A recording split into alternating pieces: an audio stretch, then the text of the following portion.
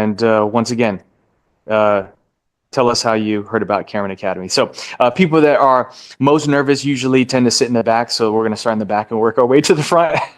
Yes, sir. Not saying yet you're the most nervous, even though I'm picking on you first. Yes, hey, Bruno. Brazil, Rio de Janeiro. Very cool. And then I heard about you guys through my girlfriend. She got her real estate license 8 years ago, 10 years ago. That's awesome. So What's her name?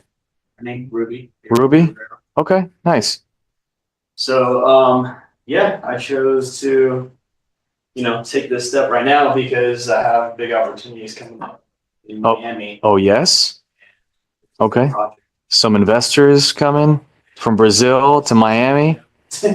Need somebody that speaks Portuguese that has a license. Okay. Hi. Welcome. Here for class? Yes, I am, and I was like looking for Cameron, so I was lost because I was not finding. Yeah, Market Connect Realty is hosting us, but we are Cameron Academy, so you're in the right place. You found it. Go ahead and grab a seat where you see a tote bag. If you can grab a seat next to Bruno up here, if you don't mind. Just don't have to stretch my voice an extra 3 feet. And you're here just in time. Thank you. And the reason why is because we're individually introducing ourselves to the class. Introductions begin right now. Hi, welcome. Here for class? All right, you're in the right place. Go ahead and grab a seat in the back where you see a tote bag on the seat. And what I want you to do is share with the class, of course, who you are, where you're originally from, if you're not from Florida, why you decided to get a real estate license, and how you heard about us. The floor is yours. Okay, so I'm Caroline. Hi. Nice to meet you all. Welcome. I'm from Brazil. Oh, okay. So I put you at the right table. All right, well, hold on. Okay, no Brazilian mafias forming here. Okay. I'm from Brazil, and I'm living in Florida for almost 4 years. Very cool. Welcome. Yes, and I'm just starting a concierge business for Brazilian people. Like it's my main public, and I think the real estate career could be a good combination for my business. Like a relocation concierge? Okay. Rehoming, so like I like to call. So Rehoming. yeah. I like that. You got to coin that phrase and trademark it because eventually somebody's going to take it. It's really good. So yeah, that's pretty much it. Awesome. That's my reason. Thank you so much for sharing. You notice I also provided you with the index card. You see that in front of you? And what I want you to do with this index card is fold it over long ways, kind of like you're making a hot dog bun. And what I want you to do is, if you can fold it like so, with the bottom frailed out, write your first name big and bold across the front of it and set it down in front of you. Okay. And at the beginning of every class, just put it in front of you. So at the end of class, just tuck it away in your textbook and put it in front. It's not just for me, it's for your fellow classmates. This is our networking opportunity. In the back. Welcome. Can you introduce yourself? Hi. Tell us about yourself, Andrea. Nice. How long have you been doing that? Very cool.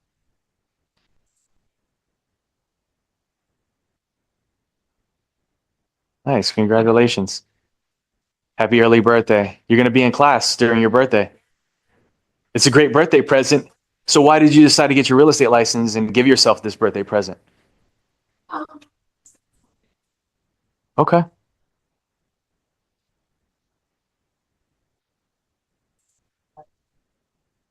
Since I pretty much graduated high school, so I want to move insurance and do something different. Nice. I like that. Constantly learning.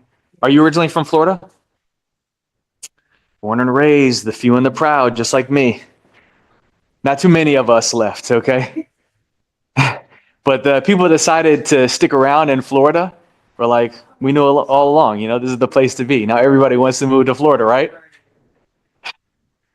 Yes. I'm Thierry. Hi. Well, found this place just on Google. Okay. I wanted to start it because just like her, I do lashes, like I'm an esthetician, like I'm tired of doing the Very same cool. thing.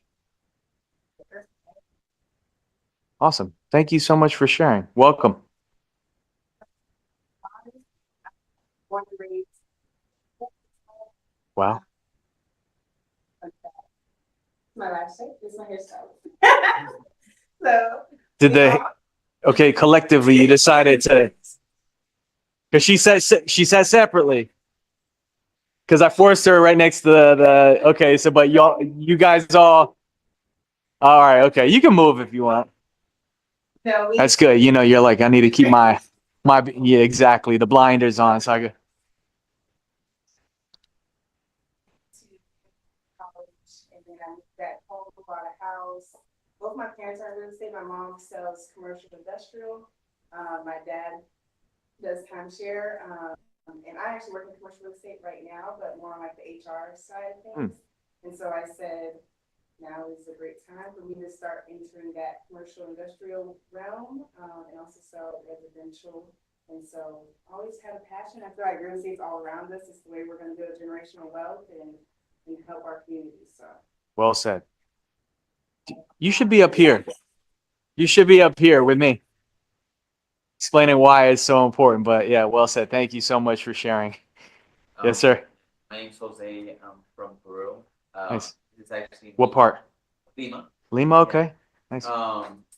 This is actually me taking the class again. I had previously passed it, but I never went and I took my stand. So this is completely different this time. So I'm planning to. Right now I've been in Hilton, and the reason why I didn't take it is because I was already in Hilton working in the sales for marketing. Doing well. Doing well and Comfortable. yeah. So, but I think it's time that I take it to the next level and Absolutely. get into like real estate or in timeshare. But so that's why I'm back. Very cool. Thank you so much. Welcome back. Glad you chose us again. Or if I wouldn't go anywhere else. Thank you so much. Yes, ma'am. Guys, my name is Dominique. I'm Haitian. I came here when 2018. I live here for 6 years in Florida. So I'm a truck driver. And I decided to become a real estate because my husband and I want to do the market by property. Yeah. And I want to be able to do that by myself. Mm-hmm. And also I love the way you are your own boss. You don't have full supervision and you don't have to work inside the building because I love the freedom. That's why I decided to take it. Yeah. I'm sure why you decided to give truck driving a try as well. So you have some freedom. Yeah. Be outside, enjoy the elements, see the sky. That's very well said. Thank you so much for sharing, and thank you for joining us. We have some people online that we want to give a spotlight to as well. So joining us here, we have, oh my gosh, I should have brought my glasses here. Elinette, did I say that right? Yes. And you can hear me clearly? Really? Yes? Okay, cool. All right, so Elinette, if you're just joining, Mhm. then we're introducing ourselves. So Okay. you can repeat that once again if you wish. I know I said your name, but if you're not originally from Florida, tell the class where you're originally from, why you decided to get a real estate license, which is important. Everybody wants to hear your journey, and then how you heard about us. The floor is Okay. yours. Thank you. So my name is Ali Annette. I know it's a long name. Everybody pronounces it so many different ways. I'm currently in Virginia, so no, I am not in Florida at this very moment. The reason why I decided to pursue a real estate license in the state of Florida, I've been wanting to do this for over 3 years now. And now is the opportunity for me to do so. And I know you asked me one more question. What was the last question? How did I hear How did about you hear about us? Okay. Yes. So I heard about you guys over 3 years ago. I heard great reviews, great things about you all. I always had you in the back of my mind. And yeah, Oh, me. not Thank you. Cameron, Cameron Academy, and the opportunity pursued us all today. So here I am. Yeah, and excited. Looking Awesome. forward to Thank you what so much for introducing yourself. Yeah, thank We you. appreciate it. Welcome. Thank you. Okay, Jaleesa. Okay. Hi. Can you hear me? Yes. Okay. Hi. My name is Jaleesa. I am not originally from Florida. I'm actually from Michigan. I currently work in the entertainment division for a rental car company. And I have been talking with my clients and everything, and a lot of them are transitioning overseas. And in order to sell real estate overseas, you do have to start with a real estate license in the States. So I am currently wanting my real estate license so that I can eventually move abroad and sell real estate internationally. That's my goal. Okay, so if you can share with us real quick, you mentioned the entertainment division of your car company. Can you unpack that a little bit? And Yeah, explain? so I work in the travel industry, and I am a senior support coordinator in the entertainment division with that said rental car company. So I work for 3 rental car companies. And basically, I specialize in events for Live Nation. I help coordinate travel for VIP clients like football players and athletes and things Gotcha. like that. So, and then I help set up like rentals for productions and commercial shoots and things. So it's very Now I interesting. understand. Yes, yes. Very cool. Thank you so much for sharing, Jaleesa. Thank We you. appreciate it. Welcome. Okay, Dominique, Hello, can you hear me? how are you? Hi, I'm Yes. good. How are you? We can hear you. Okay, perfect. Hi, my name is Dominique. I recently got into this because I'm a leasing agent and I enjoy leasing apartments. So I feel like I do good with leasing apartments. So I feel like I can sell like houses and stuff like that. And then I heard about you guys from my sister. My sister just recently did your course and she said really good things about it. So I'm here because of her. Very cool. Thank you so much for sharing and welcome. Thank you. Thank you. Now, that doesn't quite include our introductions because I'm going to introduce myself. My name is Michael Cameron Sadawi. I am the owner of Cameron Academy. Cameron's a family name, it's a middle name, and hence Cameron Academy. I'll let you put 2 and 2 together. We've been around for over 20 years, as I mentioned to you. Started in Central Florida, branched out from that point on, and really focus on making sure that our students have the best experience possible. We're on the cutting edge of technology as far as what we include in class. Even right now, as I move, I have AI following me. Do you see the camera? So we're really mindful of that and know that it's important in a classroom environment because not only does information change, but how we learn it as the today's student. And our attention spans just grow shorter and shorter, well, shrink over time. And I'm aware of that, and I understand that in this classroom environment with this big textbook that I plopped down in front of you, you're thinking this whole thing in 2 weeks, how are we going to do it? We're only going to stick to the most important parts of each unit, the relevant content. I'm not going to read the entire textbook verbatim. No 2 classes I teach are the same. You essentially dictate the pace of the class based on the questions and interactions we have with each other and the content that comes up.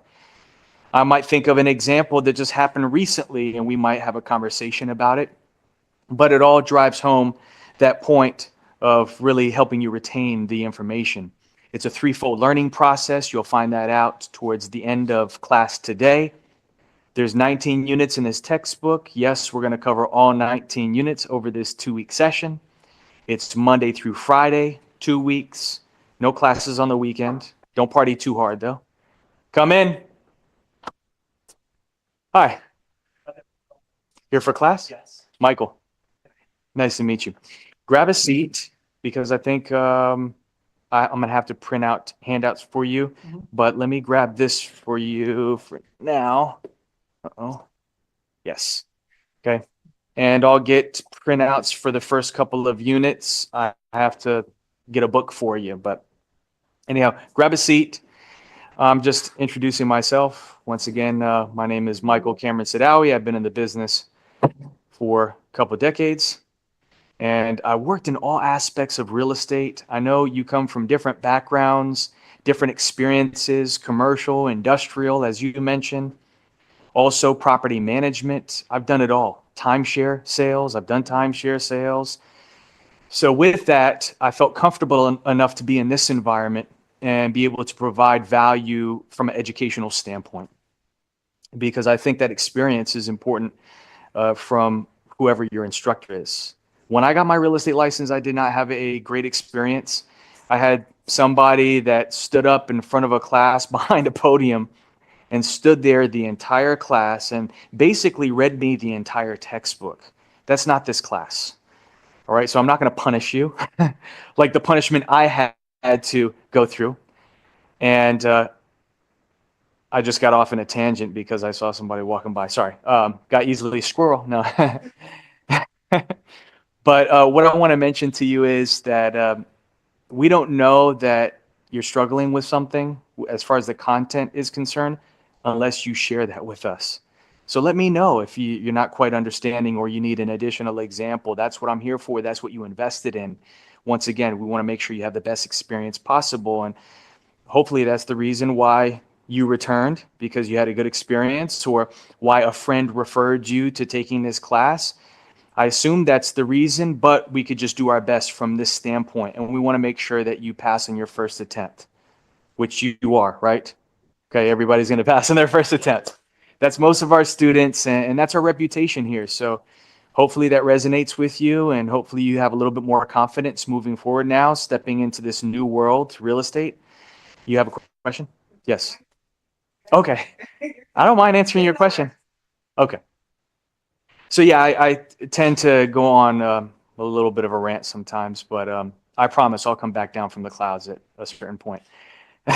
Anyhow, my job, my profession is speaking for a living, so I can speak for quite a bit of time. But that's not the point, because I'm not going to get so deep into these stories where it doesn't help you really understand the information. That's the most important thing for taking this class. So I promise to be as efficient as possible with the textbook.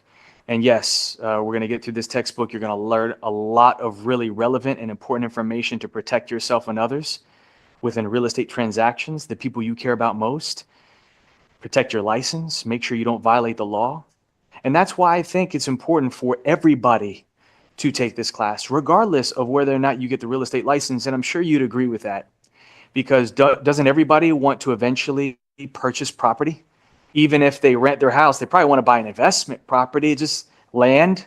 It makes sense. So why not understand the rules, regulations, procedures to once again protect yourself? It just makes sense. So I've been a huge advocate of financial literacy in youth and trying to push. I just had a meeting with OCPS about making this course available to OCPS students, which is Orange County Public Schools, which is a pretty big deal. And I think they're the 6th or the 9th largest school district in the nation. So I think that will set the tone for what I've been an advocate of this entire time. Hopefully you believe in that, and if you feel I should speak with a group that can help accomplish that goal, by all means. I even offer this course for free to 15, 16, 17-year-olds. They can step into the class live stream and they can watch the entire class. I'm not going to charge them because I believe in this education. Of course, they can't earn a certificate, not until they turn 18. That's one of the requirements. You probably read that online, but we'll talk about those requirements in a few moments. I never thought I was going to be in real estate. I'll be a couple more minutes, I promise. I never thought I was going to be in real estate. I thought I was going to be a famous music producer, if I'm being honest with you. I used to produce music, and I worked with several major artists, and I was in those big time studios in front of a mixer, formal education with mixing tracks and so forth, worked with Brandy, worked with 2 Chainz, worked with pop artists and so forth, did all kinds of music. And I enjoyed that experience, but then I couldn't afford to pay my bills. And I'm not that type of person that wants to ask for things. I want to go out and earn my keep. Maybe that's you as well. So I decided to give real estate a try, and I haven't looked back ever since. So even though having those credits and those experiences and it gaining traction, I left that aside because of what real estate meant to me and the impact it had on my life. So that I hope that testimonial really resonates with you as well, because whatever your walk of life is, whatever background you have, something pushed you to take this class. Something, they fit those puzzle pieces together in your life and rearrange your schedule to give you that brief window where you can be here and get this education, which I think is irreplaceable.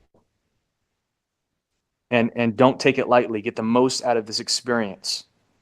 Ask questions. Don't stop learning. And I'm a testament to that. I didn't stop after I got my real estate license. I got my appraiser's license. Not that I did anything with it, but then I started collecting licenses because I was addicted to what this real estate industry was all about. And when you really dig into it, you find out you can make money in so many different ways. It's endless, the opportunities, and it's easy to hire you. We'll talk about the requirements to get the real estate license, and you'll understand why it's easy for a company to say, oh, you got your license? Come on board. So there's a barrier of entry, but it's good because you don't want to do something that just anybody can do. You want to do something different on this planet, right? And you want to have an impact on people's lives. What about helping somebody make the biggest financial commitment they've ever made in their entire life? Buying their first home. Doesn't that give you goosebumps thinking about being part of that experience? So that's what this profession, this career can bring you. It's a career path that you're putting yourself on, even if you're just trying it out. Sound good? All right. Yeah, I got my broker's license, my MLO license, which I'm going to recommend that you get as well. MLO license. I'll share that with you in a moment. It's a mortgage license. And I'm not telling you this just because we offer the course. I'm telling you because I know what it's done for me in my profession, and maximizing on real estate transactions. I want you to do the same. I want you to be able to legally double and triple dip in the same transaction, make money in 3 different ways on the same transaction. So I'll share that with you in a moment. I got my instructor's license, and sometimes you have a calling. They say not everybody can teach, and I'm pretty sure you remember your really bad instructors and the really good ones. The people that are just kind of, I don't know, going through the motions. They don't really stick in your mind. The bad ones just fire you up, and the good ones will fire you up as well, but in a different way. Got a question? Yes. The successful students who pass on the first attempt, how much would you say they study outside of this? It's a really good question. And I usually wait to share that because I want it to really stick with you. So I try to be strategic in when I present it, but I can answer it now. It's not a big deal. About 80% of our students pass on the first attempt. That's our students. The state of Florida, the statistics are worse, way worse. And I wish I can publish it, but I'm not allowed to, which is unfortunate because if you try to get like a certification or degree in nursing or whatever the case may be, even estheticians and cosmetology, barbers, and all of that stuff, they can share their statistics, their pass-fail rate. So you can choose the appropriate school. Real estate education, the schools can't do that. So that's why I threw my name in the hat to be selected as one of the Florida real estate commissioners. So I can change some of the rules. And the only way you can have an impact is if you have a voice. And the only way to get a voice is through leadership. And sometimes those are elected positions or appointed positions. So that's my goal. That's my agenda. But to answer your question, you said success rate, how much studying is required after you take the course. My recommendation is this. It should take you no longer than 1 week to prepare for the class exam.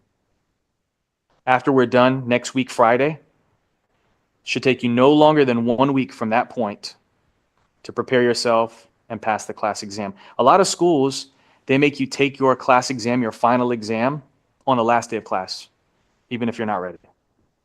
I mean, do your research, you'll find out. Not for us. We stretch out the rule. We give you 30 days. We give you 30 days, starting from today, though. So you have 30 days from today. What's today's date? Today is the 24th. So you have by March 23rd to wrap up everything with us. That's something I usually wait to share, but it's okay. I'll share it with you right now because we're going to get there eventually. And of course, the class exam. Yeah, we'll talk about the state exam as well. And then no longer than 2 weeks after that, after you pass the class exam to prepare for the state exam. Should take you no longer than 2 weeks to absorb the information, form your study groups. I'll make some recommendations on that as well and prepare yourself completely. Okay.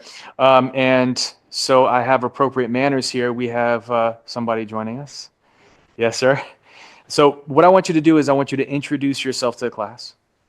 So can you tell your name? If you're not originally from Florida, then share with the class where you're originally from, why you decided to get a real estate license, and how you heard about Cameron Academy. Oh my gosh, what's going on here? The Brazilian connection. These two are from Brazil as well. So anyhow.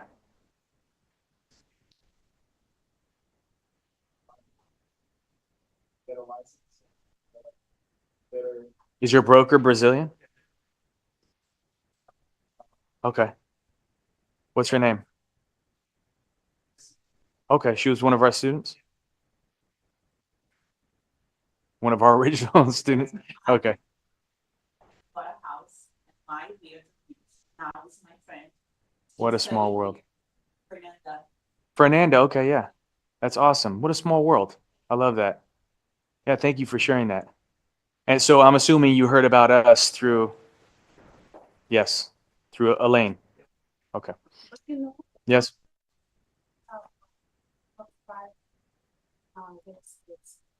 Yeah. You have them for this week. You have Oh, okay. Yeah. Good. I mean, we've been doing it long enough. Oh, yes. Yeah. We work really hard on our rating. We don't ask people for 5 stars, but we're lucky enough to have students that care about us enough to leave a review. And it's helped us over the years. And once again, we want to make sure you have a great experience here. And if there's any hiccup, something you have an issue with, we're here to mitigate those problems. We're here to remedy those issues. And we do a great job of it. I mean, we've heard everything under the sun. But what I don't like to give any life to is excuses. Because it's all about accountability. And we're adults, but also it's unfortunate. Society, environment has allowed us to point the finger a lot. Like, oh, this is the reason why I was supposed to be there on time or whatever the case may be. We can't do that here. Okay, we can't do that here. I'm going to hold you guys accountable in a few different ways, but you're going to reap the rewards of that because it's only going to lead to success. I've been here in this position for a very long time. I know what to expect for the state exam. So when I tell you something's important, I expect you guys to really absorb that and take a note of it so that way you pass on your first attempt. And you can accomplish it. What was that? Third what? Third what, though? Attempt at what? Oh, taking this class? The state exam. I wasn't taking this. But you took class with us? No.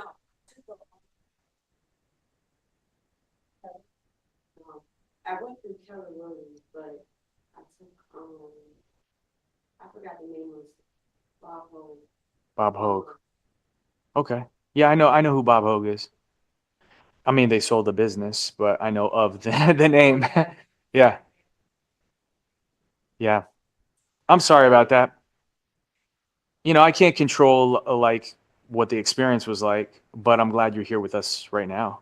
Yeah. And-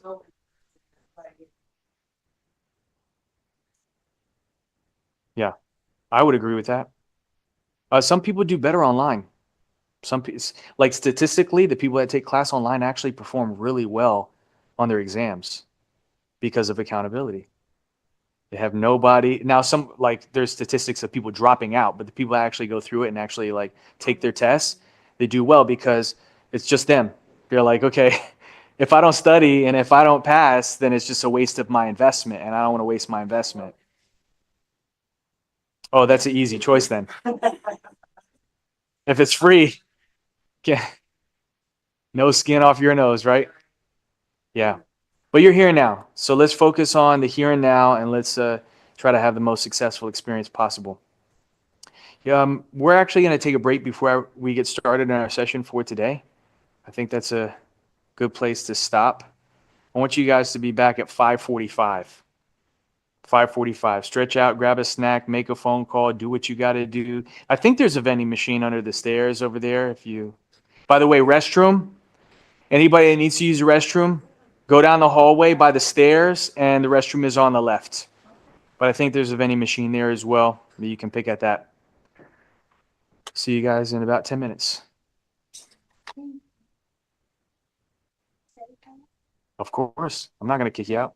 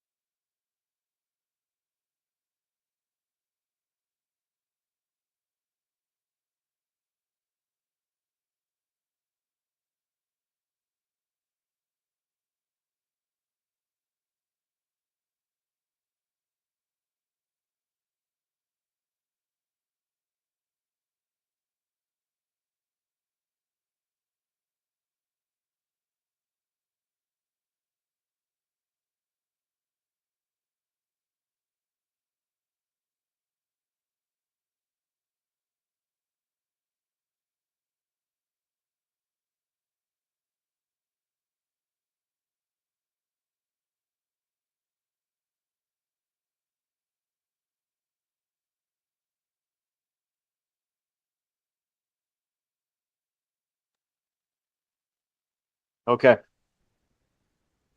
Let's get started with our session for today. First day of school. You know, I graduated college and I'm back, like, Yes.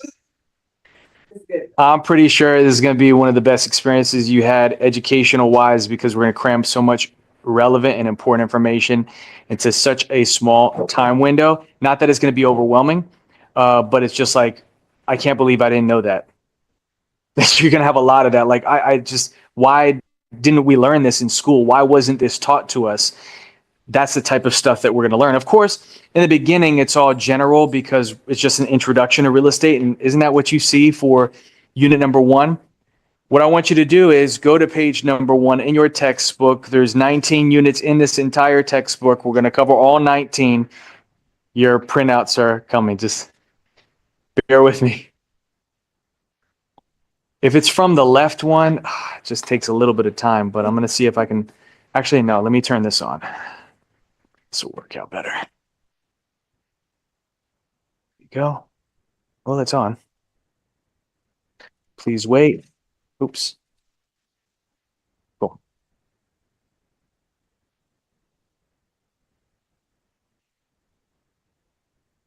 Let me see if it pops up now. Give me a second.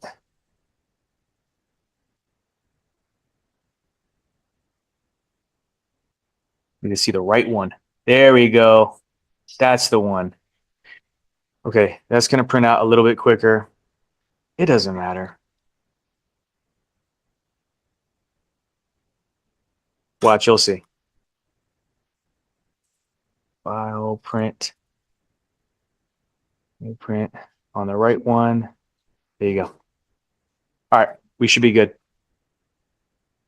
So just follow along for now. I got you. Don't worry. I got those handouts for you coming, and then I'll have a textbook shortly as well.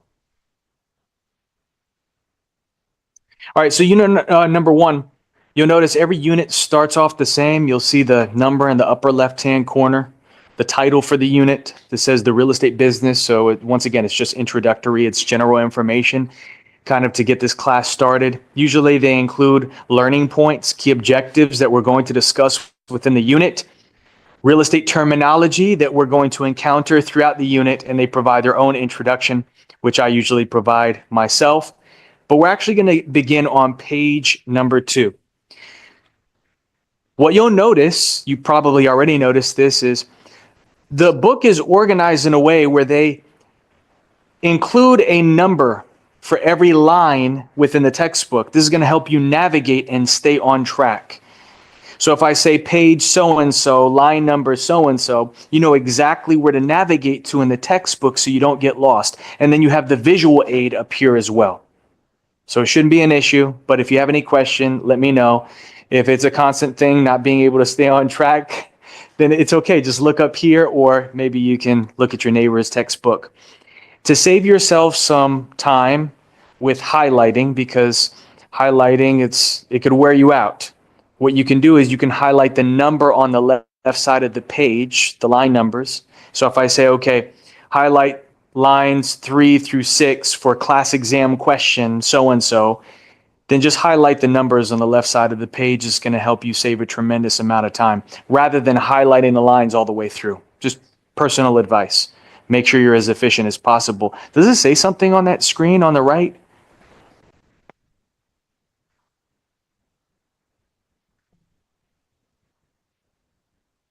Oh, replace toner. Dang it. Okay, retry that.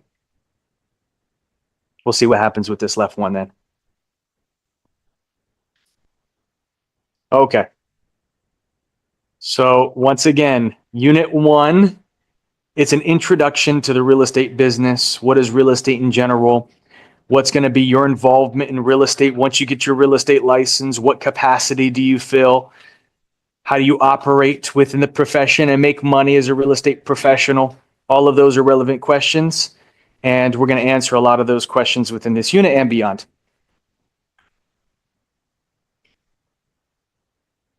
Oh, interesting. I'm going to print out one at a time, but anyhow, those are the first couple of pages. When the rest print out, then you can just grab them. Okay. Sorry about that. All right, we're going to begin on page 2. Here we go. If you look on line 9, it says real estate professionals possess expert information.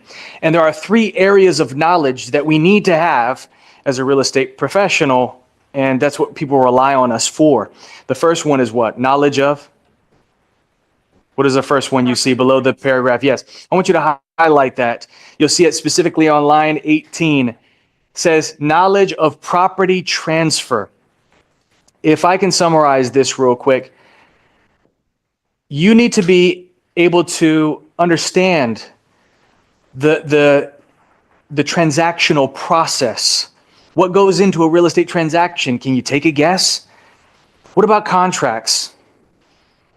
What about laws? What about zoning restrictions? What about financing terms? These are all things that we're going to dedicate specific units to, but you have to know about all of those components that go into a real estate transaction. It's a symphony that takes place in order to complete a real estate transaction. And it's met with a lot of obstacles that are placed in your way. No 2 transaction is the same, and usually there's always something that comes up as an issue in a real estate transaction, maybe you know based on personal experience. Wow. Okay. We'll have to find a different printer. Okay.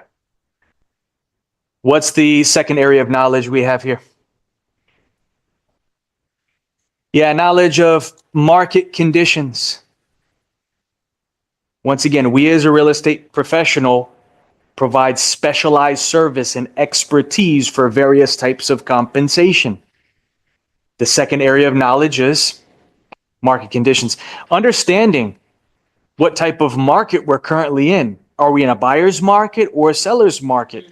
And being able to recognize that brings value to our clients, our buyers, sellers, owners, and renters. If you're working with a home buyer, they might ask you, is now a really good time to buy property? And then you have to have that moral fortitude to share maybe not advantageous news for you specifically, because of course you want to paint the picture of this being an amazing time to get a real estate property, a home for you and your family, but it might not be the best time. Maybe, hey, listen, interest rates are not great right now, but it's anticipated interest rates might go down because of what's going on in the market. We'll learn more about this later on, but lastly, we see knowledge of how to market real estate and businesses. Understanding how to spread the word. Marketing is a big part of our business. You understand that. You got this property for sale. You want to make sure people know about it. And you have more tools in your tool bag than the average for sale by owner that just puts a sign in their front yard, puts an ad on social media or a local newspaper or something like this. It's probably not the newspaper, but anyhow, we'll discuss more about that later on. This is all introductory. Let's go to page 3. And this is still printing. I told you, it's god awful. There you go. Page 3. Welcome. Anyhow, maybe I'll try to, like at the break, switch out the toners and see if I can get it to print on that one, because that one's super fast. All right, but on page 3, we see real estate brokerage. We refer to the real estate business. We describe the real estate business as, what's the title? Real estate brokerage. So what is it the business of? You'll see it in front of you. It's the matchmaking of buyers and sellers, owners and renters, and with completing a real estate what? What does it say here? A real estate transaction. You'll see it right here. There's many components of real estate brokerage, including sales and leasing, which we'll discuss. Property management. Maybe you have some experience with this online, right? Appraising, financing, and even consulting, counseling, which we'll discuss later on as well. Most successful real estate professionals will tell you, don't try to be a jack of all trades. You've heard this before? Because if you try to do too many things, you'll be a master of none.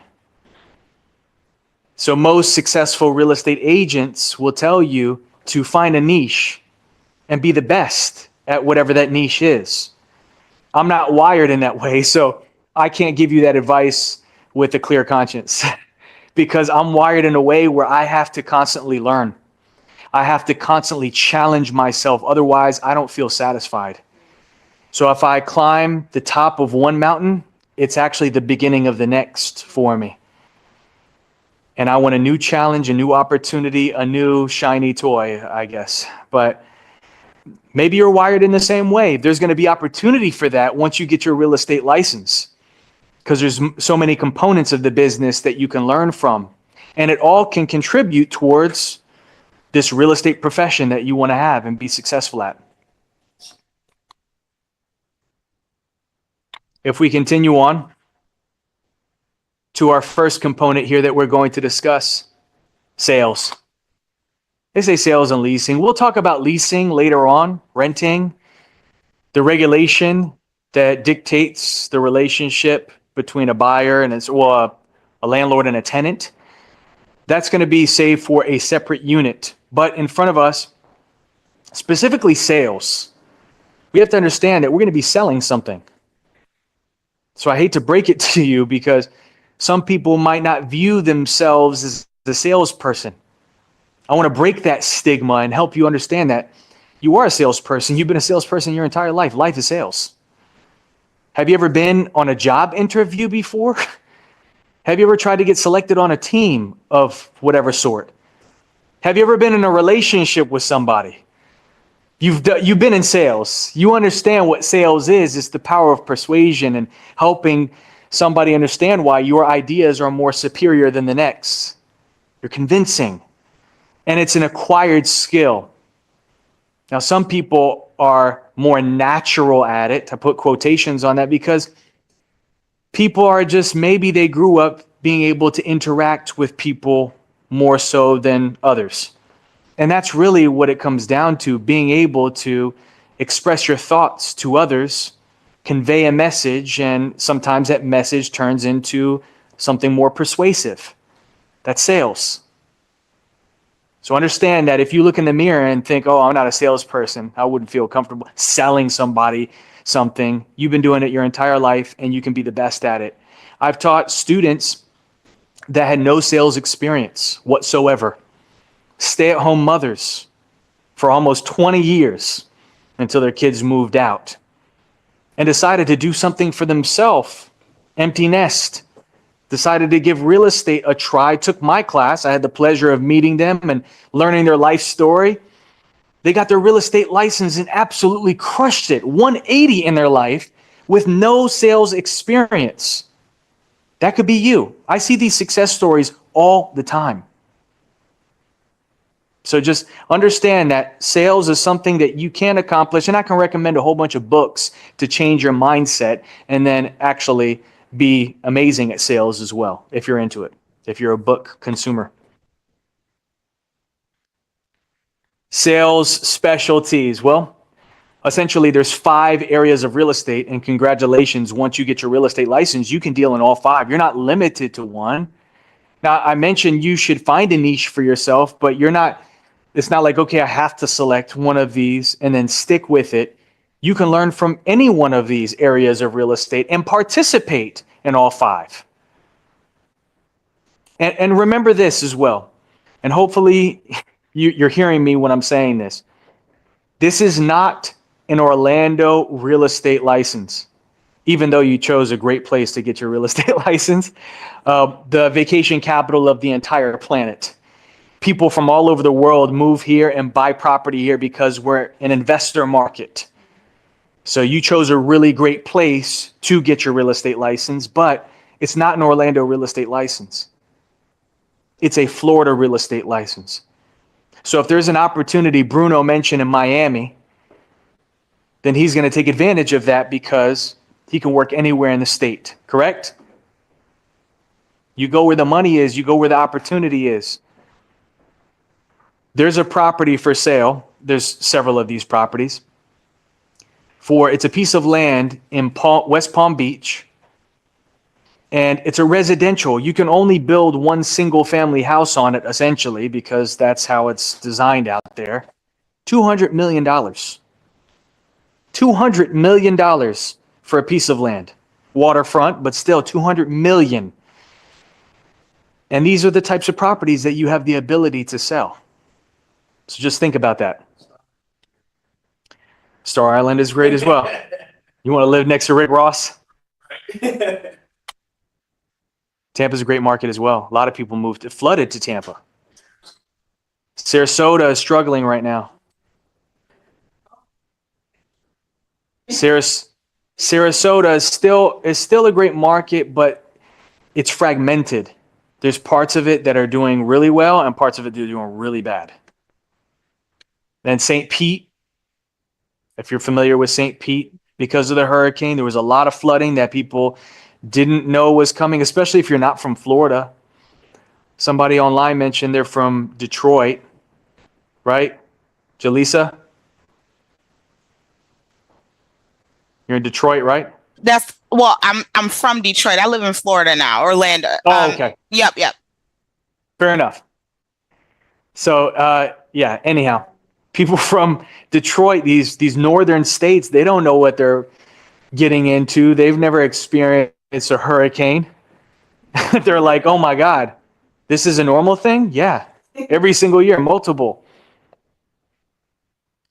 Not that we can't handle it, but anyhow, those areas that got flooded were really bad, and now they're liquidating, and they're basically selling those properties for land value when they paid $500,000 for it, upwards of $1 million.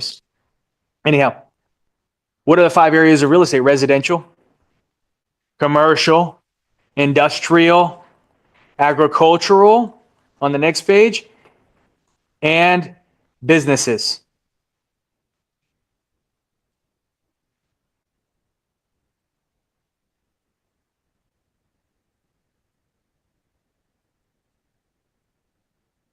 The most common real estate transaction, as you can imagine, is what?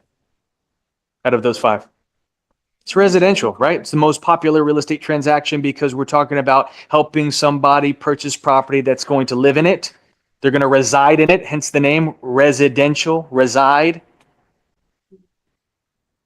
Yeah, so this is something that you're most likely going to experience throughout your real estate career, helping people buy single family houses, condos, townhouses, potentially multi-family as well. Let's talk about that real quick because you need to know the definition of what residential property is for exam purposes. Why is it important? Because most of the laws that were created were originally enacted to help people that are buying properties to live in. And it makes sense because obviously you want to protect those individuals. But every time you learn a law in this class or some type of rule, you're probably going to learn the exception to the rule.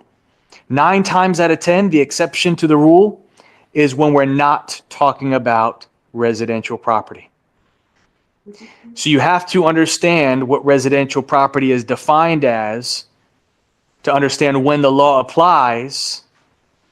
And if it's not talking about that, the same rules or laws might not apply. So write this down. What was that? I feel like I'm not sharing my screen. I can't believe now you guys can see my screen. Wow, sorry about that. Online. Humblest apologies. Let me know if you can't see my screen. I share my screen so you can stay on task. But yes, as I mentioned, most of the laws that were created are for residential property. So if the exam question, class exam, state exam says non-residential, do the same rules apply? No. And you'll see this time and time again. I'll make sure I identify that for you in the textbook. Make sure you're aware of it. But for now, I want you to write down what residential property is defined as. Here we go.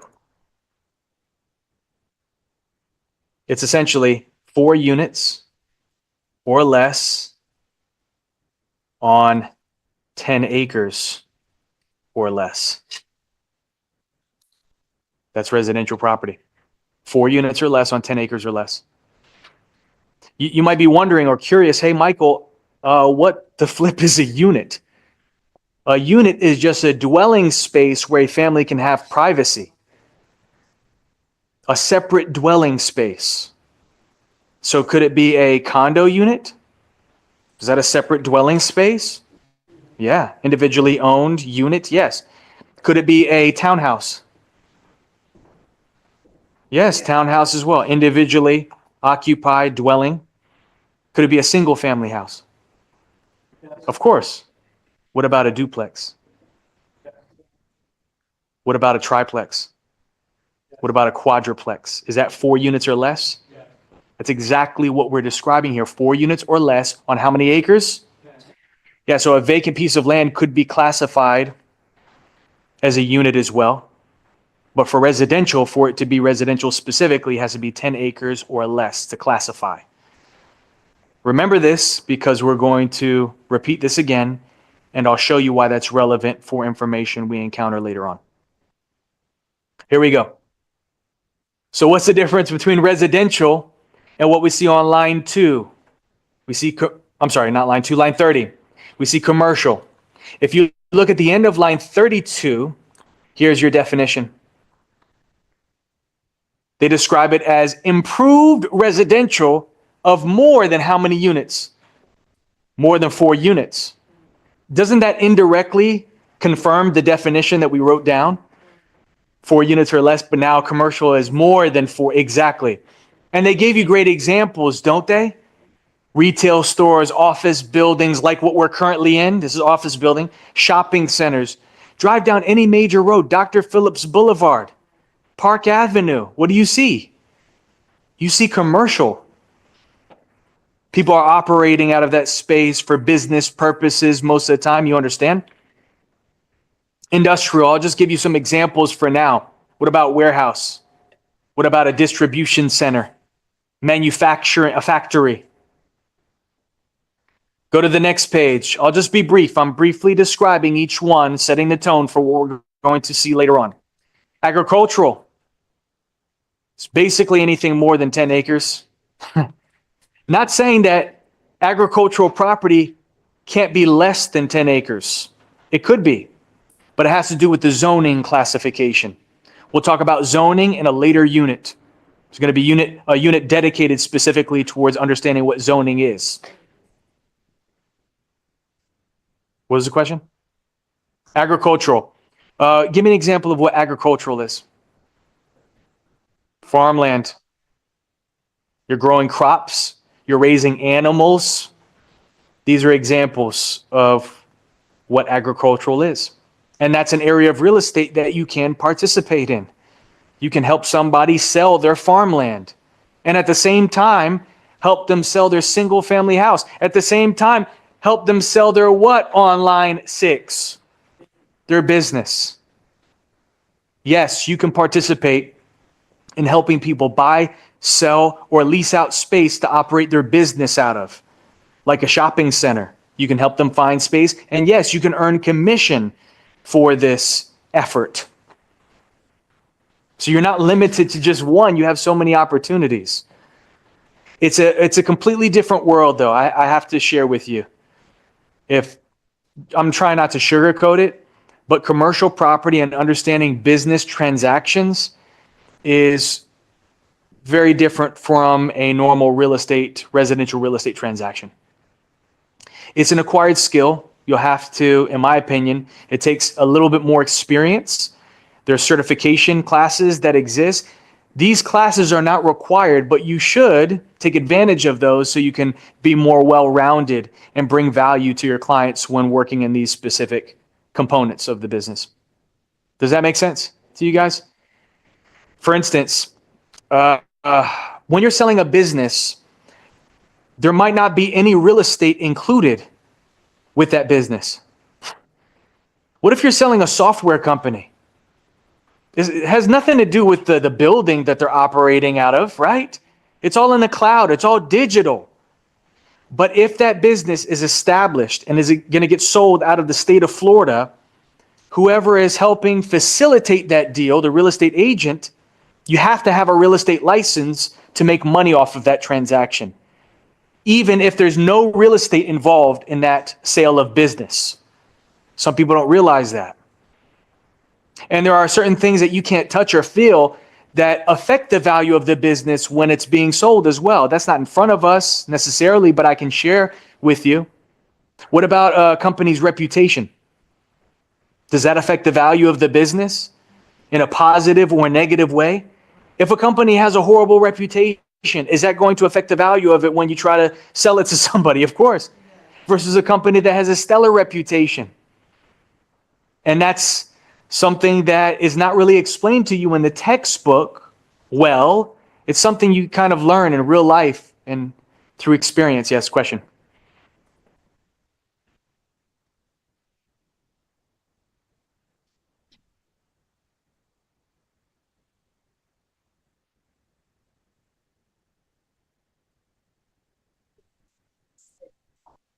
Yes.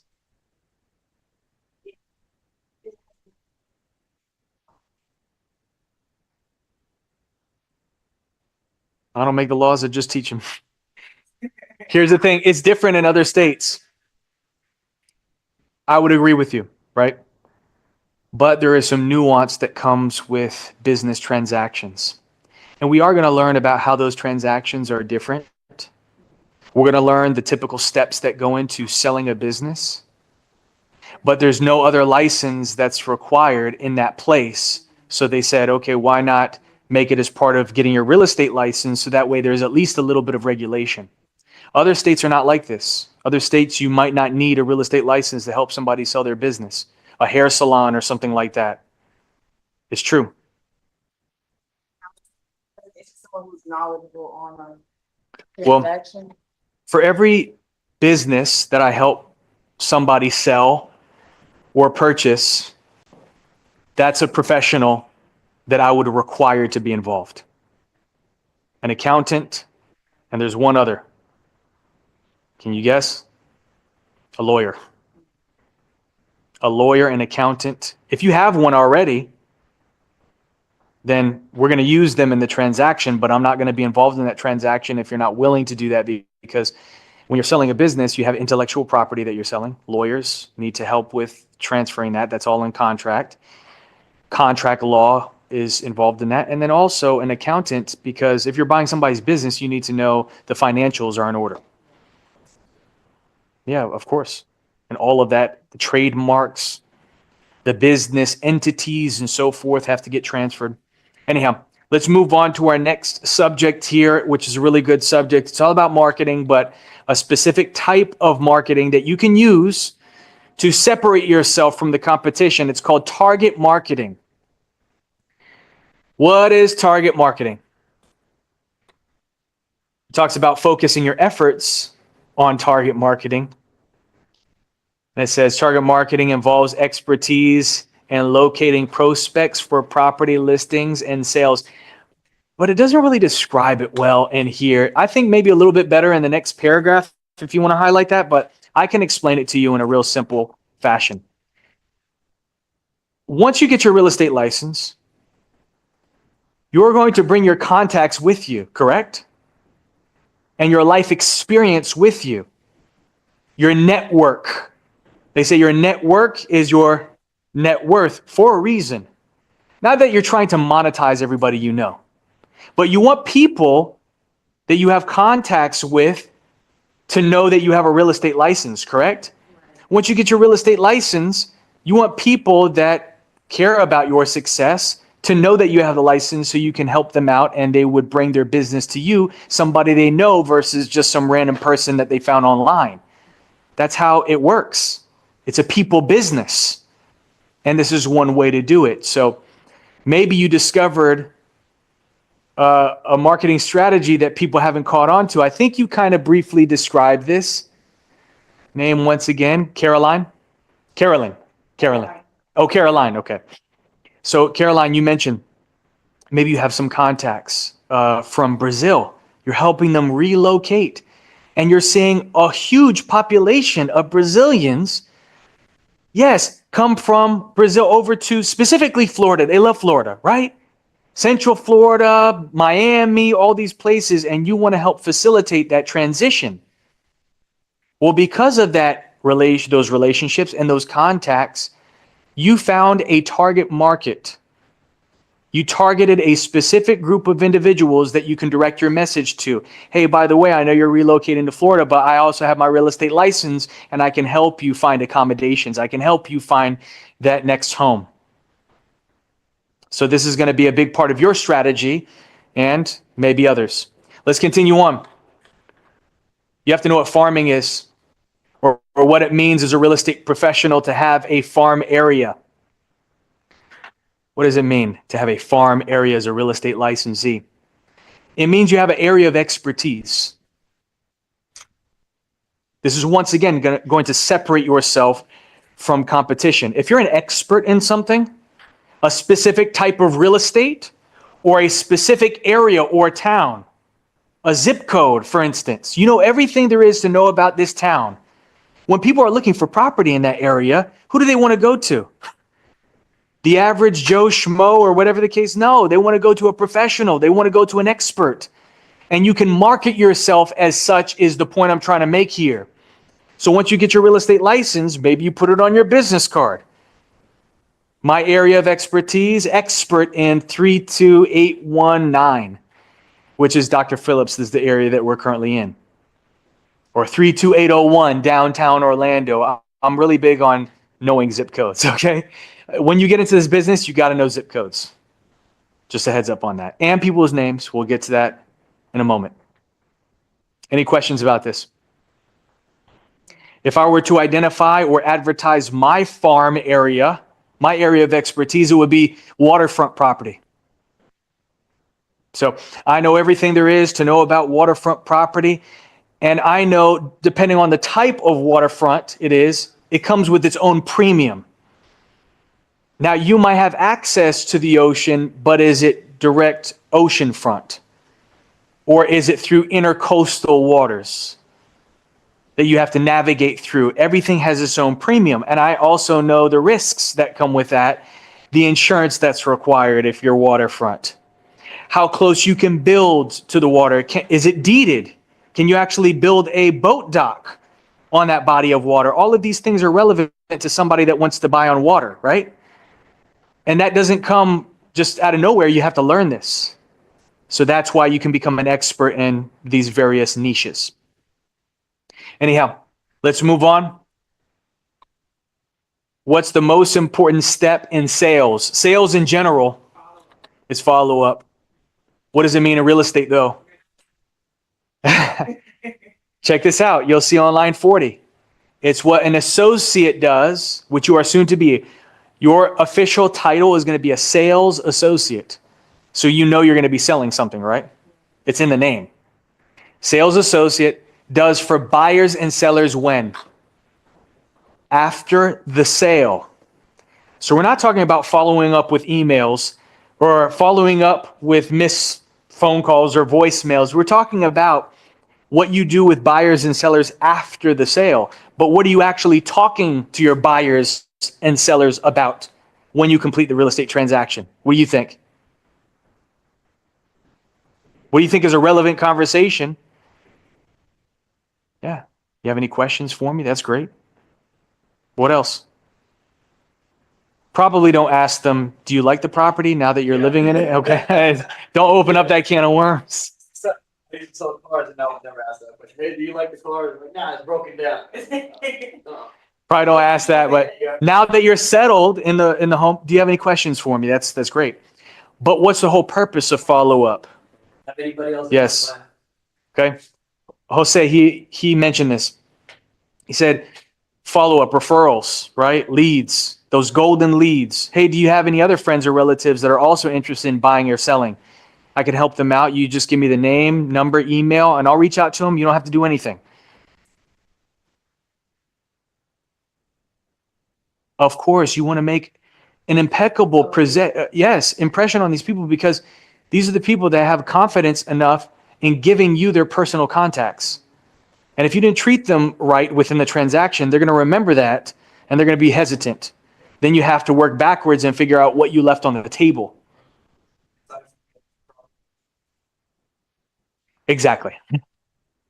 100%. And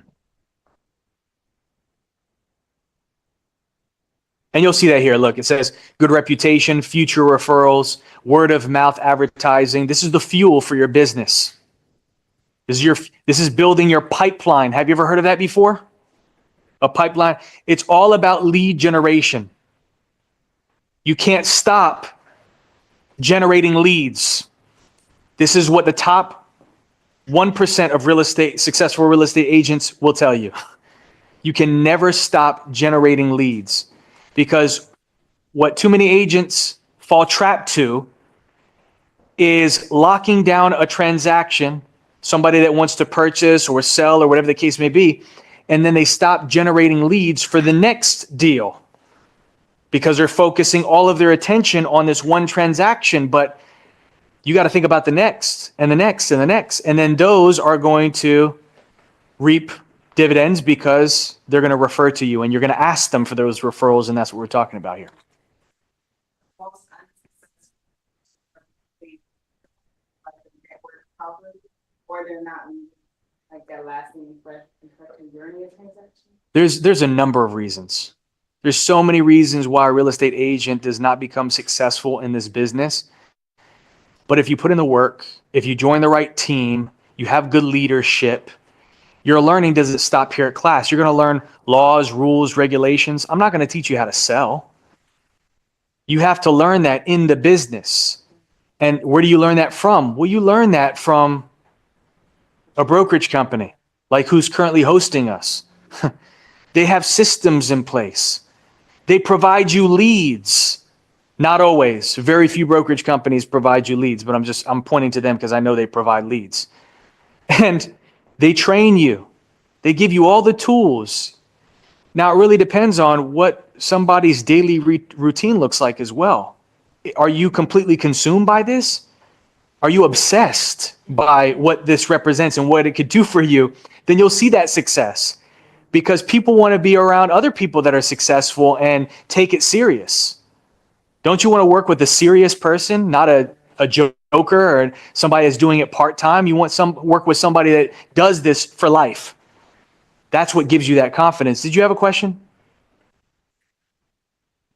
Okay. No worries. Yeah, just let me know and I'll call on you guys. Hand raised. Oh, hand raised. Yes. Hi. Hi, Jaleesa. yes. Yep, I was just gonna say, I always thought a really nice touch was like the gifts that are presented at closing that real estate agents leave sometimes for people that just purchased houses. I know that my mom, when she purchased her house, in addition to her liking the real estate agent, she picked out some things that my mom had like mentioned in conversation that she knew that she liked, and she left those as housewarming gifts. And my mom was happy to pass her information on, not because of the gifts, but it just came across incredibly thoughtful. So I always, admired that little thing that real estate agents do in order to help sell themselves, in addition to obviously really good service. That's great. Can I say something about that? Absolutely. This is such a great point, because she didn't just say a gift, okay, like a bottle of wine or something like this. She said a thoughtful, a well thought gift, something that's tailored to that person. That's what makes an impact. That's what shows people that you what? Care. And that's what impression you want to leave people with when you do follow up as well. Basically, you're saying, I got my commission out of you, but I'm still calling you to check on you. And you remember names.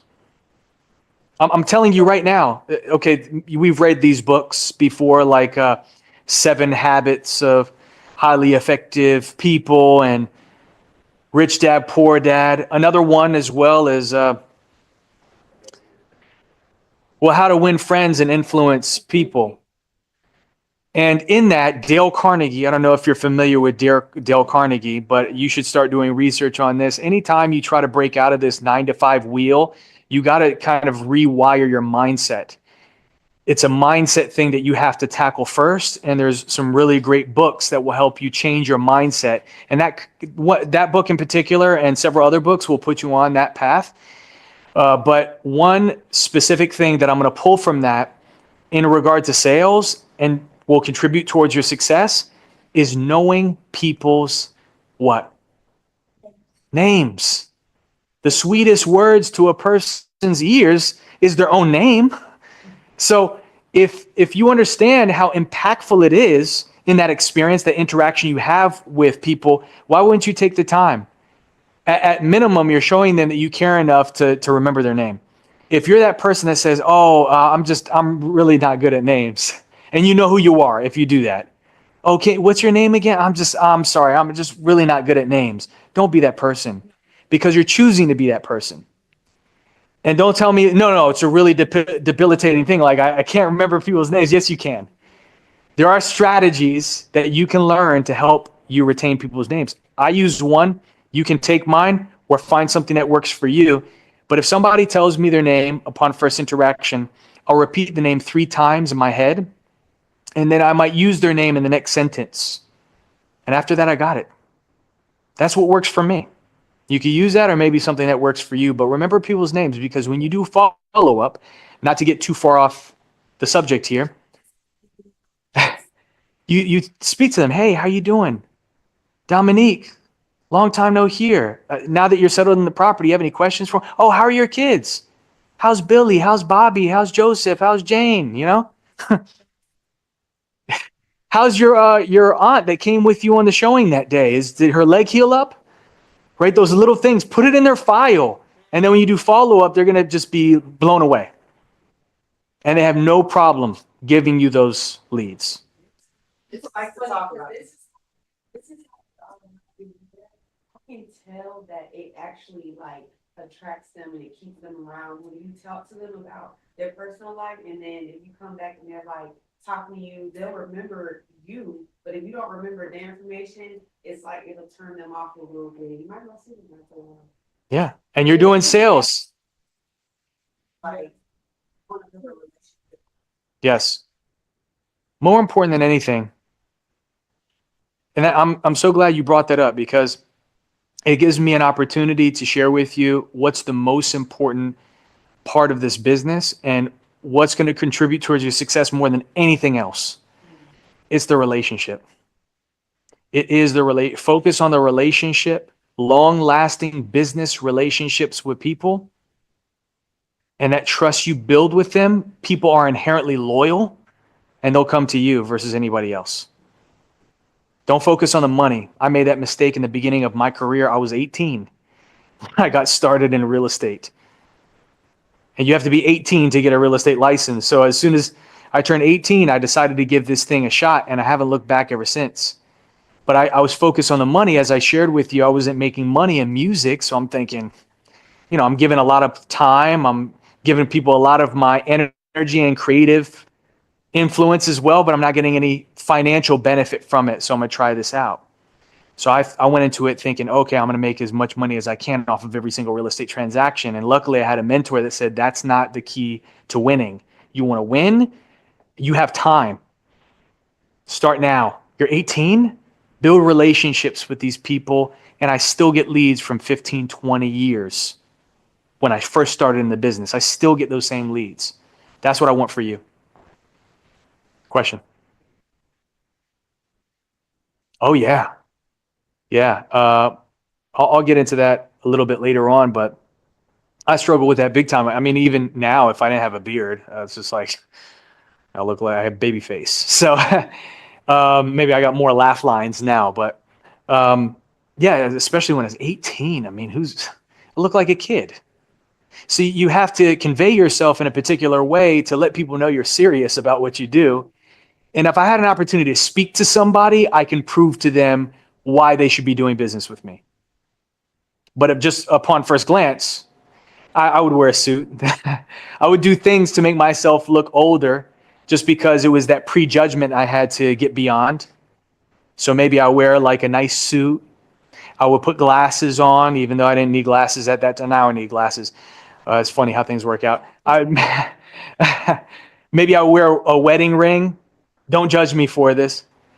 But like people are thinking you have no life experience. And I have a family, I have kids. Like, how are you going to tell me what's good for me and my family if you don't have that same life experience? It was hard to overcome that, but I knew what I was doing. I just needed to like put that to the side. I'm not going to be living in the house with you. Okay. You're not buying me, even though they say that's what you do in sales. They buy you versus like the product, but I don't come with the package. So let me show you why this is important for you. And that's what I would focus on. It's a good question. All right, let's talk about property management. I'm pretty sure most of us understand the concept of what property management is. It's managing property for others. Online, one of us, at least, I think it was Dominique, you said you're in property management, if I'm not mistaken. You can correct me if I'm wrong. But property management is managing property for others. It's devoted to leasing. You'll see it right here. Actually, it's on line 5. Leasing, managing, marketing, and overall maintenance of property for others. Some fun facts about property management. First of all, once you get your real estate license, you can provide property management services, but you cannot operate independently. You have to be, yes, you have to be active with a broker that has a property management business. Doesn't matter if you're helping with Airbnb, guys. Doesn't matter if you're helping with short-term. Oh, it's on a platform. It's different. No, it's real estate. And you're helping with leasing out real estate. You still need a real estate license to provide property management services. You have a question? No? Okay.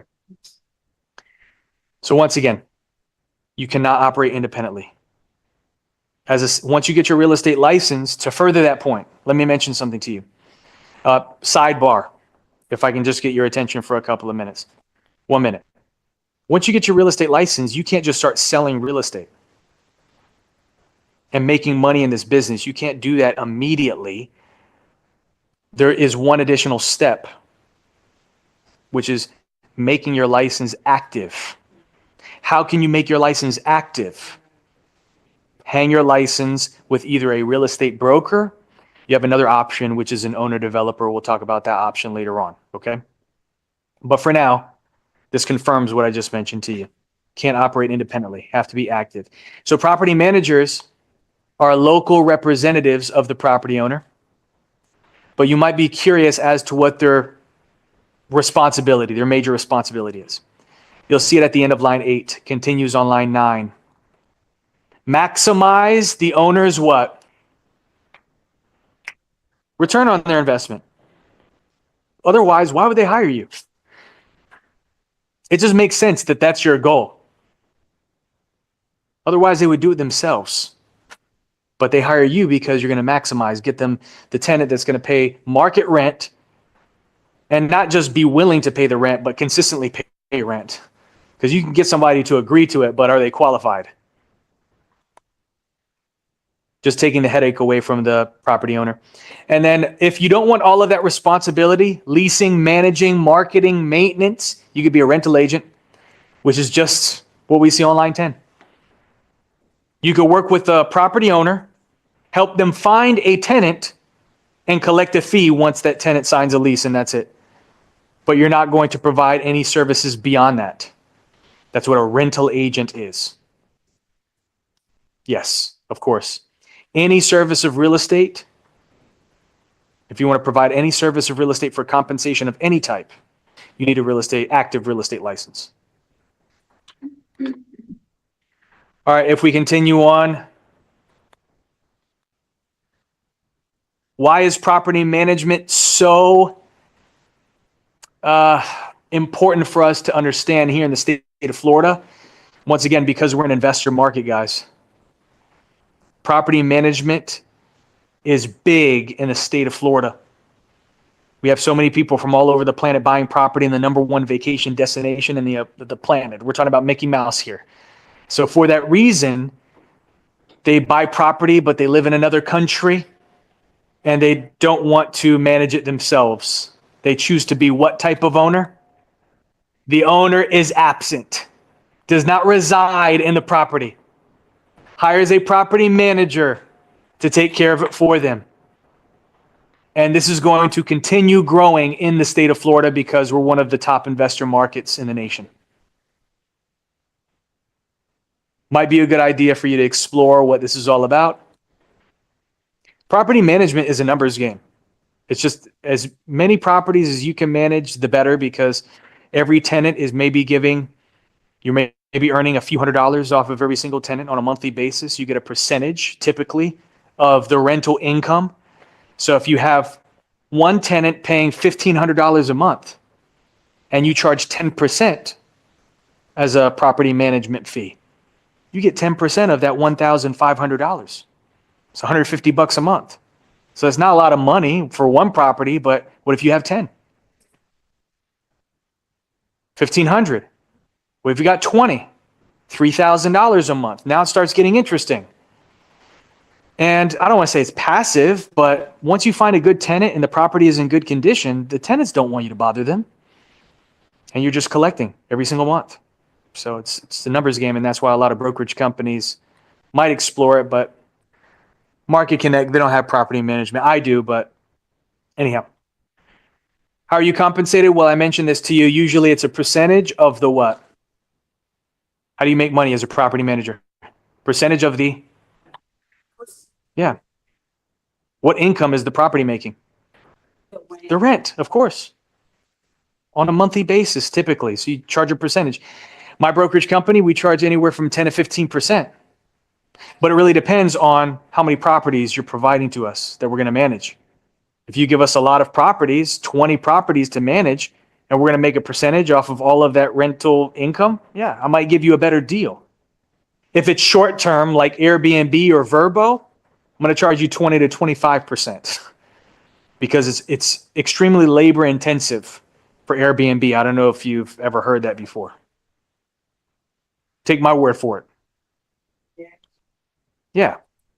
Also, my investments. I've done Airbnb a number of times. I've owned property all over, and I provided Airbnb, and people expect a hotel. And it's not a hotel. So they're like, okay, is a maid coming today? I'm like, there's no maid. It's like, what do you need?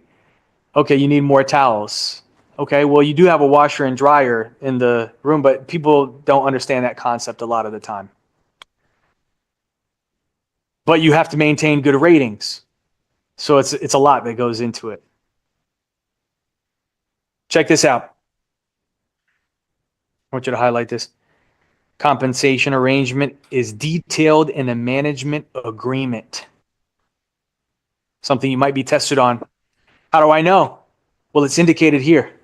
Okay, as you can see, the visual aid 28 and 29. You need to know this information because it's what you're going to be tested on for your class exam. Class exam, what question? What question on your class exam? Question 73. I don't know how you guessed that. I mean, maybe it was a dream you had last night, but yes, it's for one of your class exam questions. And this one in particular, yes, it's for question 73. There are 100 questions on your end of course examination, our exam, Cameron Academy's exam. This exam, when you pass, earns you a certificate. You need this certificate to move on to the next step, which is taking the state exam.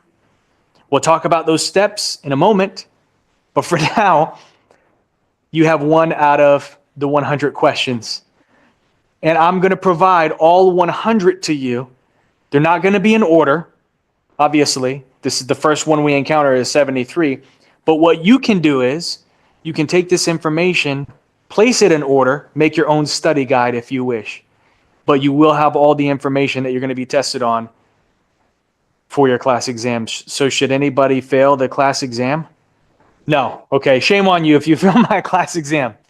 Not to add any additional pressure, but I'm just saying, I mean, I can't give you the question and answer, but that's damn near close. Yes. Question. Sure. We'll talk about it. We're going to get there. We'll get there.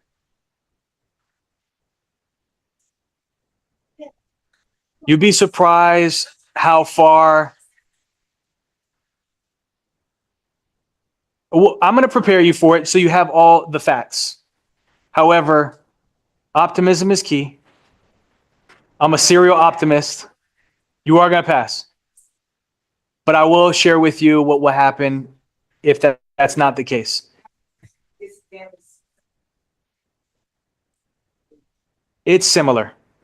Yeah, it's similar. Not the same exact questions and answers, of course, but the types of questions, the way the questions are structured are very similar. Yes. Question. We'll talk about it. All of the exam information, like when you take it, how many questions, how much time you have, all of that stuff will be answered. Yes. Before we begin chapter 2 or unit 2, I'll share that information with you. And you might have noticed when you looked in your folder, I provided you with a 5-step guide towards getting your real estate license. These are questions that we get every single class. I spent the time to put together this very simple 5-step guide. So if you were ever confused throughout the course of this class and you're like, okay, I don't know what to do next, you can always refer to this and you have your own little cheat sheet. Question. I don't forget to explain to us the MLM. I will, I promise you. And I'll go beyond that. Real quick, if we can go to page 6 before we take our break, because we're at a break. I'll just share this with you. The CAM license is not a very popular license that people obtain, but I can explain what it is just in case you're tested on it. As we can see, Community Association Management License. What is this all about? This is a license you would need if you want to manage an entire community of homes. Like what type of homes or what type of communities? You'll see right here. Highlight this: mobile home parks, planned unit developments, HOAs, homeowners associations, co-ops, timeshare, condo complexes, other residential units. The community needs at least 10 units with the annual budget of at least $100,000. And highlight this as well. The CAM license is not required to manage these types of properties. On the last sentence: apartment complexes, commercial property, individual single-family houses. Yes, question. An individual the CAM license. But do you need a real estate license? Yes. This is a completely separate license. That's just advantage. We used to offer this course, but it was just not high in demand. There's not too many. We couldn't fill up a class. And no school out there will actually fill up a class because who's thinking about being a manager for an entire community? Very few people look into this. But it is available online if you want to do it, if the opportunity comes up.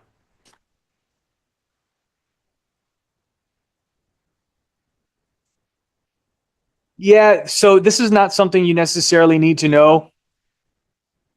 Yeah, right here in this shaded box.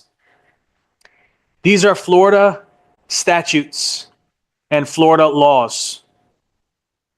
But I'll share with you the most important. You don't have to remember everything you see on the side. It's just for reference.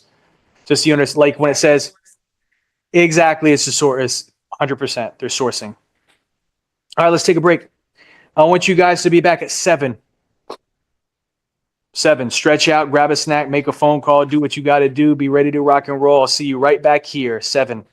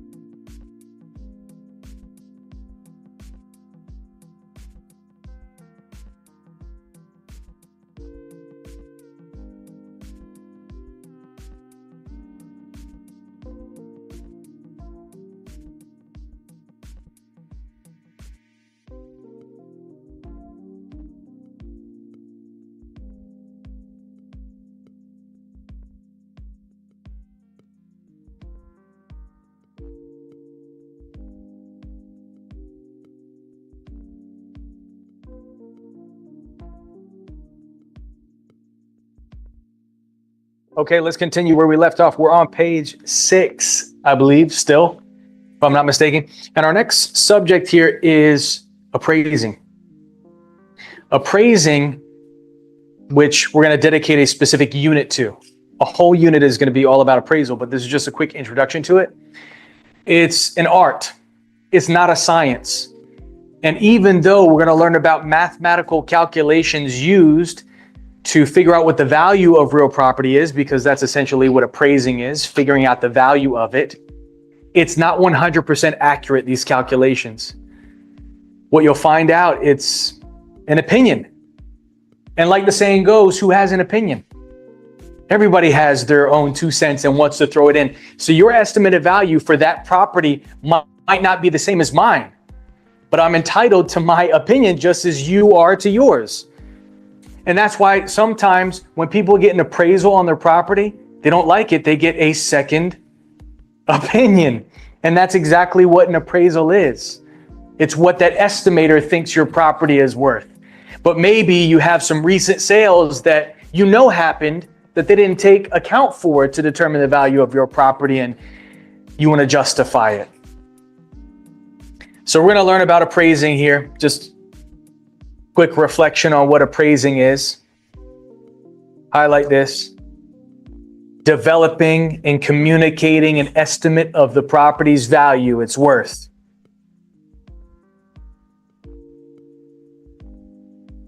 Lenders most often require the property to be appraised before offering financing. But we knew that, correct?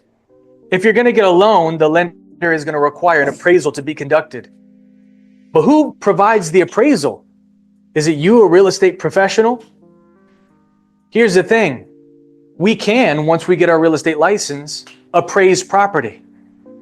But when it comes to financing, lending money, they're not going to accept our opinion of value.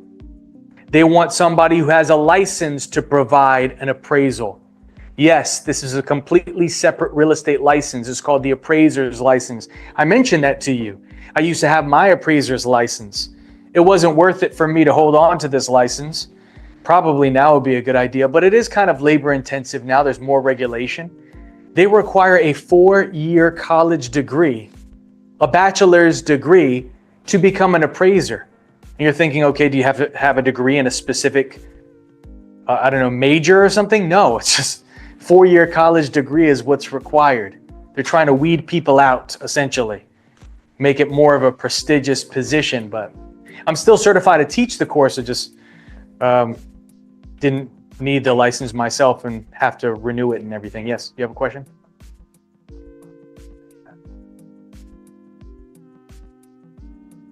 No, the bank hires an appraisal company, and they have appraisers that will go out to the property and provide an appraisal report. This is an official thing that the bank requires to make their decision on lending money. The bank is not going to provide a loan for more than what the property is worth. So let's find out what the property is worth, and then the loan is going to be based on that. That's how they justify, and that's how it works. Normal real estate transaction. Anyhow, let's continue. You could highlight this for now on lines, the paragraph starting on line 16. FREAB, we'll see this in a later unit. The appraisal board regulates certified licensed appraisers. Highlight this as well, only state certified licensed appraisers may prepare an appraisal for a federally related transaction. So what is that? It's a real estate related financial transaction. Real estate, we'll see this in a later unit, but it's a real estate related financial transaction. So real estate transactions that require financing. They want a state certified or licensed appraiser to give an official appraisal report, not just a random real estate agent saying, I think that property is worth X amount of dollars. Do you still have a question?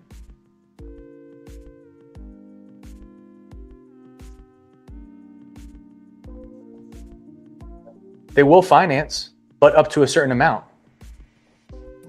And we're of course going to learn about this later on, but they call it an LTV. LTV stands for loan to value ratio. So they'll take the value and they'll give you a percentage of that. Maybe based on your qualifications, they're willing to give you a 90% LTV, which means they're willing to finance 90% of the purchase price. So if it's $100,000, they're willing to finance, give you a loan for $90,000. You have to come up with the difference. That's called a down payment. And we're going to talk more about that later on, of course. No, but a buyer can still pay for an appraisal. Why not? Yeah. Once again, you don't want to pay more than what that property is worth. So it might be worth it for you to invest in an appraisal, get that service, pay for it, maybe anywhere from $5 to $1,000 sometimes. And then you know what that property is worth to proceed accordingly. But it's not required in a cash deal. Just people might prefer it. Yeah. Appraisers charge a what? You notice it doesn't say a commission? Because appraisers, whether you have an official appraisal license or you're a real estate agent providing an estimate of value, an appraisal, you can only charge a flat fee. And it says based on the time and what? Difficulty of the assignment. You cannot charge a commission because that's a conflict of what? Of course, if I said, hey, listen, Dominique, I'm going to give you a percentage based on what you think the property is worth. How much is the property worth now to Dominique?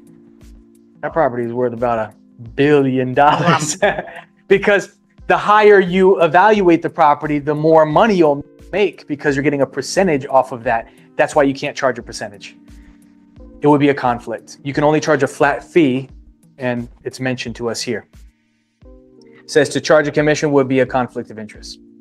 And a violation, highlight this, of the rules that appraisers must follow. Once you get a license to be an appraiser, you have to abide by these rules. You are bound by these ethical rules,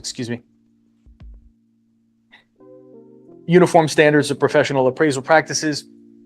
We call it USPAP or USPAP. USPAP. All right, let's move on. I want you to highlight this, the paragraph on line 27. Real estate brokers and associates, which you are soon to be, may appraise property for compensation, but you may not represent yourself as a state certified or licensed appraiser. Any questions about that? I think that's pretty obvious because it's a separate license required to be an appraiser. Of course. So you're probably wondering, okay, Michael, when most likely would that be the case? When would your service even be requested? You'll see it here on the next page. Typically as a CMA. If you've ever heard of a CMA before, raise your hand. CMA. Now CMA, obviously we know what the meaning is. It's in front of us. It's a comparative market analysis. But if you read it backwards, it makes a little bit more sense. You're analyzing the market by comparing properties that are similar that have recently sold. Exactly. Well, most likely, real estate professionals, to figure out the value of a particular property, they need to look for sales of similar properties within the surrounding area. We call these comparable properties, hence the name, comparative market analysis. We call them comps for short. Where do you get this data? Well, this data is in public records. So if you want to, you can find what properties recently sold for in the surrounding area. Even Zillow sometimes publishes this, but in my opinion, it's not as reliable as having access to the MLS, which we'll learn about what the MLS is at the end of this unit. Once you become a realtor, you can have access to the MLS. You're probably wondering, doesn't that mean you just get a real estate license? I'm going to clear that up. So to answer your question, when most likely would somebody request for you to figure out the value of the property, a CMA, ask you to provide this service? If you're working with a buyer and they don't want to overpay for the property, even though it's a cash deal, right? You want to submit a fair offer on the property, a competitive offer. You got to know what that property is worth to do so. Same thing if you're going to list somebody's property, you need to know what to list it for to maximize on that opportunity, especially looking out for your seller's best interest. Question.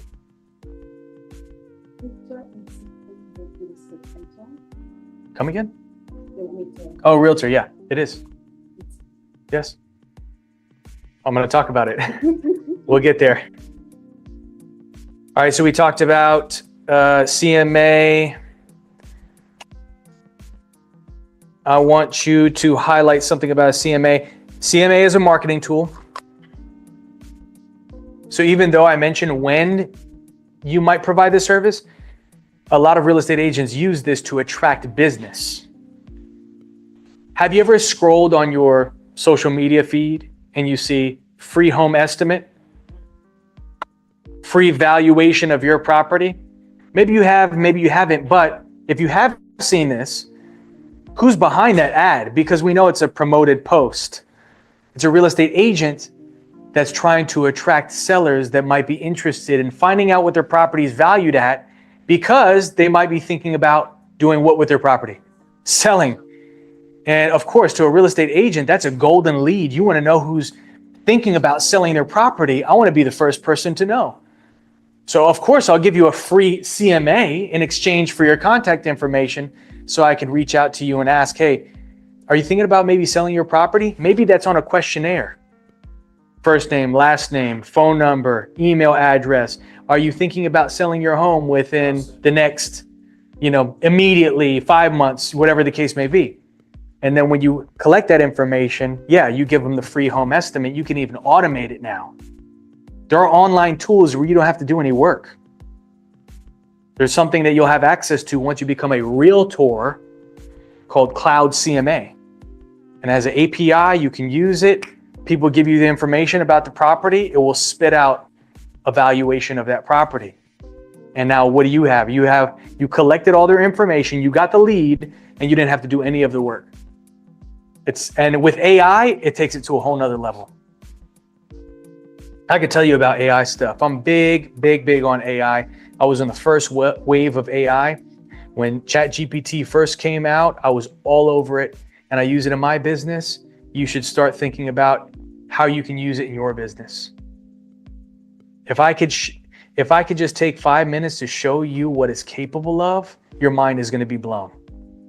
Especially now with AI operators and agents that can go out into the internet for you and execute tasks on your behalf.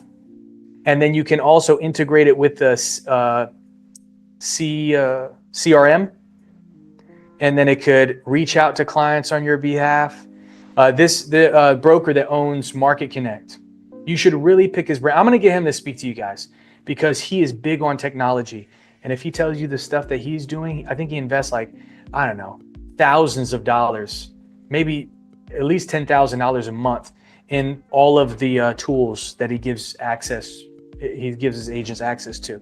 And one of the stuff that he's capable of, as soon as that lead comes in, people inquire about a property on his website or whatever, it just goes through this entire process and follow up, and will remind their agents. And it's so cool.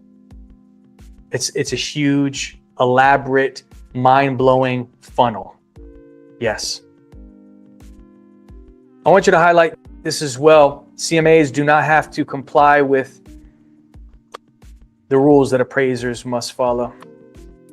You'll see that for your homework tonight. Yes, there's homework.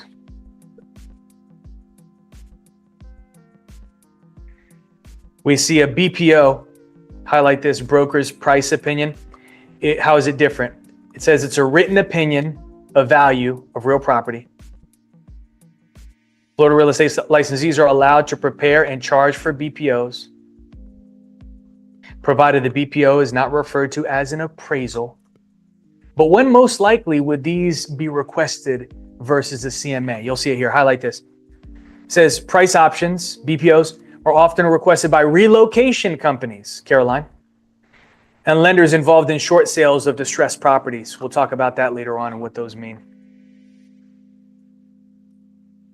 So if the bank is going to foreclose on somebody that stopped paying, and they need to know what they can turn around and sell it for, they might pay a local broker to provide their opinion of value. or short sales as well. We'll talk about a short sale later on. Short sale is, once again, when somebody can't afford to hold on to that debt for their property and they want to sell it for less than what the debt is. We'll talk about that later on. Next, we see on line 29, highlight this.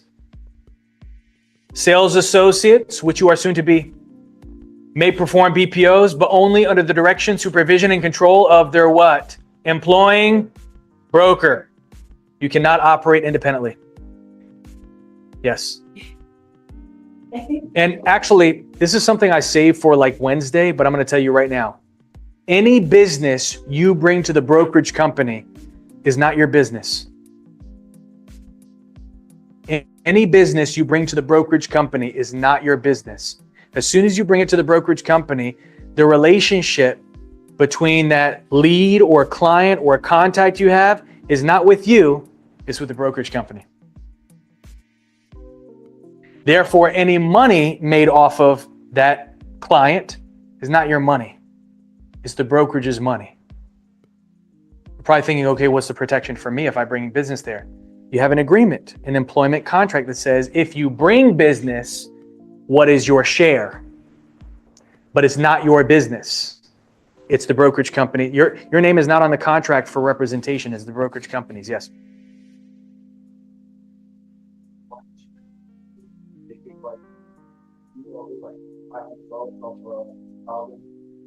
So what is the time that they had to pay you? Because like sometimes I see some people that The brokerage company? how they had to pay you the commission. Whatever the agreement says. So I would refer to you. Every company has their own agreement. My company has its own policy manual. So does Market Connect Realty. Probably theirs is even more elaborate, just because that's what they focus on. I'm not really on that buying and selling side of the business. I'm on the investment side of the business and the educational side of the business. But if I can get him to speak to you guys, ask him a lot of questions. Actually, if you can, write down one question that you were thinking of maybe asking a potential employer or broker. Ask him. And I'll have him specifically come to answer those questions. I'll force him.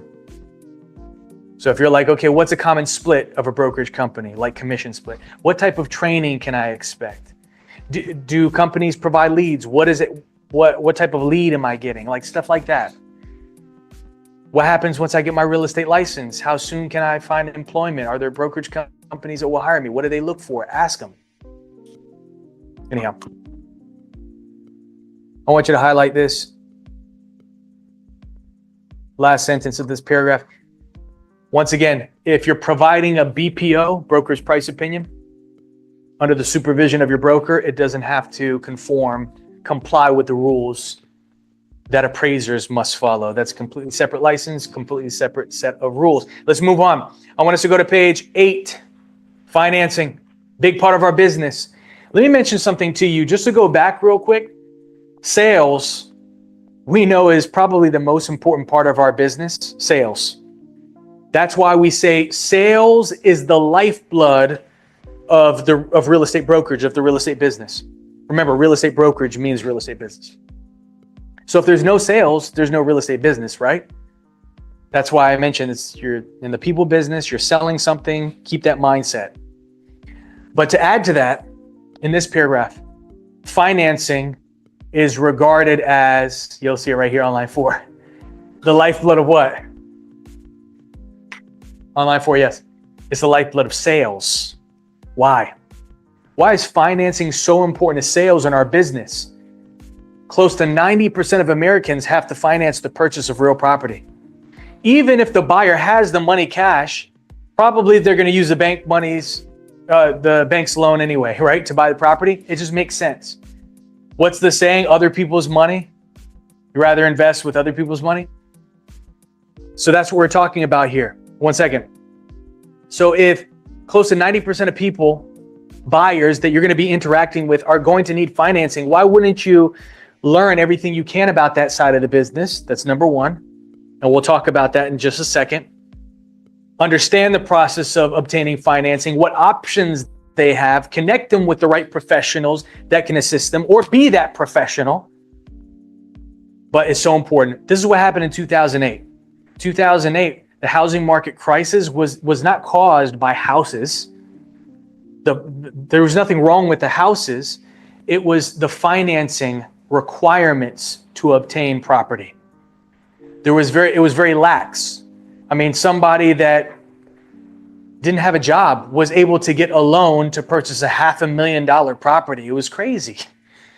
You want to do some research on this? I'll give you some entertaining homework. Watch the movie The Big Short.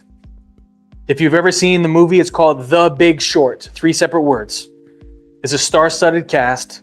Christian Bale is in it. Steve Carell is in it. Brad Pitt, Ryan Gosling is in it, ladies. And it tells you what the housing market crisis and what caused our housing market to collapse. It's caused by financing. So now there's more regulation in regard to obtaining financing. Maybe you've experienced this on a personal level. You mentioned you're a homeowner, right? Anybody else a homeowner in here? So you know what goes into acquiring a property. They don't make it easy. They scrutinize you. For me especially, not to vent on you guys, but I'm a 1099, I'm a self-employed individual. And here's the thing, we're more scrutinized than a W-2 employee because income is a lot harder to verify unless you're completely organized and you pay yourself consistently, which is not a common thing for entrepreneurs because they don't think about that aspect of the business and financing. I'm just sharing this with you because you're going to be dealing with buyers in the same position. And they might come to you and say, okay, I have a business. Okay, well, this is what the lender is going to expect when you try to get financing from there. They're going to get frustrated. They might disappear because it's so overwhelming, all the question and scrutiny that they have to go through. But it's a big part of our business. And that's why I mentioned there's a separate license that you should obtain. And you'll love hearing this because to get this license, it's only a 22-hour class. 22 hours. The class you're taking right now, total on paper, 63. Okay, we'll break down the 63 in a moment. But to get the mortgage license, only 22 hours. And you'll love hearing this as well. About 85% of what you learn in this class to get your real estate license is what you need to know to get the mortgage license. I'm talking about the mortgage loan originator's license. You'll see it on line 11. Not quite. It's helping somebody that needs financing, a borrower, by introducing them to a lender willing to give them financing. And by introducing them to one another, you make a commission. Just like real estate. You introduce buyers to sellers, owners to renters. It's the same thing. You're a matchmaker. And this is how you make money in the business. Yes, you can do both. And here's the thing. I encourage you. You could do this in a weekend, this class. 22 hours. You can knock it out in a weekend. I'm telling you right now. And it's worth it because if you know that 90% of the buyers you encounter are going to need financing, why wouldn't you want to also make money off of that interaction?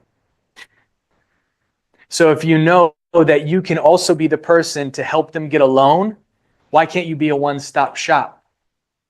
Or at minimum, if you have the license, you can refer that business and make money off that referral, but only if you have the license. Okay, so you can hang your license with a mortgage brokerage company, team up with one of your coworkers that does it full time, because you're real estate full time, they're mortgage full time. You say, hey, listen, I'm going to bring you leads, but every lead I bring you, if it results in them getting financing, I want half. I want to split the commission with you. That's the type of agreement you can have. And we're talking about thousands of dollars. A percentage off the loan amount is how you get compensated. So wait a second, Michael, you're telling me I can make 2-3% off of the real estate transaction, the purchase price, and make a few percent more off the loan amount? Make thousands of dollars more in the real estate transaction? Yes, I'm telling you right now. But it comes through getting the mortgage license. And if you really want to get funky, you get the insurance license. Specifically, it's called property and casualty insurance license. Property and casualty. Because every lender, I'm sorry, I'm going to get to you, I promise. Every lender that gives financing, they require this borrower to obtain homeowners what? Insurance. And if you know that, if you know it, which is the fact of how transactions work, why wouldn't you get the license to help them shop around for financing and not just make commission initially, the majority of the first premium they pay? This is how it works. But every time the policy is renewed, you get paid residually. So you can get paid for 10 years plus. Every single year that policy, the insurance is renewed, you get paid. So you can be paid for the next 10 years off the transaction you did a decade ago. I mean, and I'm not, once again, I'm not just saying this because we offer these courses. I offer the courses because I know how important it is. Question. So I know that a lot of people are under the impression of when you're buying a house, you have to see if you have good credit, go to the banks for a loan and this and that. Why do people? I'm not gonna say a lot of people.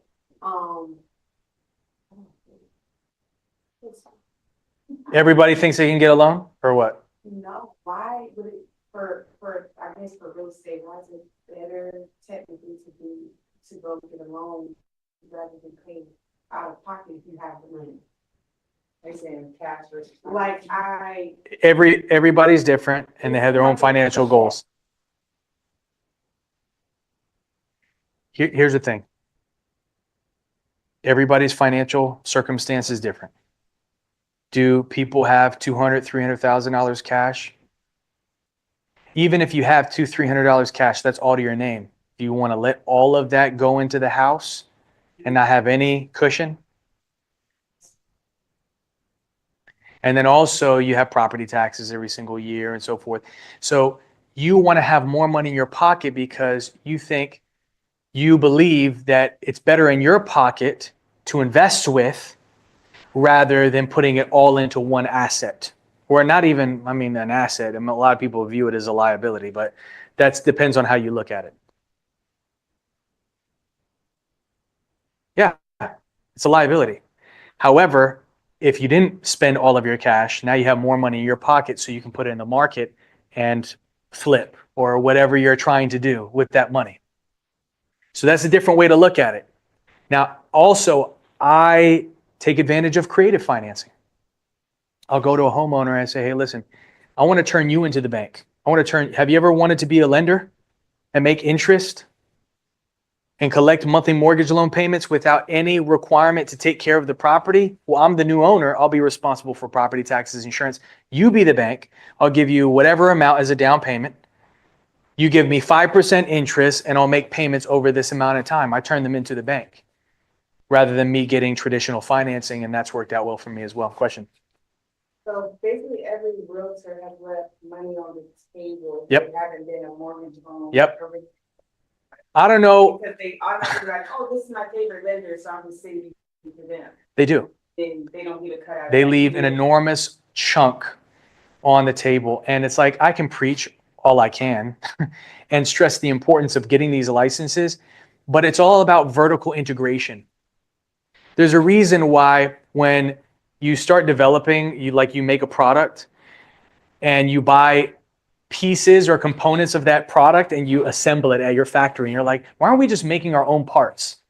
Then we can save money. We put more money in our pocket when we sell it. Same thing in real estate. You want to put more money in your pocket. That's why you bring everything in-house. Well, if you know people are going to get financing, why wouldn't you get the mortgage license and make money off of that? And don't think of it as a negative thing like, okay, I don't want to monetize these relationships. People are going to do it anyway. Why wouldn't they put trust in you versus some random person that you refer? They'd rather trust you and work with you. You already got their business. You're already their real estate agent. It's just an additional service you're offering them. Yeah, I know you have to get financing, so I can help you out with that. Oh, really? Okay. Have you started that process yet? No, I haven't. Okay, well, let's not put the cart before the horse. Get the pre-approval letter, then we can go shopping. And this is where we can start. And that's how it progresses. Question. I had a question. Hold on one second. We just have a question in person, and I got you.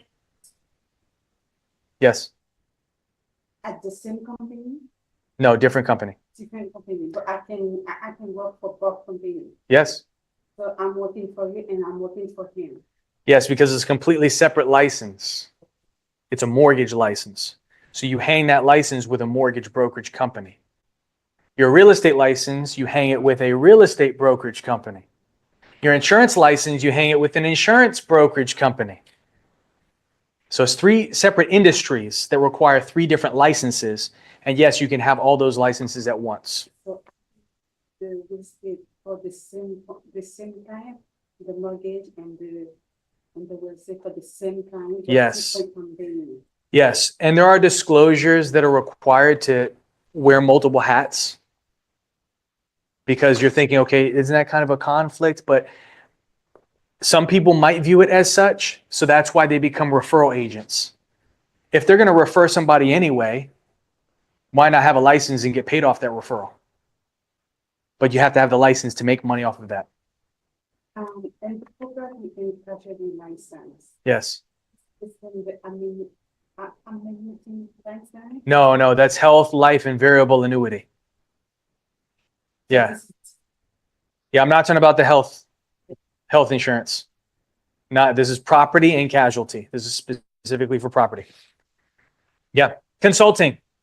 You might work with investors and they ask you about a particular property as an investment, and you can charge them for your advice. That's what consulting is. It's a big business. Think about Starbucks and Chick-fil-A. You just went to Starbucks. They don't just put a location anywhere. They're strategic on the locations and where they place those Starbucks companies. Where do they get the data from? Well, real estate agents that charge for consulting. This is the best place based on demographic, based on income, based on this and that. Growth metrics. Oh, yes, online. You have a question? It looks like you answered it. It's just it's a little bit hard to hear when the other fellow colleagues are trying to asking questions. So I feel like I grabbed bits and pieces of what you were saying, but I think you answered the question, so it's okay. Don't worry. Okay. All right, fair enough. Happy to help. All right, our next subject here. We're almost done with this unit. I need to get your attention though. We see development and construction. Let's go through this together. It says right here on line 20 and 21, there are 3 phases to development and construction. And the first step, if I could run through this real quick, put yourself in the shoes of a developer now. Before you construct a subdivision, a community, you have to buy the what? Make sure it's feasible. The raw land. Go to the next page, page 9. Then you subdivide. See? You divide the land into individual parcels, individual lots. You're making plans for the community, and you have to get those plans approved. What are these plans called? Highlight this on line 7. Subdivision what? Plat. That's how you pronounce it. P-L-A-T. Plat map. You have to submit it to the local government to get approved before you can advertise or construct.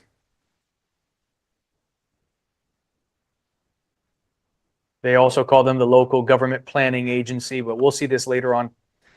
I want us to move on to some terminology associated with development and construction. We'll see on line 16, highlight this. Starts with a D, it's what? Yeah, dedication in real life is like getting to work on time. Being a dedicated parent. Dedication in real estate, completely different. And I want to prepare you for this because you might be tested on it. If you read, it says a gift of land by the owner to the government for a public purpose. What do you think is a gift of land that the developer would give to the local government, the county, so they could use it for a public purpose? The most Park. common example of this, it's a good guess. Parks are examples, But it's, yes, you'll see right here on line 20. Streets are the most common example of this. So the developer, they're going to build the roads within the community. But after they're done with construction of that project, they give the roads to the county, the land that the roads are utilized, or the roads are utilized on a specific piece of land, right? So that land, they give it to the county, but why? Why would they give away land? Land is valuable, right? But if it's just the roads or the sidewalks or the park areas, what does the owner, the developer, take responsibility for? Maintenance, upkeep.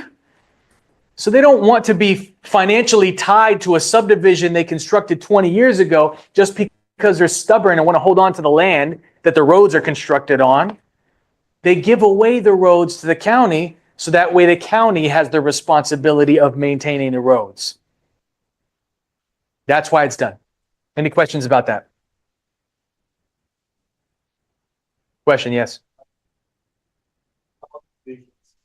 Areas like commercial and residential. I saw one time a realtor selling a property, telling the buyer that he could do a wellness center, but it was a residential area. So that's supposed to be legal, or is like lines to the client? It depends on the zoning. The zoning classification. All right. For instance, I have a property I'm listing for sale right now. It's an investment property. And I'm even offering rent to own on this. Nobody's offering that. So you can rent it, and then at the end of the rental agreement, you can move forward with the purchase, but you have enough time to, and then every monthly mortgage loan payment or every monthly rental payment, a piece of that goes towards the purchase price. It's a clever thing you'll learn about later on. So with this, it has dual zoning. It looks like a house, but it's office residential. So you can actually put a big sign in front. You can operate your business out of it, medical even. And that you could live on one side of the house and use the other side as a dentist's office if you want, or an accounting office. So it is possible, but it has to do with the zoning. You have to look it up. I wish I can give you more than that, but. But like, what I'm trying to say, like, it's like commercial. It's not, you cannot do commercial there. So Well, selling this. if we're talking about misrepresentation or fraud, we're going to dedicate a specific unit to understanding what's the result of this misstatement of truth. But we'll discuss that later on. I promise. We'll come back to it. Time and place, I got you. Residential construction. So let's just say, hypothetically, the plans that you created and submitted get approved as a developer. You want to build 500 houses, whatever the case may be. What are the 3 types of construction that you can utilize to build up? Speculative is building all the homes with no buyer. You see right here, it says without a buyer. So you're speculating, this is where the name comes from. You're speculating that if you build it, hopefully they will come. But what if they don't come? Then you're stuck with all the property and the debt that comes along with that. This is a very popular thing where I live in Winter Park. Buildings, custom home builders, they build spec homes.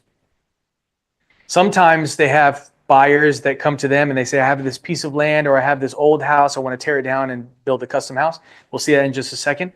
But a lot of the time, the developer or this custom home builder, they'll just find an opportunity, see this house, tear it down, build a mansion in its place, and with no buyer, but they market it, try to find a buyer, and they're very successful at it because it's all location driven. Yeah. Custom homes. This is when you have a buyer under contract. It's for a specific buyer to their exact specifications, just the way, they like it. That's the least risky. You see, speculative is the most risky. This one is the least because you already have a buyer under contract. And then tract homes is, I can give you an example of it. Have you ever seen a new subdivision? Maybe it's completely vacant, but in the front they have like 3 model houses. They call these the official name for these model houses are tract homes. It's like a combination of the first 2 we described. The developer didn't take the risk of building all the houses at once with no buyer.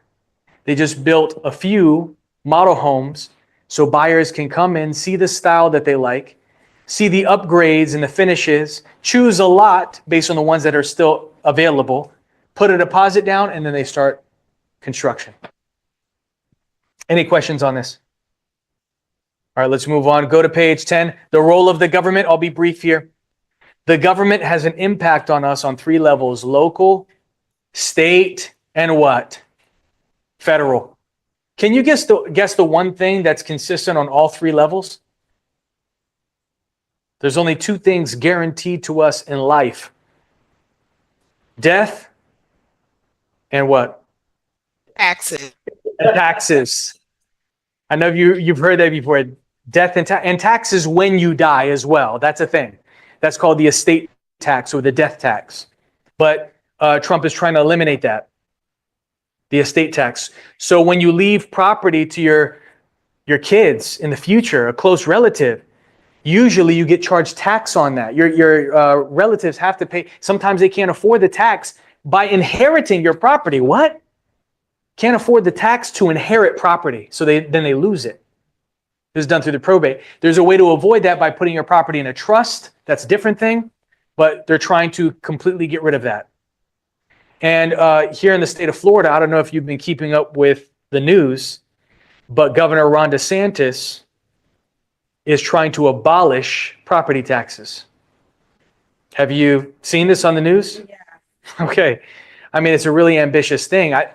You have to get at least 60%. It has to be presented on the next, as a bill or whatever, the next voting cycle. And then you have to get 60% to amend a constitution, the Florida Constitution. That's what we're trying to do. It's a big endeavor, but you think we're not going to get 60%, like voters are not going to want to get rid of property taxes. It's going to happen. In my opinion, it's going to happen.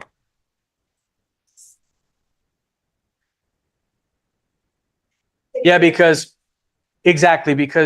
local facilities, police, fire, schools, they rely on property taxes to function. But this is how I think it's going to work. If I can be Nostradamus right now. What I think is going to happen is homeowners, people who are living in the properties of primary residents, for your primary residence, you'll receive this benefit of not having to pay property taxes, or at least a huge reduction.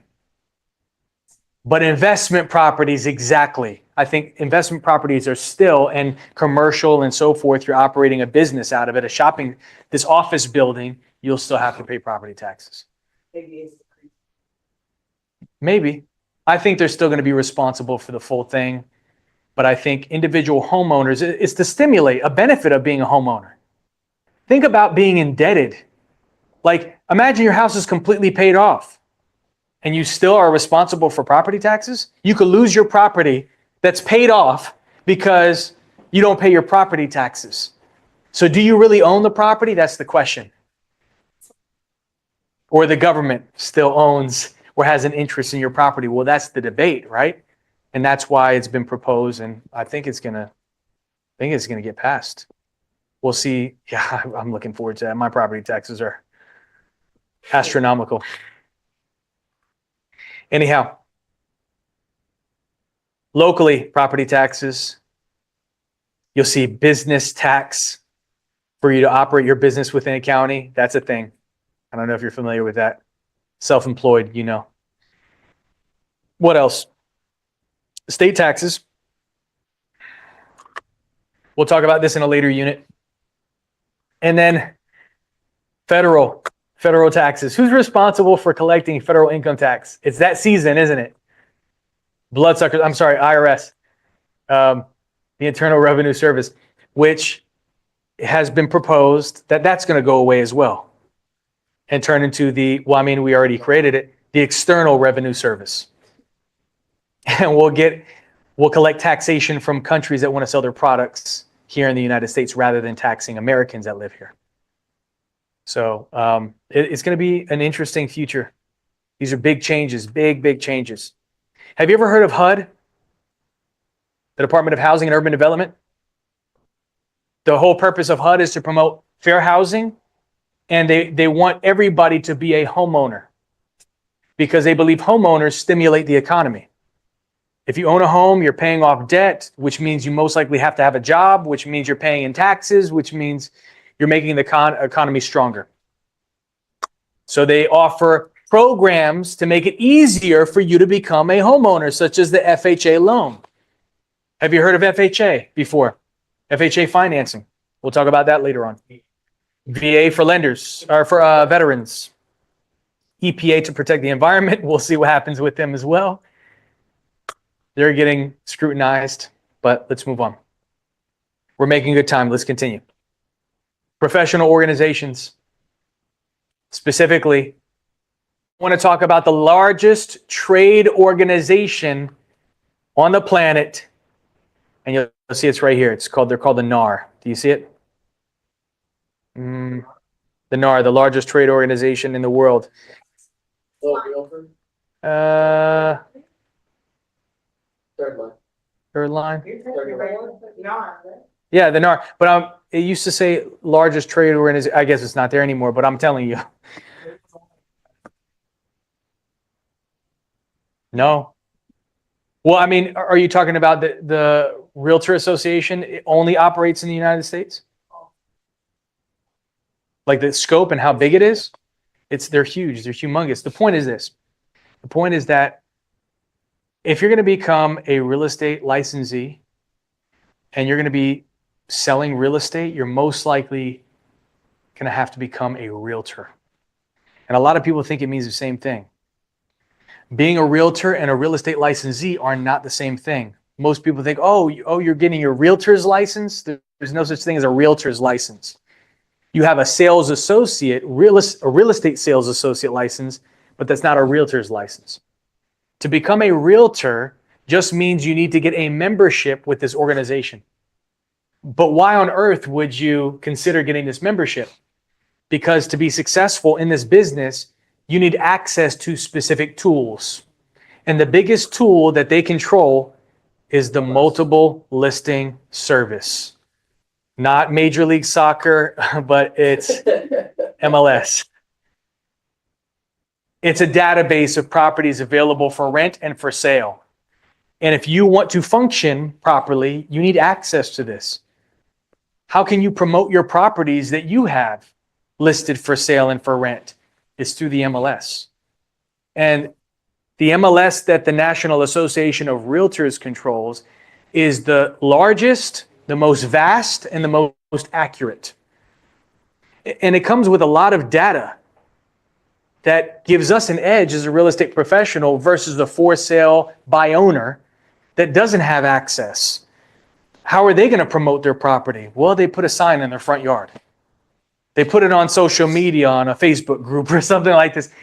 But since we have access to this database, it blasts it on all of those major websites, Zillow, Trulia, Realtor.com. Everywhere across the internet, it gets eyes on the property and allows you to sell that much quicker. Did you want to make a comment? Yeah, so what he's saying is you have to pay a certain amount. Yes. It's not free and it's not cheap. Okay. It's about maybe $1,500 initially to get this membership, to call yourself a realtor. You notice that the word realtor, anytime you see it, it has an R within a circle next to it, right? What is that telling you? It's a registered trademark. So the only way to call yourself a realtor is to join this membership. It's not free, it's not cheap. About $1,500 initially, and about $500 every year to renew your membership. But you have to, you have to think about, don't think about how much it's going to cost you to have this membership. Think about how much it's going to cost you not to have the membership. You need access to these tools. Unfortunately, they are the controllers of these tools. And I'll give you another example. Contracts. You're thinking, okay, I need to present this contract for them to sign to work with me. Or if you're working with a buyer, get them to sign this contract, this offer that we're submitting on this property. Or you're working with the seller And the same thing, contracts are a big part of our business. Where do you get these contracts from? Well, your broker should provide it, but what does the broker do? Well, they just get a membership with the National Association of Realtors, and it gives them access to a tool, a database of contracts that are updated by lawyers that you can just basically search, fill out online on your cell phone, and email it to your client, and they sign with their flipping finger. This is what makes our business efficient. This is how we do business today. When I first got my real estate license, it was not like that, okay? I had to chase people down to sign contracts. I had to say, hey, can you meet me at the Starbucks or the Panera Bread on the corner of whatever street? We have to sign this by the end of the day or else we're going to lose the deal. Physical signatures. Now you can sign digitally, but that's the tools that they have. What was that? Form simplicity, yes. If you're under a brokerage, they don't provide that MLS, you still have to get. Oh, no. And here's to add to that point. For instance, if you join with a real estate brokerage company, Market Connect, for instance, they are a member of this association, which means you, as all of their sales associates, must be members. There's no There's no way around it. Because when you become active with a brokerage company, that information is tracked. It's trackable. So the National Association of Realtors, they receive this information. They say, oh, so-and-so just became active with this brokerage company. Well, they need to get the membership too. So they send an email that says, hey, listen, you need this membership by this time. Otherwise, you're going to have to pay a non-member fee or whatever the case may be. But then you don't have access to any of the tools. No. You can't share tools or access. That's actually a violation of the membership, the agreement that you sign by having the membership. Any questions here? It's like a $500 fine or something like that to share your login credentials. That's all I'm going to say about that. Let's take a break. Yeah, let's take a quick break and then we'll continue to Unit 2. I want you guys to take a quick 10-minute break. Be back at 8:05. 8:05. Stretch out, grab a snack, do what you got to do.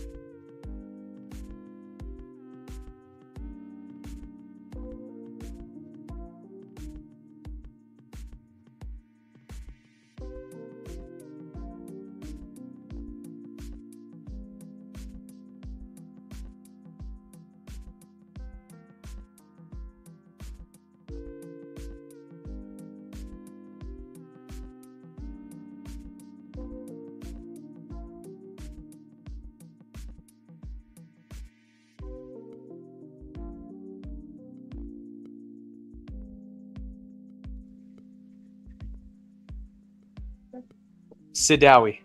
S is in Sam, I, D is in David, AWI, Michael Sidawi. Yep, I'm on there. I'm going to be TikTok famous, guys. So I have Instagram and all that stuff. I'm going to start posting on there more.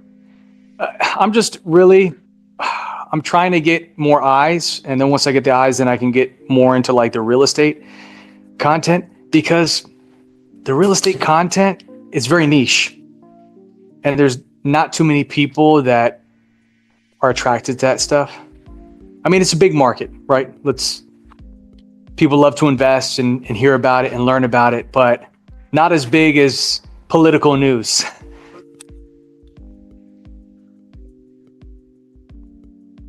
If it does, I don't care. On to the next thing. Got some questions here.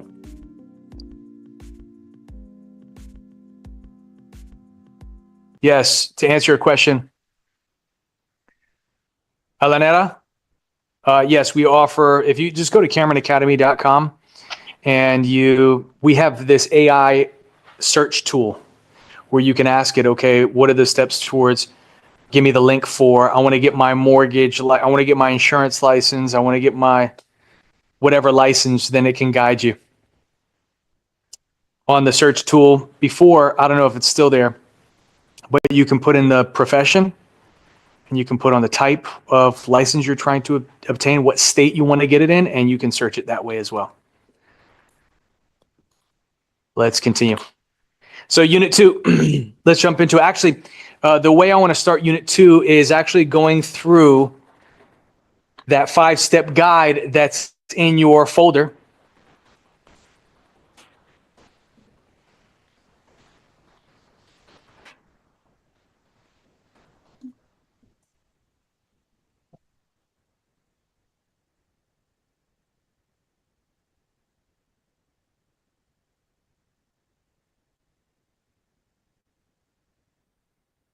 This gives me problems.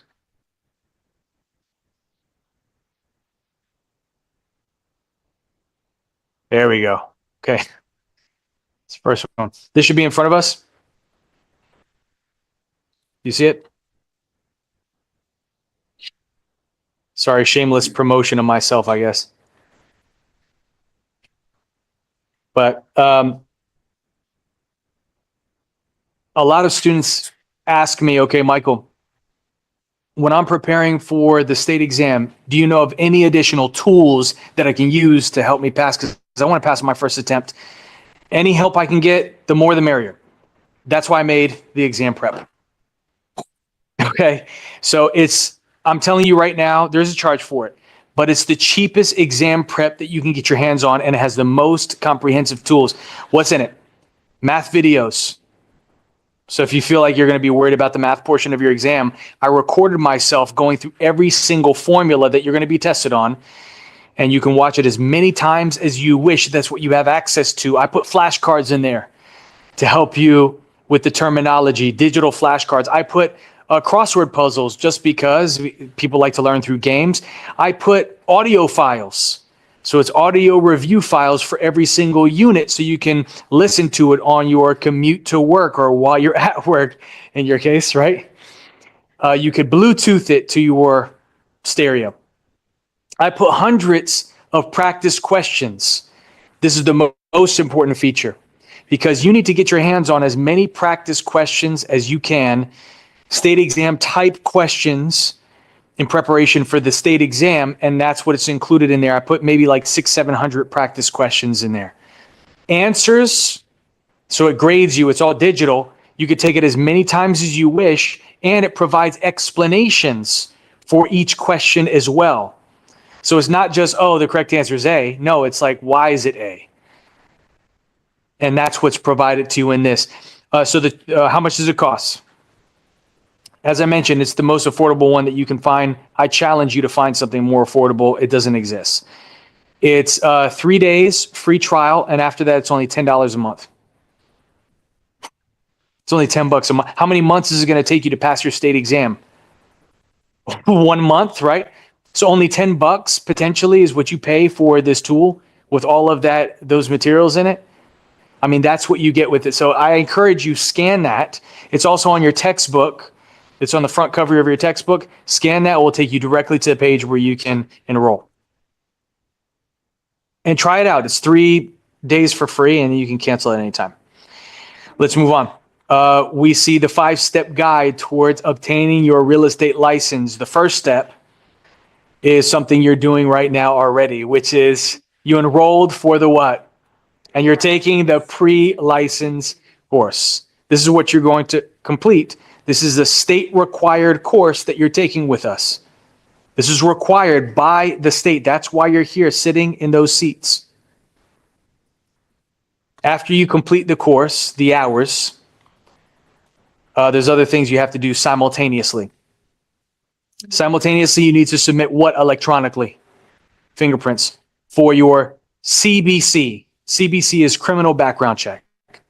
It's a level 2 background check, which means they do a search of criminal history, not just for the state of Florida, but also the nation. Not saying you're a wanted criminal, but it's part of getting your license. And there's a charge for this. There's no way around it.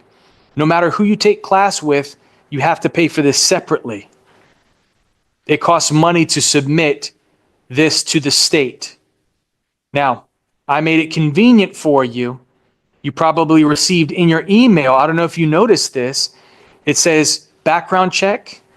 You can click, exactly, you can click on it. It's $105, And it's the most convenient one that you can find. I'm telling you right now, I included it. I created a partnership. Nobody does this. No other school has this.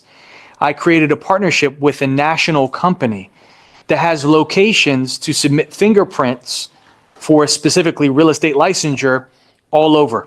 So no matter where you live, you can find a place where you can get your fingerprints scanned and submitted to the state for license purposes.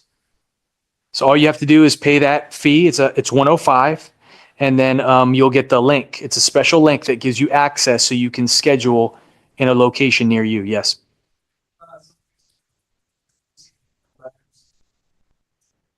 Yeah, you don't.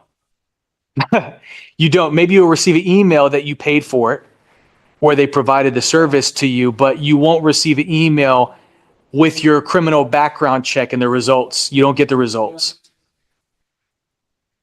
The results are not for you, it's for the state. It's for their eyes. It would be nice if they send you a copy. I mean, why not give you a copy? I mean, it could be all automated, right? And you pay for it anyway. But it goes to the state, and we'll talk about that. You'll see right here, you can also find it on your dashboard when you log into your account on our website. Application. There's no way around this as well. You must submit an application electronically to the state. Now, what I mean by state is the Florida Licensing Authority. They're called DBPR. We call them DBPR for short, the Department of Business and Professional Regulation. You mentioned esthetician, right? Even barbers and people that do hair, they're required to get a license through DBPR. It's one of the licenses that they issue as well. They issue not just cosmetology, barbers, and so forth. They issue several licenses for various professions throughout the state of Florida. Geologists, kickboxing license. I mean, what a random license to have. Athletic agents licenses, including real estate.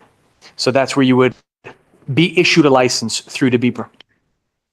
Unfortunately, we don't give you the license here at Cameron Academy. I wish we could, but I think that would be a conflict. I'd just give everybody a license. No, I'm just kidding. You have to get your license through the state, but you're required to take this class with us.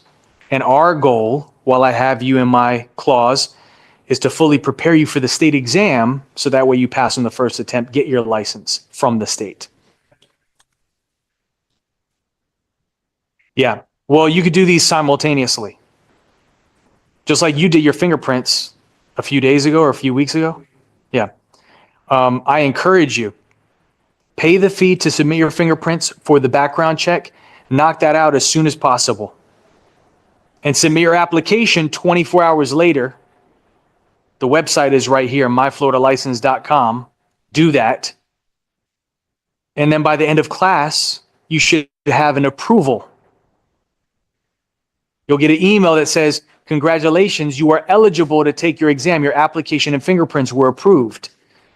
That's what you want by the end of this class, because then you'll be on track to taking your state exam immediately. As soon as you pass the course, pass the exam, you know you're approved, and you can schedule your state exam immediately. Question. Application, it's the cheapest it's ever been in history. Yeah, it's like $40 or whatever it is. It's super cheap. When I got my license, it was a few $100s. Yeah. And back then, it wasn't digital. Okay. Everything was filled out by hand. So imagine how many people made mistakes with the application and have to pay the application fee all over again because they made a mistake by hand. Now it's all digital. They can catch those mistakes and say, oh, you forgot to fill out this field. But it's so much easier to become a real estate professional now than when I got my license. And for the background check of criminal history, you had to roll your fingers in ink and put it on a fingerprinting card.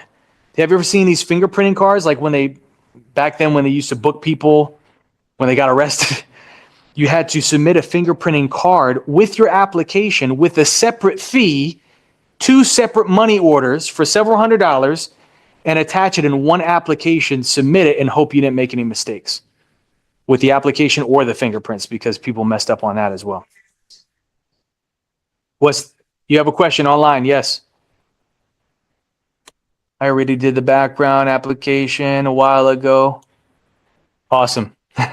Congratulations. That's good. You're on track. You can move on to the next step, which obviously you have to complete this class first, earn a certificate, and then you can schedule your state exam. And that's part of these 5 steps. Yes. Yeah, you can. Absolutely. And the steps are as follows. You go to this website. I want to take you on a quick field trip, guys. We all love field trips. myfloridalicense.com. And whose website is this? It's DeBeepers. You remember back in the day when we used to wear DeBeepers? This is going to help you remember. Believe it or not, I used to have a pager. Anybody? Anybody used to have a pager? Okay. I'm aging myself, I guess. Not that old. All right. Thanks. Appreciate it. Anybody used to have a 2-way? What about a Sidekick? Anybody have a Sidekick? Flip phone, Razor. I mean, Nextel, Chirp. All right. Anyhow, I'm aging myself. So DeBeeper is the Department of Business and Professional Regulation to the Florida Licensing Authority. I'll show you how it works. On their homepage, you click on this button right here, apply or manage a license. Then they have a list of all of the divisions, the different types of licenses they issue. What type of license are you trying to get? So you click on Real Estate Commission. We'll learn about who they are, the Commission for the Real Estate Industry. And then it's already selected, pre-selected, apply for a license. You click on what type of license are you trying to get? Sales Associate. The drop down, it's going to be the first one. Sales Associate, RE1. It's on your handouts, by the way. You scroll down to the bottom. I'm assuming that you don't want to print it out and mail it in like I had to when I first got my license. You want to fill it out digitally. So you click on Use Online Services, and they want you to log in. So the good news for estheticians, barbers, and cosmetology and so forth, you already have a license through DeBeeper. You manage your account already when you have to renew that license. You can use that same login, and you can add that license to your existing account. But most of us are going to be in this boat where it says create my what? You have to create a new account. Fill in this information, submit it. They'll send you a email with a temporary password. Log in, change the password, and your application is going to be waiting there for you. You click on that, submit it, answer everything truthfully. We'll talk about that. And hopefully you get approved, most likely you will. And quickly as well, because frankly, the time to get an approval is, for whatever reason, expedited. When I got my license, you were lucky if you got a response in 2 weeks. But now, people are getting approved the next day sometimes. So I hope that for you. Yes. So the most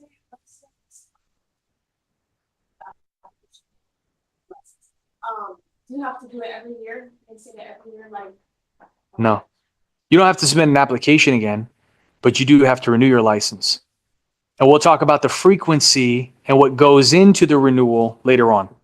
That's something that we're going to discuss. But for now, check this out. What's the 4th step? Pass the what? Cameron Academy class exam. Where do you take it? Online. Through your account. So you're going to, at the end of class, once you complete your hours and you receive all the instruction, the instructional hours, which we'll talk about that time and how it's broken down, you have to find the time to take your class exam. Remember, it should take you no longer than 1 week to prepare for it. I mentioned that to you. But you're going to find a quiet space with no distractions. You're going to log into your account. And at the end of this course, it unlocks automatically. So you probably noticed when you went to your dashboard and saw the final exam, you try to click on it, see if you could sneak peek. You couldn't see it. You don't have access to it until the end of class. Then it will unlock. But as soon as you click that start button, you're going to have to complete the exam from beginning to end. It's timed. We're not responsible for unreliable internet connectivity. It's up to you. Quiet space, no distractions, reliable internet.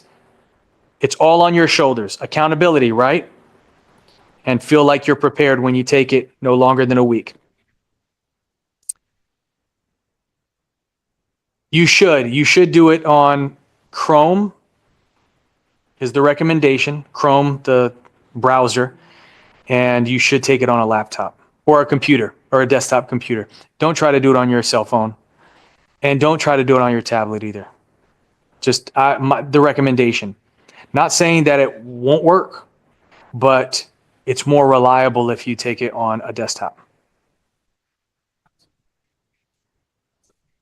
You could do it immediately as soon as it unlocks. And once we get closer towards the end of the class, then I'll prepare you for that.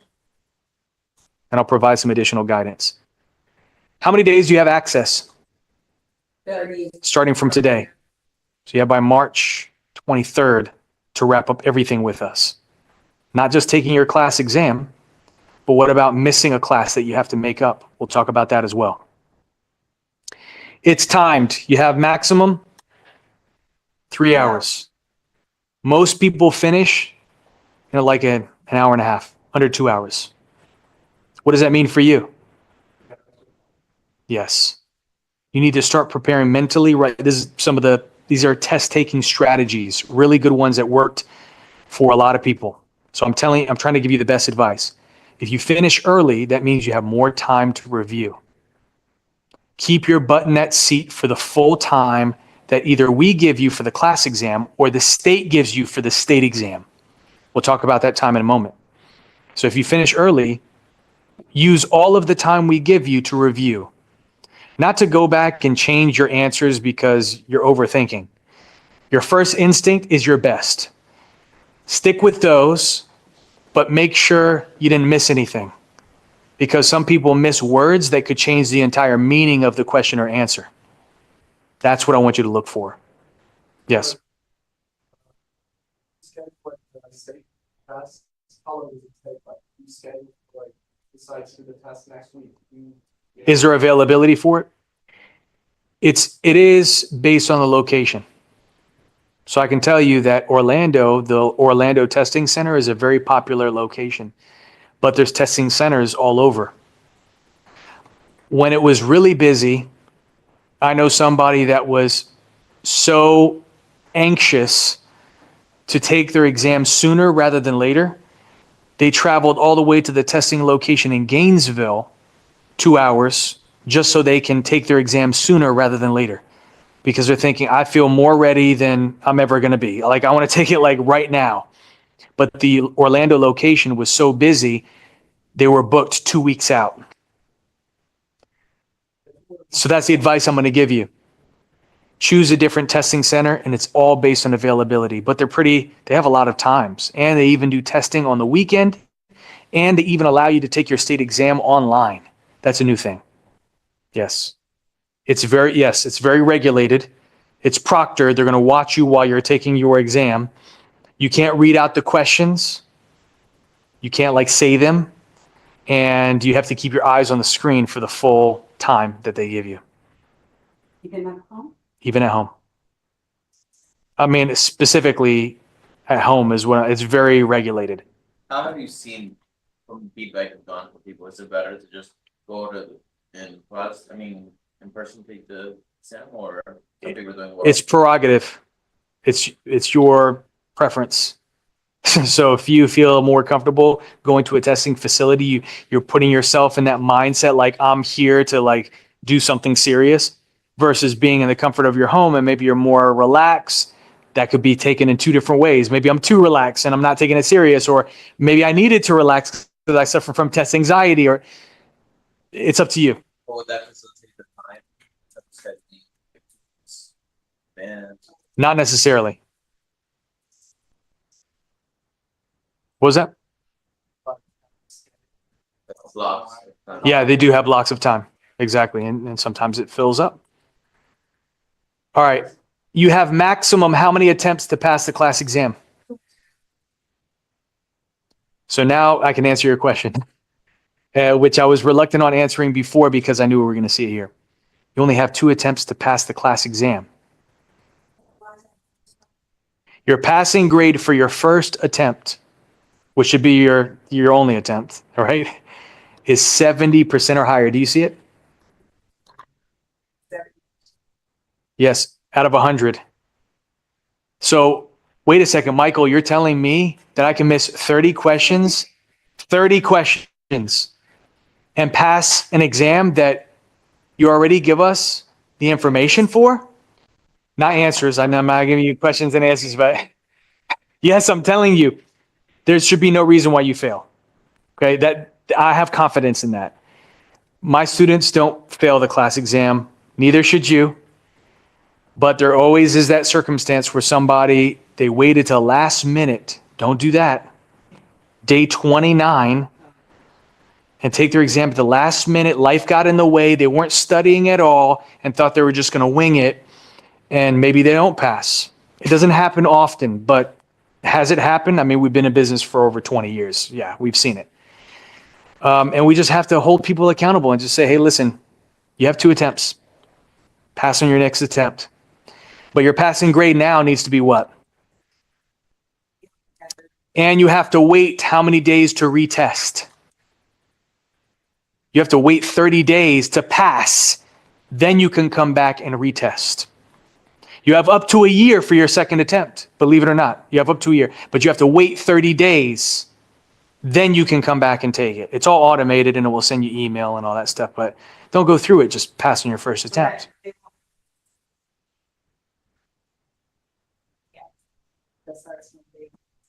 I mean, you'll have access to your course content, but you won't have access to take the class exam until the 30 days have passed. You have to wait 30 days? But like, Yes, you just have 30 days of access. Yeah, that's, maybe we're confused on the time. Let's just say hypothetically class ends today. So you have a certain time period to take the class exam. But let's say you don't pass the class exam. From that fail date, the date you failed, you have to wait 30 days before you can come back and retest for your second attempt. So access to take your exam for the first time, that's a 30-day window starting from today, right? You have 30 days from today to take it for your first attempt. But if you don't pass on that first attempt, you have to wait another 30 days. You have to wait 30 days before you can retest. Does that make sense? You have to come here to take it? No. Online. Log into your account. You'll have access through your account. And what if you don't pass on your second attempt? You have to retake the course Pay again. and pay tuition again. Do I want that to happen to you guys? No. Do you think you're going to have a better experience if you pass or you fail? I want you to have the best experience, okay?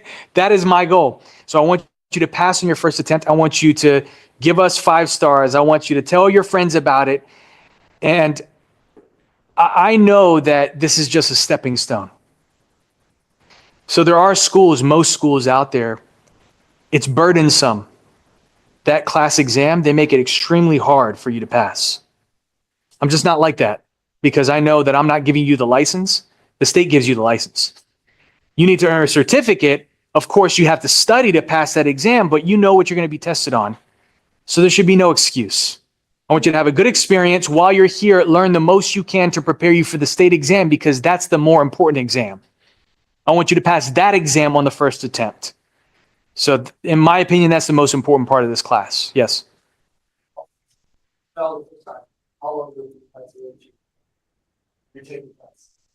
The state or the class? We'll talk about it. Once you pass the class exam, a certificate is automatically added to your account. You might have noticed that on your dashboard. Okay, it says 0 for certificates because I'm passed. Certificate is valid for how long? Plenty of time. 2 years to take the state exam pass. Now let's talk about the state exam.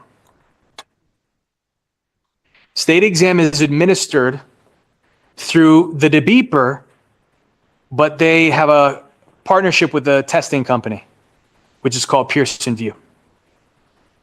And when your application and fingerprints get approved by the state, The email comes from Pearson VUE saying, hey, we just received your approval, and here's a 9-digit code that allows you to come to our website and make an account so you can schedule your state exam. So when your application and fingerprints get approved, Pearson VUE is going to reach out to you via email saying, here's your 9-digit code, come to our website, schedule your state exam. You'll get that 9-digit code by the end of, if you submit your application and fingerprints by the end of this first week, you'll most likely get approved before you complete this course. So could you schedule the state exam before you complete this course? Yeah, but when you go to the testing site, they're going to say, where's your certificate? Well, how do you get the certificate? You have to pass the class exam, which means you have to finish with us. That's how it works. All right, I walk you through the steps on their website. They give you 3.5 hours, and your passing grade must always be what? No matter how many attempts, it's always 75% or higher. Results received at the testing facility. Passes are not graded, only what? So you don't get that satisfaction of knowing what your score is if you pass the state exam. You'll know what your score is if you pass the class exam. We provide that to you. It's not like it's going to be on your certificate. However, but for the state exam, they don't tell you what your score is if you pass. All it's going to say is pass. And that's all you care about, okay? All you care about is I pass. I'm moving on. I got my license. You know, hallelujah. I got my license. Move on to the next step. Let's start. So what's the difference between somebody got 100 and somebody got 75? None. No, they both got their real estate license. They're both real estate agents. So that is the thing. And they don't tell you what your score is because they don't want you to use it for marketing. They don't want you to be like that agent that has advertisement that says, you know, work with me. I got a 99% on my state exam. What score did they get? That agent that you want to hire, what score did they get on their state exam? Oh, they got a 76%? Come on. You know, it's like they want to avoid that form of competition. So that's why they don't do it. But I think it should be for real estate schools. Anyhow. Question?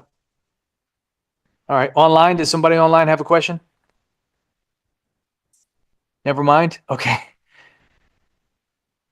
All right. I must have answered your question. I live out of state. Yeah, they have testing centers. Pearson VUE has testing facilities all over the nation. They are a national testing vendor. So if you want to take your state exam in, I mean, you could do it online, right? That's one thing. So that could be done from anywhere. But they have testing centers all over the country, in Hawaii even, if that's your thing. All right. Reschedule. You have to wait 24 hours if you don't pass to reschedule. And that's based on availability. You have unlimited attempts, but every time you take it, you have to pay a fee. Exactly. It's no more than $50 per attempt. It's a lot cheaper than it used to be. I'll just say that. You have the option to pay for a review of the test you failed. You can actually pay a little bit extra. You can go to the testing facility and you can see all the questions you got wrong. If you fail, you have to do that within 21 days of the fail date. That's here in front of you. That's also in your textbook. And then once you get your license, you got to make your license active. Then you can start buying, selling, all of that good stuff. Hang your license with a brokerage and they take care of making your license active with them. It's not something that you have to do. Maybe you sign. That's about it. All right, now we can talk about what we see for Unit 2 here. License law qualifications for licensure. Go to page 16. And before anything, we have to know some important dates. We have to know some history when it comes to real estate and licensure and law as well. It's important. You're going to be tested on this. Actually, there's a total of 6 important dates that you'll be tested on for exam purposes. There's a total of 6 important dates. And in this unit, you're going to learn 2 of those total 6 important dates. They're right in front of us, starting with what we have on line 4. 19 what? Yeah, why is this date significant? says prior to this date, the real estate business was unorganized and extremely competitive. They're saying cutthroat. They're saying it was a wild west. There were no laws in place to help us in the buying, selling, leasing of property. People just did whatever they wanted. Even in some countries today, you might know these countries, there is no license required to be a real estate professional. If you go to Central America, most places in Central America, for instance, if you go to Mexico, you could wake up tomorrow morning and say, oh, I'm a real estate agent. And nobody's going to stop you from calling yourself a real estate agent and helping people with real estate and making commissions off of real estate transactions. Obviously that it doesn't make any sense because you need regulation in place to hold people accountable and making sure that people don't get scammed, taken advantage of within real estate transactions. In Brazil, they require a license, right? But a lot of places in South America do not. It's interesting.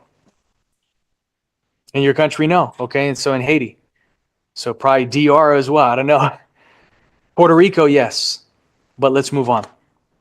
So 1923 is when the Florida legislature stepped in and said, we need regulation. Hold people accountable, protect people in the buying, selling, leasing of property. And they passed, highlight this, real estate license law in Florida, also known as chapter what? You got to know this. Something you will be tested on. Chapter what? 475 of the Florida statutes. And you'll see that right next to it, don't you? See FS, which means Florida statutes. 475, chapter 475 of the Florida statutes. And we'll see this throughout the entire textbook. This is Florida real estate license law, the law that governs us, real estate professionals, and how we operate in this industry. But it wasn't until 19 what? Highlight this. You need to know this date. It's one of the 6. Just because we have laws doesn't mean people are going to follow the law. For the same reason we have police to enforce criminal law. In 1925, the Florida legislature created the Florida Real Estate what? You got to know this. Florida Real Estate what? Commission to administer and do what? Enforce the law.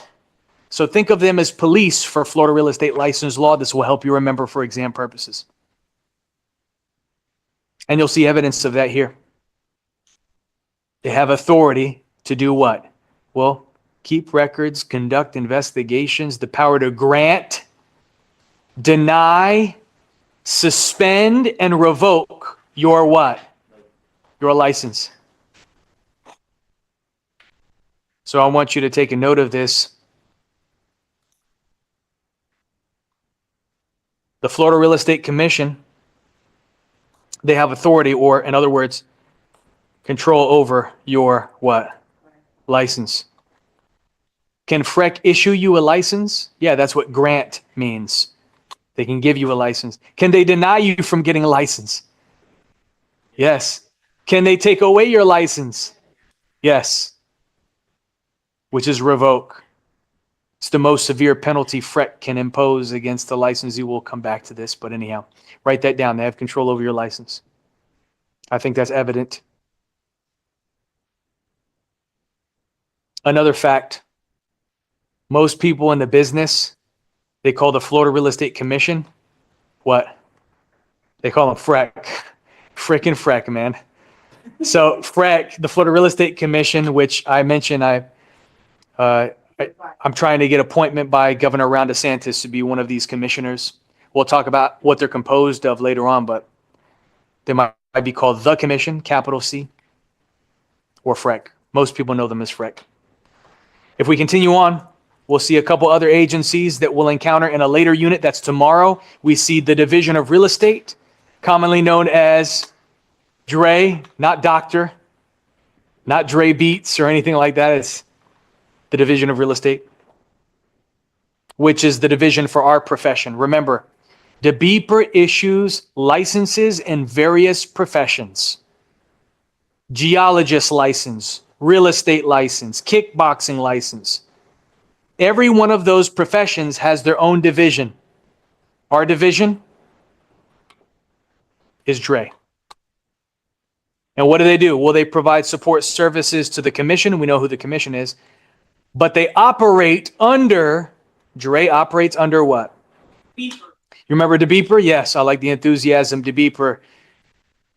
Back in the day when we used to wear DeBeepers, this will help you remember. What is their purpose? I want you to write this down, because this is what you'll see later on. They are the Florida Licensing Authority. Florida Licensing Authority. So who issues your license? Yep.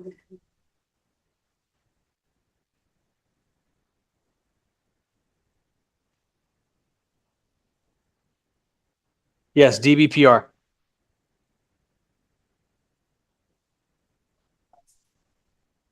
DeBeeper, the Florida Licensing Authority. Yep.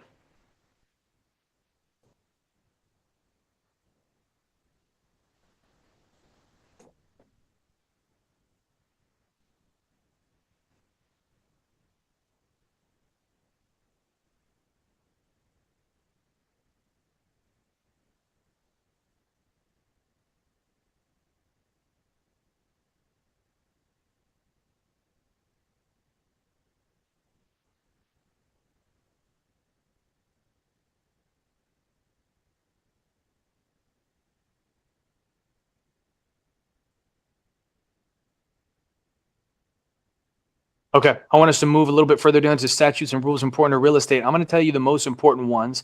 You'll see a list here, but if you go to the next page, it continues on to the next page, page 17. I want us to focus on figure 2.1. It summarizes this information for us. I'll share the most important ones, but let's talk about what we see here on this chart. On the left, we see statutes and rules, correct? But on the right, this column, we see governs. What does governs mean? I want you to write this down next to it so you can better understand what this is referring to. It means regulates. Write that down. When it governs, it regulates. So to the left, you see either the statute or the rule, and to the right, you'll see what it regulates. As I mentioned, I'll show you the most important ones, including one that we've already encountered. The second one down, chapter what? Of the Florida statutes. Created 19 what? 23. The law was created first, then FREC to enforce the law, right? You can write that down again as reference. And what do they regulate? Well, they regulate all of us, real estate licensees in Florida. The next one, which is important, chapter 455 of the Florida statutes. You'll see this quite often. Regulates DeBeeper. We know DBPR, the Florida Licensing Authority, and how they operate, the extent of their authority. And I know this is tedious, but it is something you could be tested on, so I want you to highlight this. 61J2, highlight that. Chapter 61J2. This is the rule that governs FREC, the Florida Real Estate Commission. We know who they are, right? FREC. Well, DeBeeper is the Florida Licensing Authority. FREC controls your license. They have authority over your license. Yes, police for Florida real estate licensees. And check this out. They were established, they were created 19 what? 25. So the law was created first that regulates all of us, and then FREC was created to enforce the law.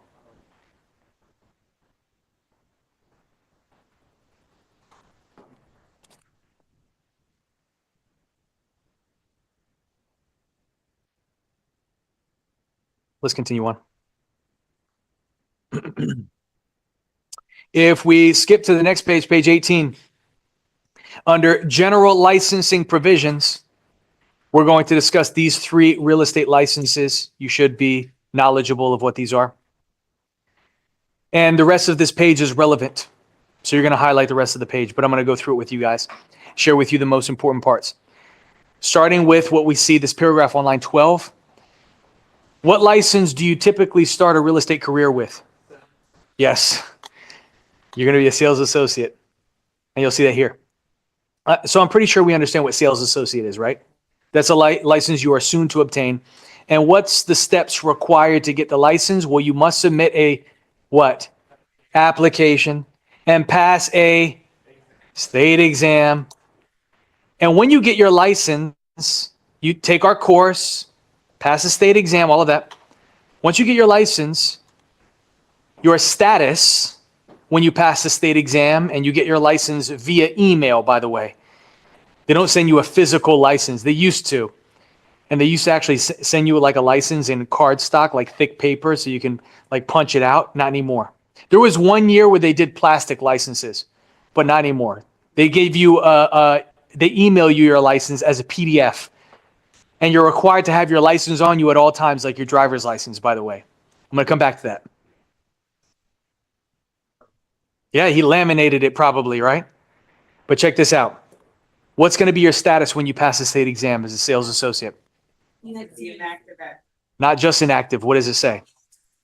Specifically voluntary inactive, right? That was a test. So voluntary means what? What does the word voluntary mean? Yeah. You're willingly doing something, right? Like you're a volunteer. You're giving up your time freely.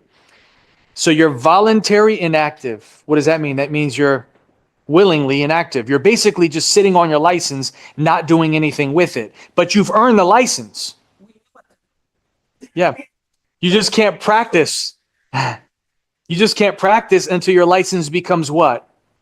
Active. How do you become active? By finding a what? Yes, and filing the information with the beeper. This is done through the brokerage. Well, you have options. What do I mean by that? It says an associate, we'll talk about what a broker associate is in just a moment, are employed by work under the direction, supervision, control of a broker, or what's your other option here? An owner developer. So you're probably curious, okay, Michael, what is an owner developer? What is this option in which I can hang my license with? Owner developer, it says they're an unlicensed entity. Do you see that? That sells, exchanges, or leases what type of property? Its own property. So they develop it themselves, they own it, and then they sell their own inventory, or they lease out their own properties. So what could be an example of this? Think about a major home builder. Give me an example of a major home builder. What is it? Yeah, Pulte.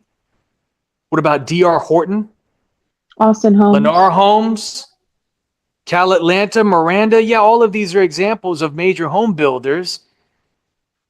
And when you're working for a major home builder, they could be an owner developer, which means you can hang your license with them. They're not required to have a license because they're building it themselves and they're selling their own inventory.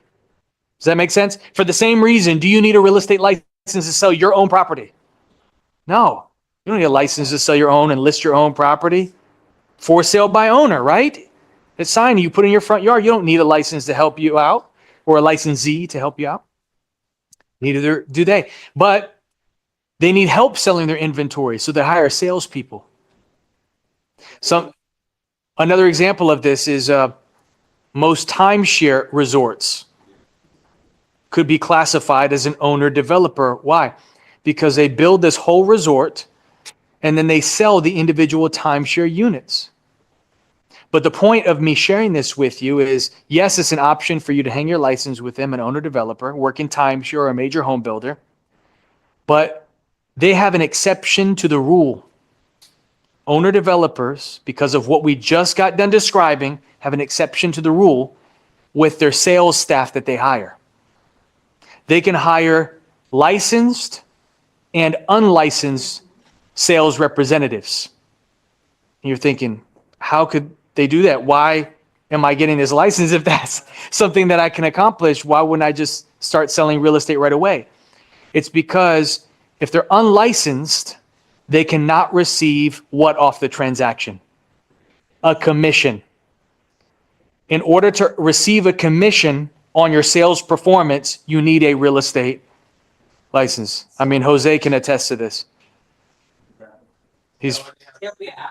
Now, your capacity with Hilton, Are you doing sales? Yeah, well, not direct sales, I'm doing like the marketing, so I get people to go through the. Okay. So are you at a kiosk in the outlets No, or I work anything at like home. that? Okay. Yeah, so these the kiosks that say discount Disney tickets. Exactly, yeah. So they attract people to come to the resort, and then the salespeople actually have to sell them the product, which is the timeshare units. So that's what he's describing. But anyhow, where was I going? Oh yeah, so they can hire unlicensed salespeople, but they can only be paid on a what basis? You'll see it right here. Owner developer may hire unlicensed salespeople, but unlicensed salespeople may be paid strictly or must be on a what basis? Yes, cannot receive a commission. You need a license to receive a commission. Yeah, I mean, most of them are licensed. Most major home builders only hire licensed reps. Yeah, and here's the thing. If you're thinking about getting into new home sales, they're very picky on who they hire. I can tell you right now. They want closers. They want people with a proven track record. Unless you know somebody or put up a really convincing argument in your interview as to why they should hire you, because they're giving you free leads. You're sitting in a model home. These people are coming in that are interested. That's why they're there. And you just have to convert those. That's not a traditional situation to be in as a real estate agent. You have to go out and get that business. There's so many restrictions. They give you like smaller commission. Yeah. You can't do any other business outside. Haven't been like sales that you had to do to stay there, right? Otherwise they're gonna fire you. Most likely. They want to. Same thing with timeshare. If you're in a same thing with selling cars.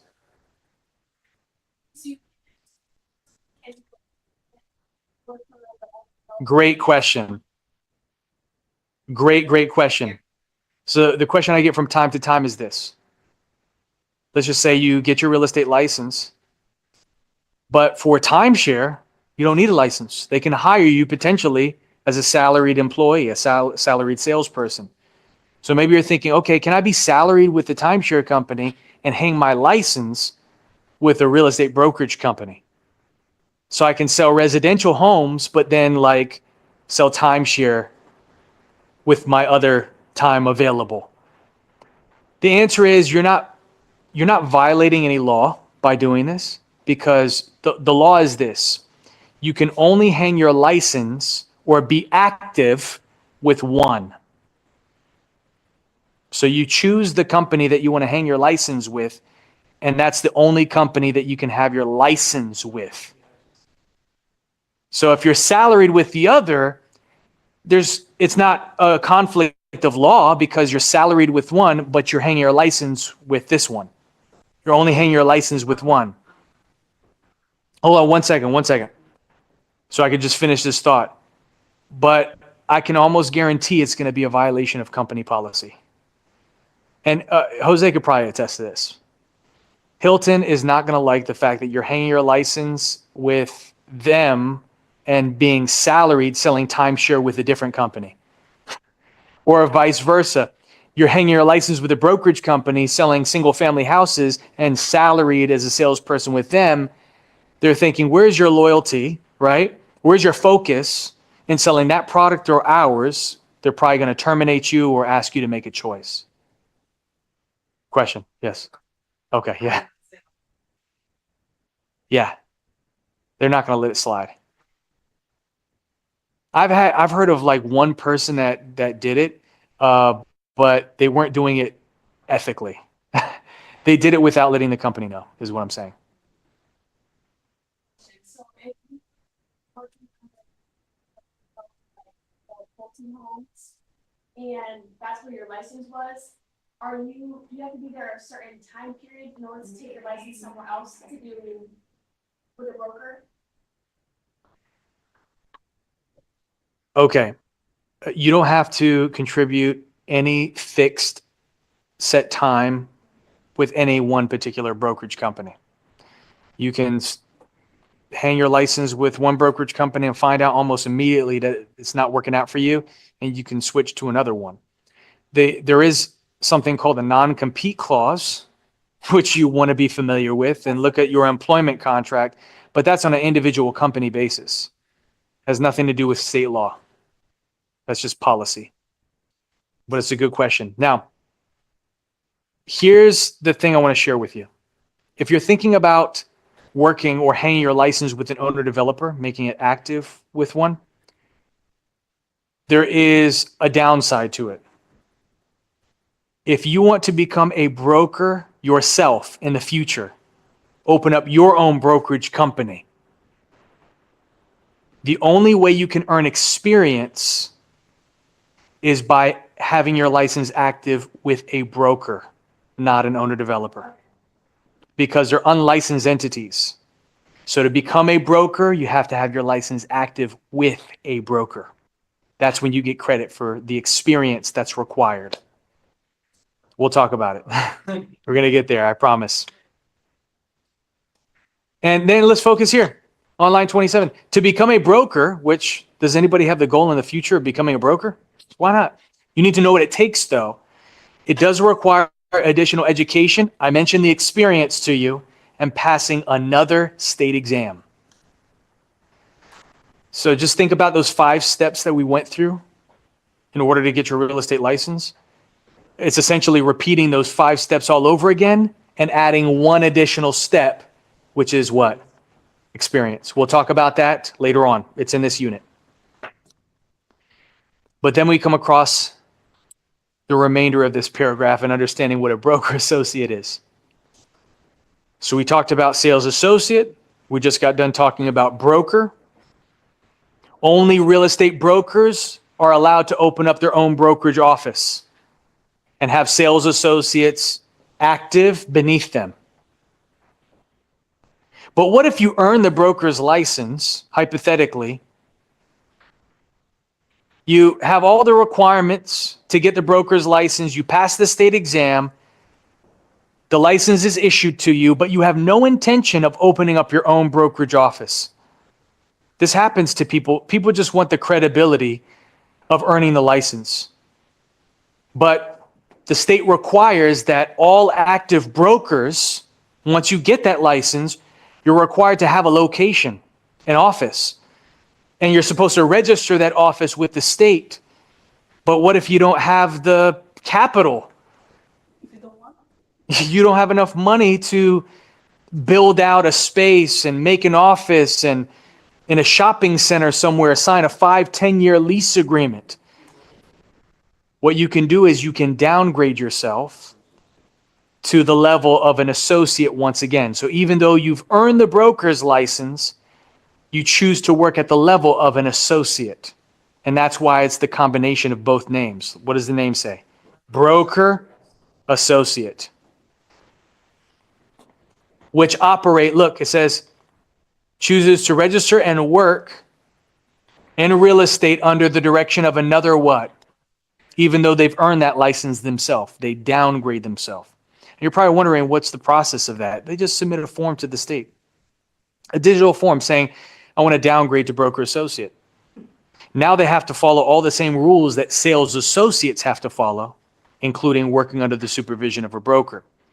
Now you're probably wondering, okay, what if eventually they want to open up their own office?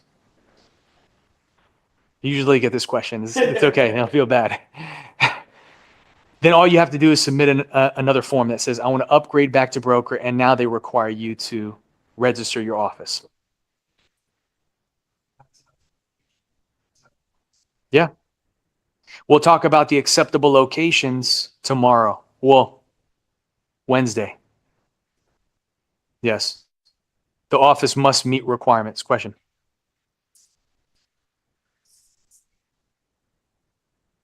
Is there a pay difference from just being a?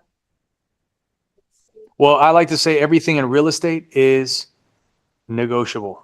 Okay. So it's the way you frame it to your employer. You say, hey, listen, by the way, I just got my broker's license, but I don't intend to compete with you and open up my own office, but this is kind of how it's going to go. right? And you say, hey, listen, I'll downgrade to continue working for you, not try to take business from you, but I want whatever split of commission, whatever the case may be. Everything's negotiable. Maybe they have a protocol for it. I don't know. Maybe they want you to get your broker's license so you can open up a branch for them. I don't know. Let's move on. Let's go to the next page, page 19. And this is stuff we already discussed. We see application requirements. Any questions about your application? Application fees. Any question about your fees?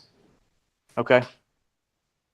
There is exemptions based on the following. Highlight this. If you can prove low income or serve in the military. Anybody serve in the military? First of all, thank you for your service. Bruno, appreciate it. What branch of the military? Okay, nice. We just had a naval captain present to our Rotary Club this morning. And he wrote a book. It's called Beyond the Water or something like that. And it's all about leadership. And he was on the USS Texas. Are you familiar with that? Submarine. I had a friend. Like that's a long time. Yeah, it was a great presentation. So he's talking about leadership. By the way, if you're looking to network with high net worth individuals, just network in general and build relationships, think about joining the Rotary Club. Like I'm part of the Rotary Club in Winter Park. You can come as a guest, I don't mind. But you're going to learn a lot and you're going to have an opportunity for community service and so forth. I'm very anti-club, non-committal, but because there's like the Chamber of Commerce and there's all these different clubs that you can join. So I was very reluctant on not joining these or on joining the clubs, but the Rotary Club, I decided to give it a chance. And man, it's one of the best experiences I had. My wife, she just went on a trip with the Rotary Club. She's a member as well. And she's part of this thing called Sharing Smiles. And what they do is it's with Advent Health. They partner with Advent Health. And they take a team of surgeons to Mexico and South America, and they fix kids that have cleft palates and lips. They do the surgery for free. And she just went on, it's like a mission trip. It's amazing. Yeah. I'm with Winter Park. Winter Park. Me? I thought you went like that. No, I was Okay. not in the military. Yeah. Anybody in the military? But it looked like me. No, I was. Very cool. Yeah, he said when he got on, it was a new ship. No, it was a new ship at the time, and it's part of the line of ships or something like. But it's a submarine. He was part of a submarine. I mean, it's pretty cool. What was that? They have Rotary Club in Haiti. We do some work in Haiti as well. Like real work, not like what we've been seeing on the news with the USAID, where they supposedly sent billions, tens of billions of dollars to Haiti through the Clinton Foundation, and then they only received like a small fraction of that.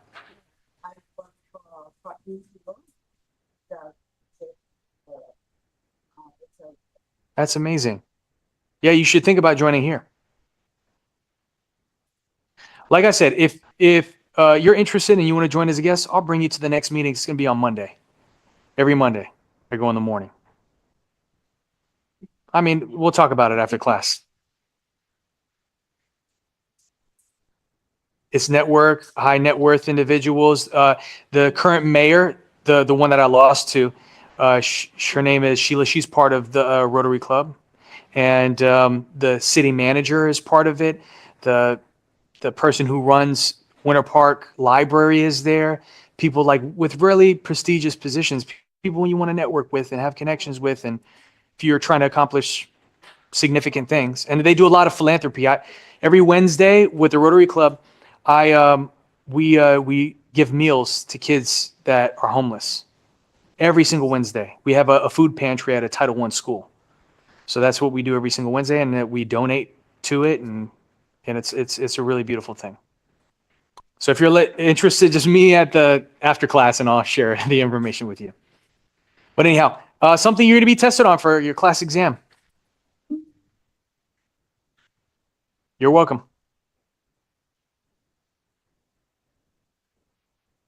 So fee waiver for low income military personnel and spouses as people active, and then also veterans, people who have served. And it tells you within how many months? Within 60 months, that's 5 years of essentially what? Getting honorable discharge. You'll see it here. Any questions? So if you apply for a real estate license and you're within 60 months of honorable discharge, you don't have to pay the application fee. That's the question. Yeah, or the initial license fee is how they describe it. You can read through it. But let's move on. Let's go to the next page. Let's talk about fingerprints. We're almost at break, but we probably don't have much time. Might take a 10-minute break. We'll see. You have to submit fingerprints electronically. Any questions about this? Yes. That's old news, but you saw that on the website? First Wednesday of class, additional cost 105. Yeah, I did see that. Okay, it's not the case. I'm gonna take a note of that.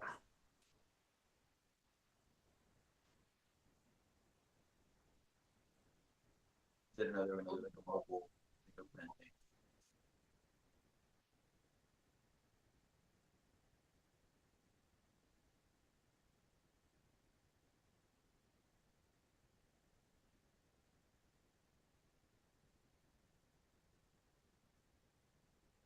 Okay, cool.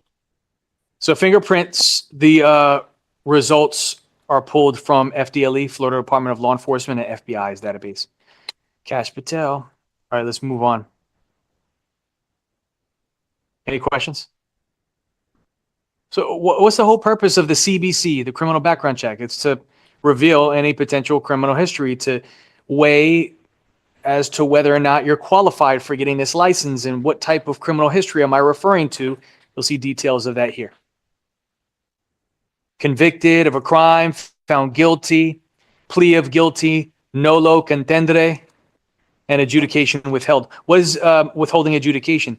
That means instead of putting you in jail, they felt like you were not a danger to society. So maybe they put you on probation or gave you community service, basically like a slap on the wrist. You still have to disclose that on your application. And then also nolo contendere is Latin. It means no contest. That means you didn't fight for your innocence, nor did you admit that you were guilty in whatever the allegation is. So imagine if it's like petty theft or larceny, you stole something, or at least that's the charge, and you plead nolo contendere, you're basically saying I'm on the fence. I'm not saying I did do it. I'm not saying I didn't do it. That comes with a very negative stigma, as you can imagine. So if you have something like that in your history, I'm not telling you that you're not qualified. I'm just saying that you need to present additional supporting information. You should provide an explanation, and you have the ability to do so on the application. There's space for it. What do they expect on your application? They want you to be truthful, forthright, honest about your history. They're going to receive the results. You don't see a copy of that, but they know what your criminal history is if you have some. They want you to verify that on the application.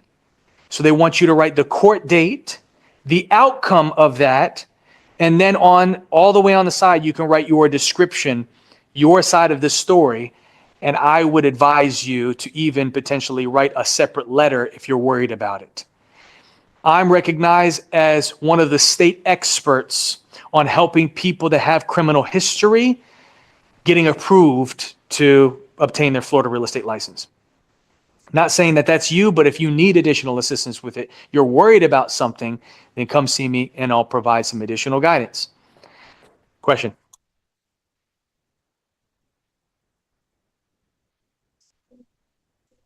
No. No. No. They require something called self-reporting. So if you're charged, you're convicted of something after you get your license, they require you to report it to them within a certain time period. We'll talk about that in a later unit. That's going to be unit 6. But to answer your question, it's not like other professions. Like for instance, your mortgage license.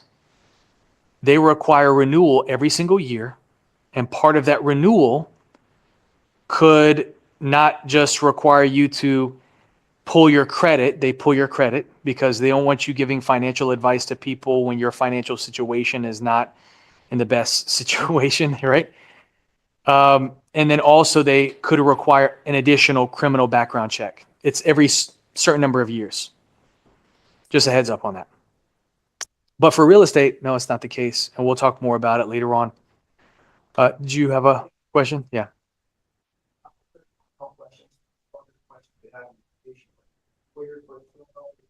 Personal information.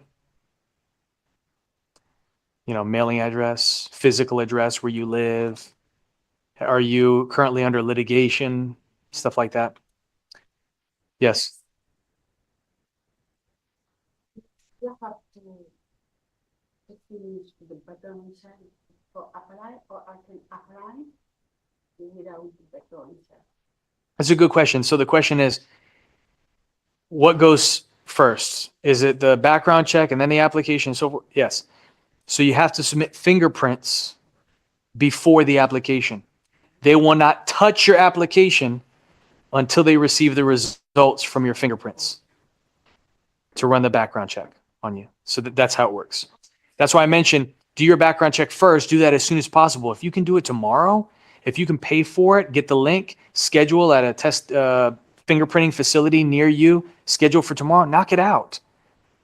Those fingerprints by itself are good for 6 months. And the application, once approved, which includes your fingerprints, are good for 2 years. Plenty of time.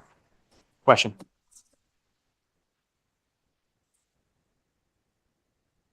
How does it take to get to the company, what's it called? The beeper? Everything is automated. Yeah, you can submit your application the next day.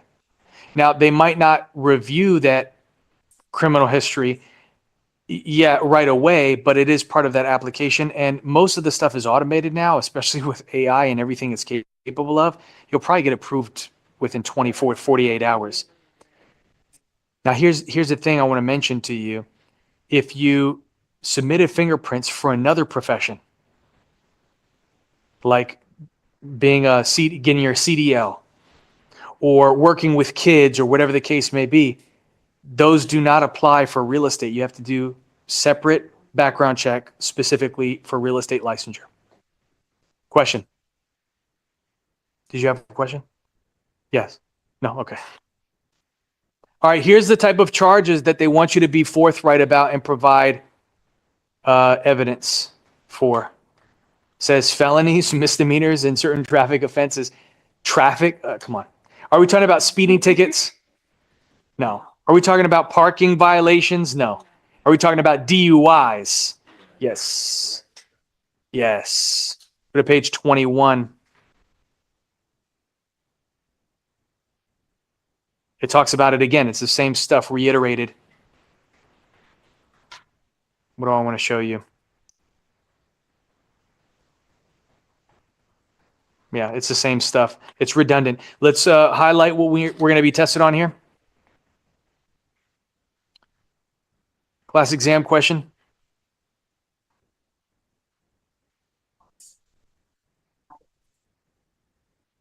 Look what it says. Applicants are not asked to disclose personal financial information like bankruptcy, foreclosure, bad credit, doesn't matter, to get your real estate license.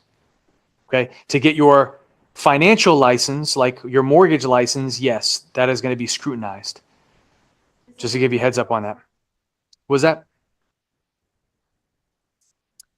Go to our website and use AI. Ask me anything. And then it could change. And I don't know the updated information on it, but everything is scrutinized in a particular way. So just because you have like a 550 credit score or whatever the case may be, doesn't mean that you can't provide an explanation for that and say, hey, listen, it's because of X, Y, and Z. You know, I'm working on repairing, whatever the case may be. They want to make sure that you're an ethical individual and you're trying to get on track. Okay.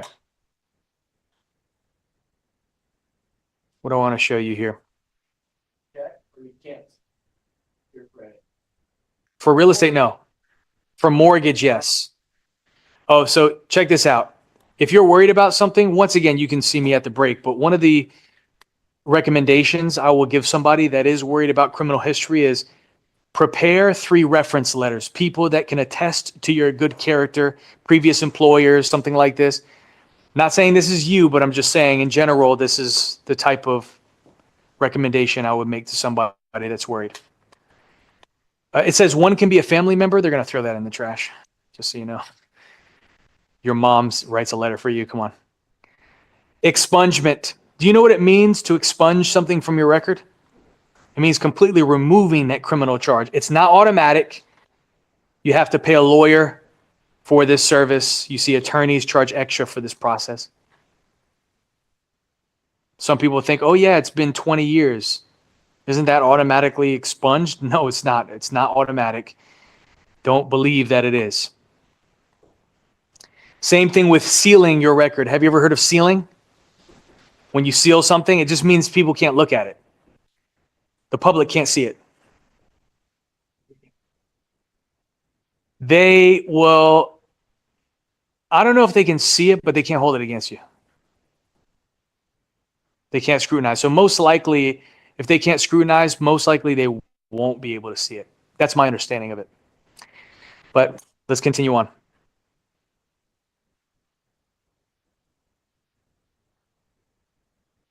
Worst case scenario, they might ask you, the Florida Real Estate Commission.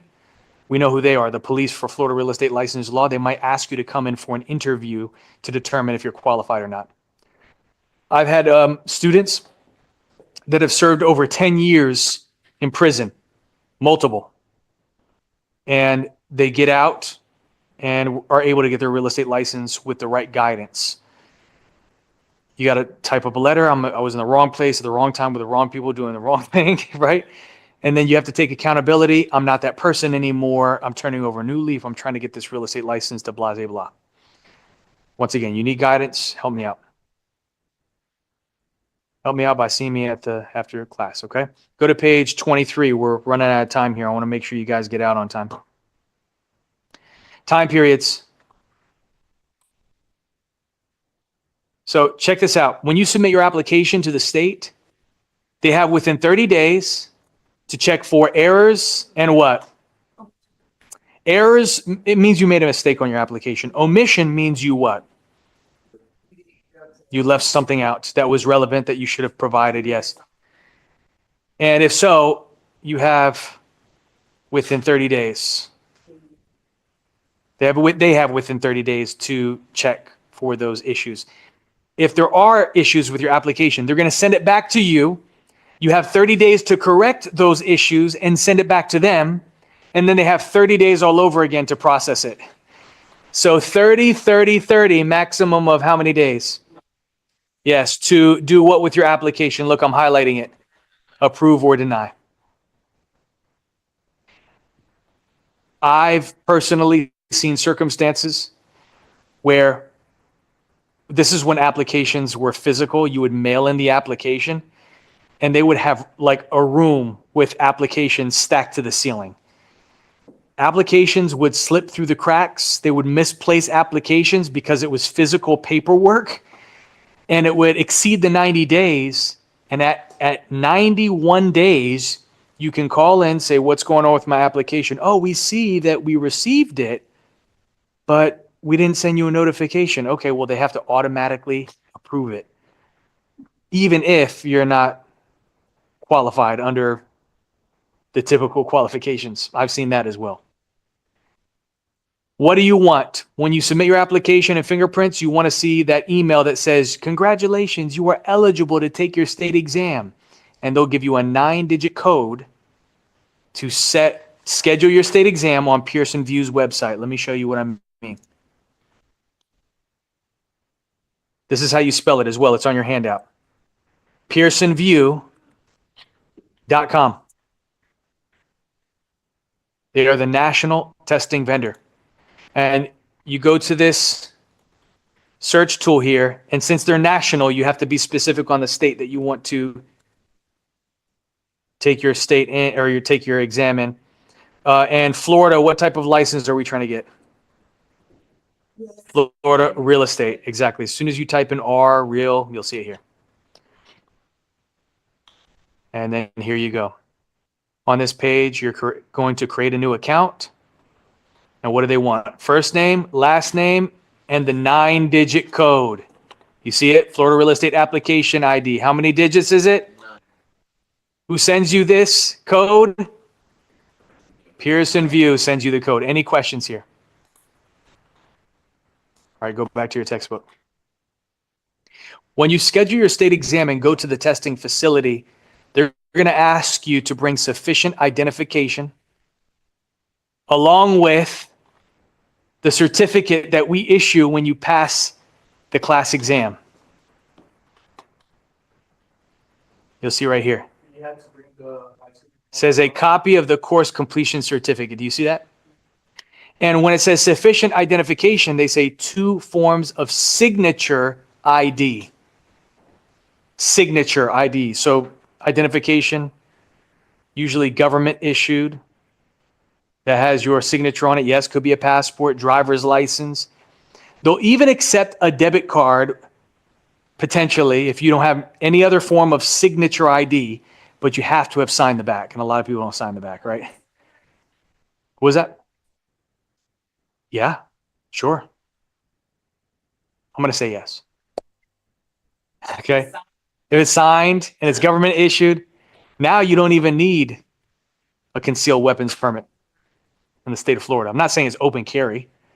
I'm just saying, like, to conceal a weapon, you don't need a license for that. Isn't that interesting? Texas is open carry, right? Okay. You said that with confidence. Let's continue on. What do I want to share with you? Okay. If you're of the military, there's something interesting here. Licensed by endorsement for U.S. Armed Force members and their spouses. If you are of the military and you have a license in some other state, they could issue you a license in the state of Florida without having to go through all of those requirements. That's what we see here.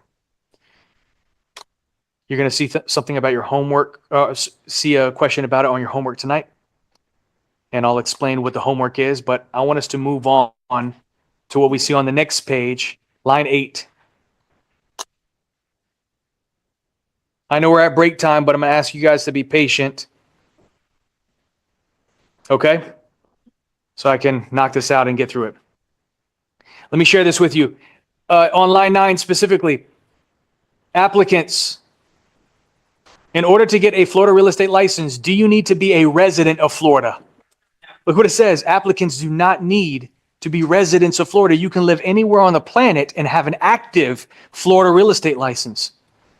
So you can live in Alabama if you want, get a Florida real estate license while you're living out of state. You don't have to be a resident here, and hang that license with a broker to become active in Florida. You can have a license in every single state, and yes, a license is required in each state that you want to practice real estate. So if you want to practice real estate in California, you got to get a California real estate license. Now, there are some states that have reciprocation. Are you familiar with reciprocation?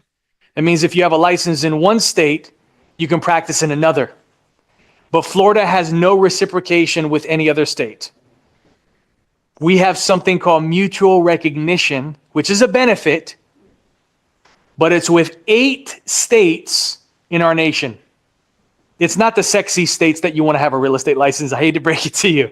It's Alabama, Arkansas, Connecticut, Georgia, Indiana, Mississippi, Oklahoma. Those are the states. It's not like New York, California, Texas, Colorado, none of those states. But let me explain how you can qualify for that benefit. Who can take advantage of that mutual recognition? What is it all about? Before I get into it, you're going to be tested on class exam question here. What a Florida resident is defined as. Do you see that? And you'll find this interesting. It's on line 11. A Florida resident is a person who has resided in Florida continuously for a period of how many months? 4 months or more. This is what makes you a resident for real estate license purposes, not to get a discount at SeaWorld, okay? Or Disney or whatever the case may be. For real estate license purposes, a Florida resident is somebody who's lived in Florida for at least 4 months or more, or even more interesting, you'll find this intriguing. Look on line 15. Someone who has the intention of living in Florida for at least 4 months or longer. Exactly, right? Like, how do you prove? Well, I'll give you an example. Maybe you haven't lived in Florida for 4 months, but you just signed a what? A lease, a 1-year lease agreement. That's the intention at that moment, even though you haven't physically been here for that long. And that makes you a resident for real estate license purposes. You need to know this. This is relevant for exam purposes. It's because of what we see here. Check this out. Look on line 19. We see mutual what? Yes. Mutual recognition, the agreement that we have with those 8 other states in our nation is this. This is the benefit, and you're going to like this. We have an agreement where we recognize each other's education and experience. So, Georgia is one of those 8 states. I mentioned this to you, right? If you have a Georgia real estate license already, you live in Georgia, but you also want to get a Florida real estate license because there's opportunities here as well for you. Well, we have this agreement with them that makes it easier for you to get a license in Florida. And it works both ways. That's what mutual means. But this benefit applies exclusively to what? Non-residents of that state. Let me explain. As I mentioned to you, the example, somebody who has a Georgia real estate license, they live in Georgia. They live in Georgia. They're not a Florida resident. They would be able to take advantage of this benefit. Why? Because only what? Non-residents can take advantage of it. If they move to Florida, have the intention of moving to Florida, if they're classified as a resident, they don't get this benefit. This is only for non-residents. Get the license? Yes. Let me explain what the benefit is specifically and how it saves you time. Okay. And then I'll give you a practice question, typical state exam question. You tell me what you think about it based on what we learned. Okay. Here's how it saves you time. You're exempt from taking this class. That's number 1. So if you get a license through mutual recognition, you don't have to take the pre-license course in that other state that we have this agreement with. So if you have a Georgia real estate license, you live in Savannah, Georgia, you don't have to take the pre-license course to get a Florida real estate license. That's number 1. You still have to apply, submit what? Fingerprints, and pass a state exam, but not the full 100 question exam you would normally take. You'll see it here. Exactly. It says the applicant must demonstrate mastery of Florida's real estate license what? Law, by passing a 40-question law exam. Because what changes from state to state? The laws are different in every state. And they want to make sure you understand the law in the state that you're going to practice, for which you're going to practice, right? You pass that exam, you get 30 out of the 40, you get a Florida real estate license in addition to your Georgia real estate license, okay? I know you have questions. I'm going to get to your questions in just a moment. The question I get from time to time is this. What if I live in Florida, I have a Florida real estate license. I want to get a Georgia license because we have this agreement. Live in Florida, so I qualify. I get the Georgia license, with all of these shortcuts, but then I move to Georgia. I eventually become a resident of Georgia. Do I have to do everything all over again? No. As long as you got your license under the right intentions, you didn't try to take advantage of this shortcut, get your license as quickly as you could because you really had the intention from the very beginning of moving to that state. That's not what this is for. That's another question, right? Like, how would they know, right? I'm not going to get into that because you know now, and you got to just stick to the rules. That's it. If they can prove that you did it outside of the law, then yes, you could be penalized and your license could be revoked. But I don't want to get into that just yet. Here's a state exam question. Typical state exam question you might encounter. Jordan is a real estate licensee in Georgia. Jordan wants to also get a Florida real estate license, but he moves to Orlando 5 months ago. So Jordan was a Georgia real estate licensee, moved to Orlando 5 months ago, but now he wants to get a Florida real estate license. Can Jordan do so? Through mutual recognition. Can he do so through mutual recognition? No. The answer is no, because Jordan moved to Orlando how many months ago? 5. Is that more than 4? Are they considered to be a resident? And therefore, they must do everything residents do, what you're doing right now, the 5 steps towards getting your real estate license. No shortcut. If the question said 3 months. But the intention. If they moved to Orlando and been here for 3 months, right? They moved. That means there's an intention, yes, to live more than 4 months. They're not going to test you in that way, though.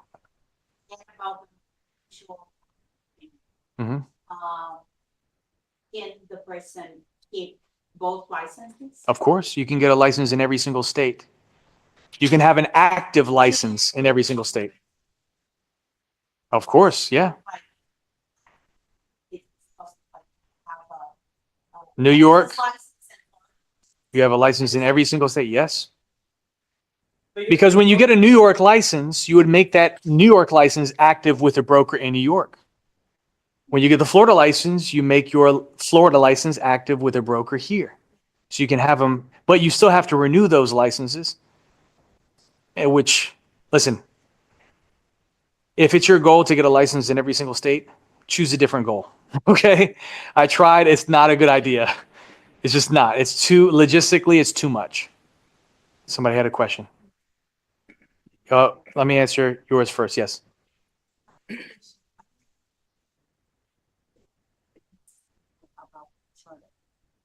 About which one? Oh, Jordan. Okay. All right. I'll just change the name, make it a little bit easier. Sally is a Georgia real estate licensee. She moves to Orlando 5 months ago. She wants to get a Florida real estate license to practice here. Can she do so through mutual recognition? Yes or no? No. Because she moved to Orlando how many months ago? Is that more than 4? Yeah. Yes. So even though Georgia is one of those states we have the agreement with, she's a Florida resident. She has to do everything residents do, what you're doing right now, to get the real estate license. So she can't just take a 40-question exam. No, because still the intention. Still no, because you moved to Florida, even though you've only been here for 3 months. They're not going to test you in that way. What they'll do is they'll say this. She's only been here for 3 months, but she plans to live here for the rest of the year. Or she spends 6 months here and 6 months there, right? She's a resident. So she has to do pre-license course, application and fingerprints, pass the class exam, pass the state exam. Yes, question. Both is license tied to one broker. I mean, your real estate license tied to one broker. Yeah. But that's per state? One Yeah. broker per state? Oh, okay. So the broker doesn't have to have multiple offices? No. Even if your broker operates in multiple states, They need a license in that state for them to operate. And you need a license as well if you want to sell there. Yeah. So you want to get a California real estate license. Listen, you should be thankful that the class you're taking right now is 63 hours. Okay. Don't worry. You're going to be here for 2 weeks. You're going to cover all the hours you need. That's all you need to know. But in other states, it's more. You want to get a license in New York, it's 75 hours. You want to get a license in California, it's 135 hours. You want to get a license in Texas, it's the most hours. It's 3 times what you're doing here. It's 180 hours. Everything's bigger in Texas. Yeah. Huh? Maybe. We're gonna buy what? Maybe more education. Huh? Things us. Come again. I don't understand that. What was that? Why do they want to do more? More hours? Exactly. We're gonna buy what house from West and Capitol?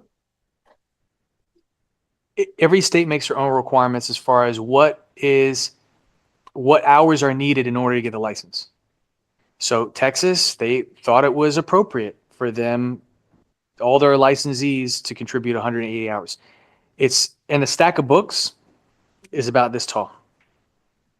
That's the information that you have to consume. It's a lot. So Florida, you should be thankful because we're a state that's so high in demand as far as real estate transactions and people that want to move here. And you have this amount of hours. Like, where are people moving to? They're moving to Texas and Florida. But to get a license there, 180 hours, get a license here, 63 hours. Come on. Oh, CDL license. Got you. Yeah.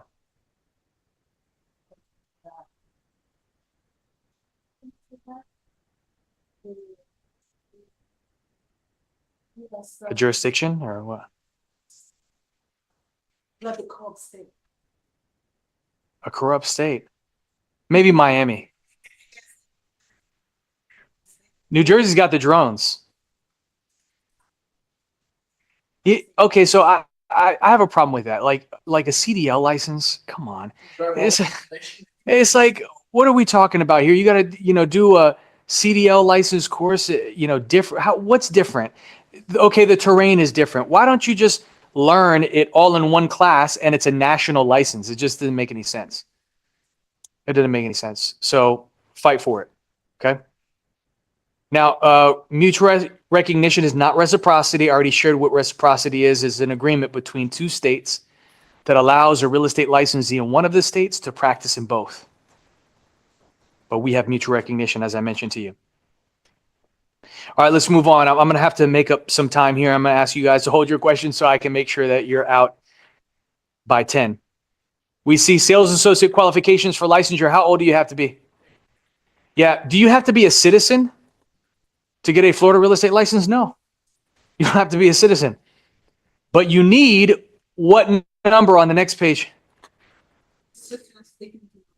So how do you get a social if you're not a citizen? Well, you need at least a work visa. Green card will get you social, right? But they used to not require a social, but now they do require a social. Can you take a guess as to why you need a social now?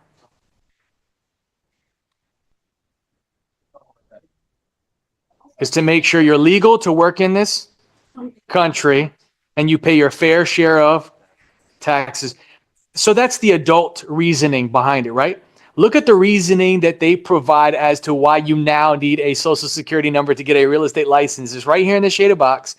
It's the last sentence in the first paragraph. It's used to determine whether applicants are in compliance with child support obligations. Yeah, that's the real reason you need a social, to make sure you pay your child support. We know the real reason, okay? We're adults, we can handle the truth. I skipped over one. You need a high school diploma or its equivalent. What's its equivalent known as? GED. What does that stand for? Good enough diploma? I know what it stands for, yes. General education diploma. On page 26, this goes without saying, guys. On your application, be what?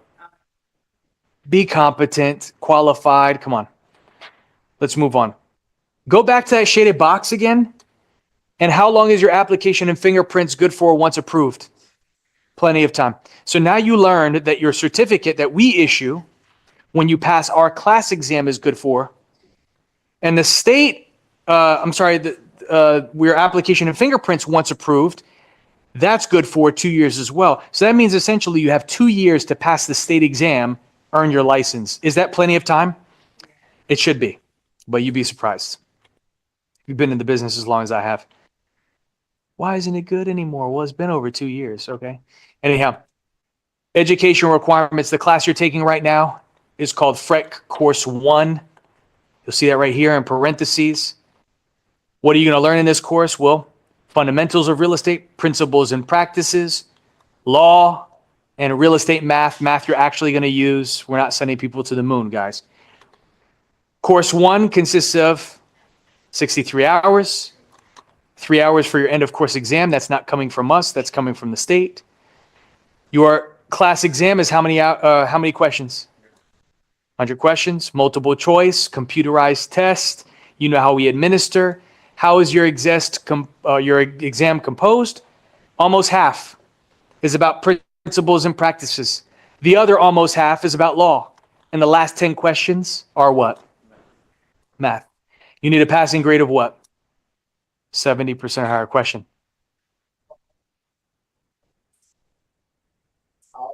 We're not there yet. We're not there yet. We'll get there eventually. I'll prepare you for it. Don't worry. And when we get to the math portion, you'll see. And I'll show you the hardest math can get.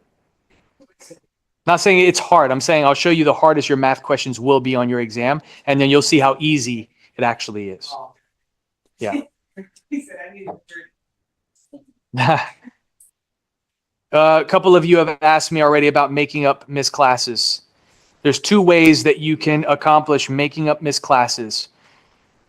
The quick way, well, the free way and the quick way. Those are the 2 ways. The free way is coming back to when we teach those same units that you missed. It's not about the hours for me, it's about the units. If you miss tomorrow, which is units 3 and 4, for instance, we cover at least 2 units within each session. Today is no different. We covered units 1 and 2, right? But tomorrow's units 3 and 4. So you missed that. You can either come back when we teach units 3 and 4 again. Our next class is March 17th. Just a heads up on that. Or most people take advantage of the quick way, which there is a charge for it. You pay $25 per unit that you miss, and you watch videos and you take a quiz, and we give you credit for it. That's it. So those are the 2 options, but you have to do it within how many days? What does it say here? Yeah, but it's the same 30 days that we talked about earlier. You remember 30 days start from today? To wrap up everything with us? Make up any missed classes, and also attempt your class exam. The online, pay $25 to have a certain date, or just We can walk. It's just at your convenience. But you got to make sure you do it before you take your final exam. Yeah.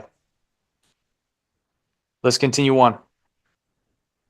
This is stuff we already talked about. We can move on to what we see here, summary of education exemptions. Let's focus here for just a moment. I need your attention, and I'm going to ask you guys to hold questions for now. And then if you have a question, you can just write it down and we'll talk about it after class. I can stay behind if you need. Let's continue. If you have a law license, you're a Florida licensed attorney, or you have a 4-year degree in real estate. And even now they added U.S. military members and spouses. You might be exempt from taking certain classes to get the license or potentially renew the license. And that's what we see in front of us. The course you're taking right now is called Course 1. It's a pre-licensed course. What does the word pre mean? Before. So before you get the license, you're required to take this course. It's before a license, right? Oops. Before you get the license. And as we can see, pre-license course 1, that's for sales associate, but then we have pre-license course 2, which is the class you have to take to become a what? Broker. And essentially you have to know what we have on this chart. But just so we understand what exempt versus not exempt means. What does exempt mean? You're required or you're not required?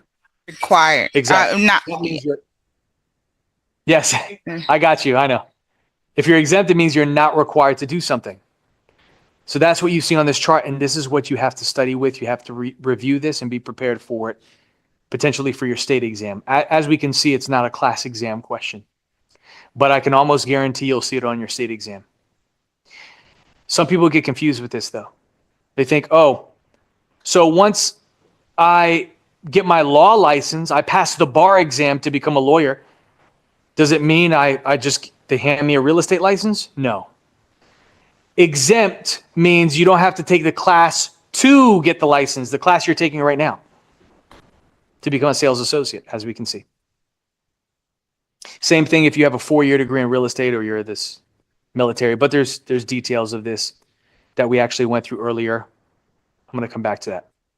Any questions about what we have here so far? You understand what pre-license is? What about post? If pre is before, what does post mean? Yeah, but write this down. It's your first renewal. Write it down above it. First renewal. Which is your most important renewal. I can't stress the importance enough. If you're late by 1 day for your first renewal, your license becomes null and void. And you must requalify as if you've never had a license. So your fingerprints, application, everything is gone. If you're late by 1 day for your first renewal with us. So you're probably wondering, okay, what goes into it? You have to take a class with us. It's a 45-hour class. That's your first. There's no way around it. I'm sorry. We make it easy for you guys. It's an online thing. Just knock it out. You take a final exam, but no state exam. No application, no fingerprints. You just pass a class exam. What do? We report your hours to the state, saying that you completed the course with us. Your education is done. You don't have to do that again. And you pay a renewal, fee to the state. And that's it. We'll talk about how often you do that later on. And every renewal after that is called a CE. What does CE stand for? Yeah. Every renewal after. If you want to keep your license, you have to do a CE, CE, CE, CE.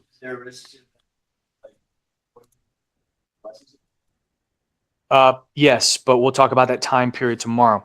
So this is your second and beyond renewals. Oops. Your second and subsequent renewals. Any questions here?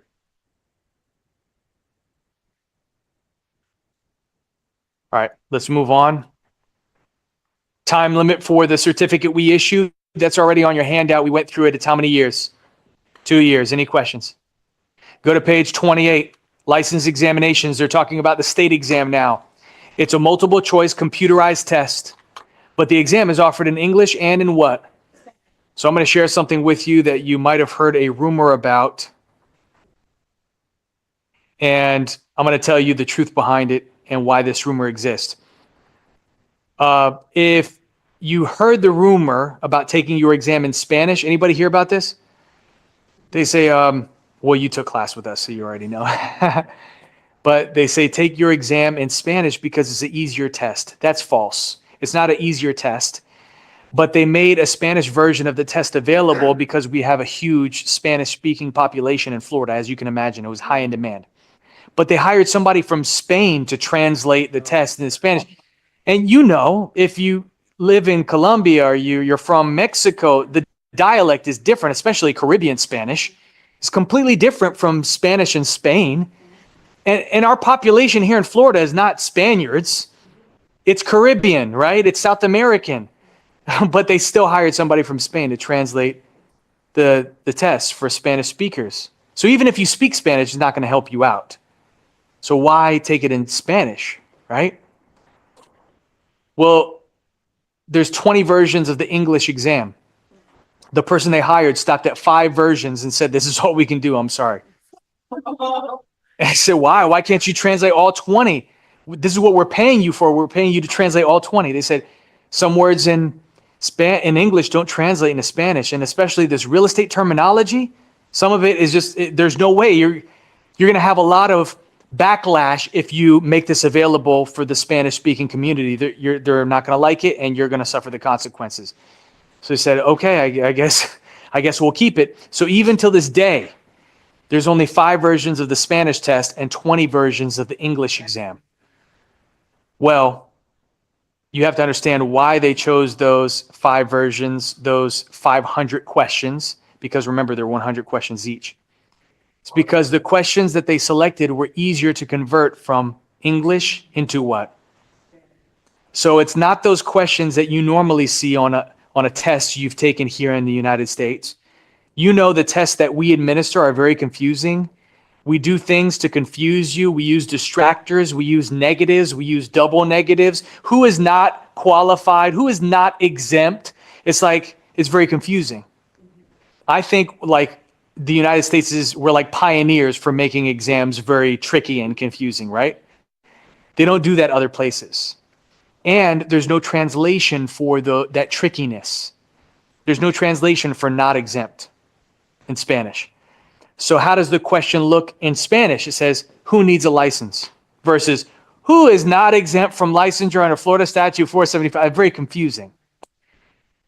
So the question is not easier, it's just easier to understand and comprehend if you take it in Spanish. But then you're probably thinking, okay, or you're trying to ignore me because you're thinking, okay, this doesn't apply to me. I don't speak in Spanish. Who does not speak Spanish? Raise your hand.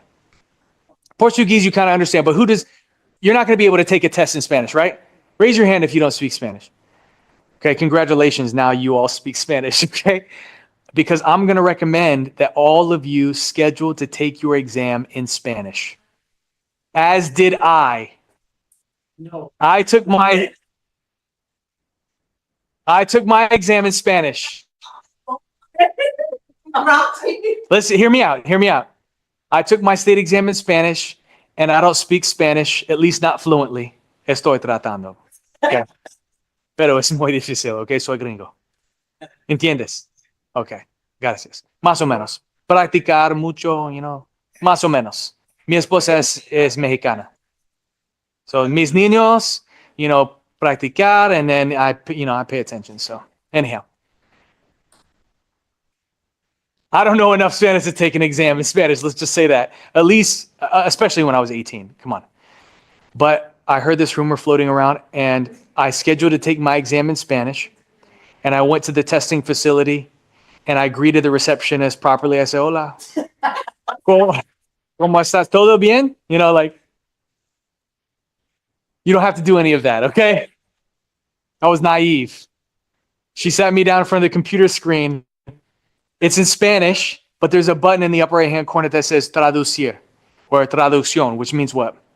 It means translate. You click that button once, it's going to translate not just that page, but the entire exam from Spanish into English. So you get the benefits of taking the Spanish version of the test in English. You're welcome. Everybody does it.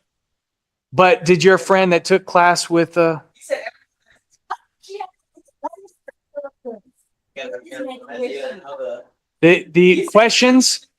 questions in Spanish are more straightforward.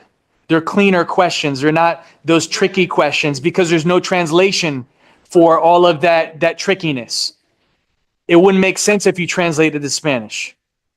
So it's a more clean question.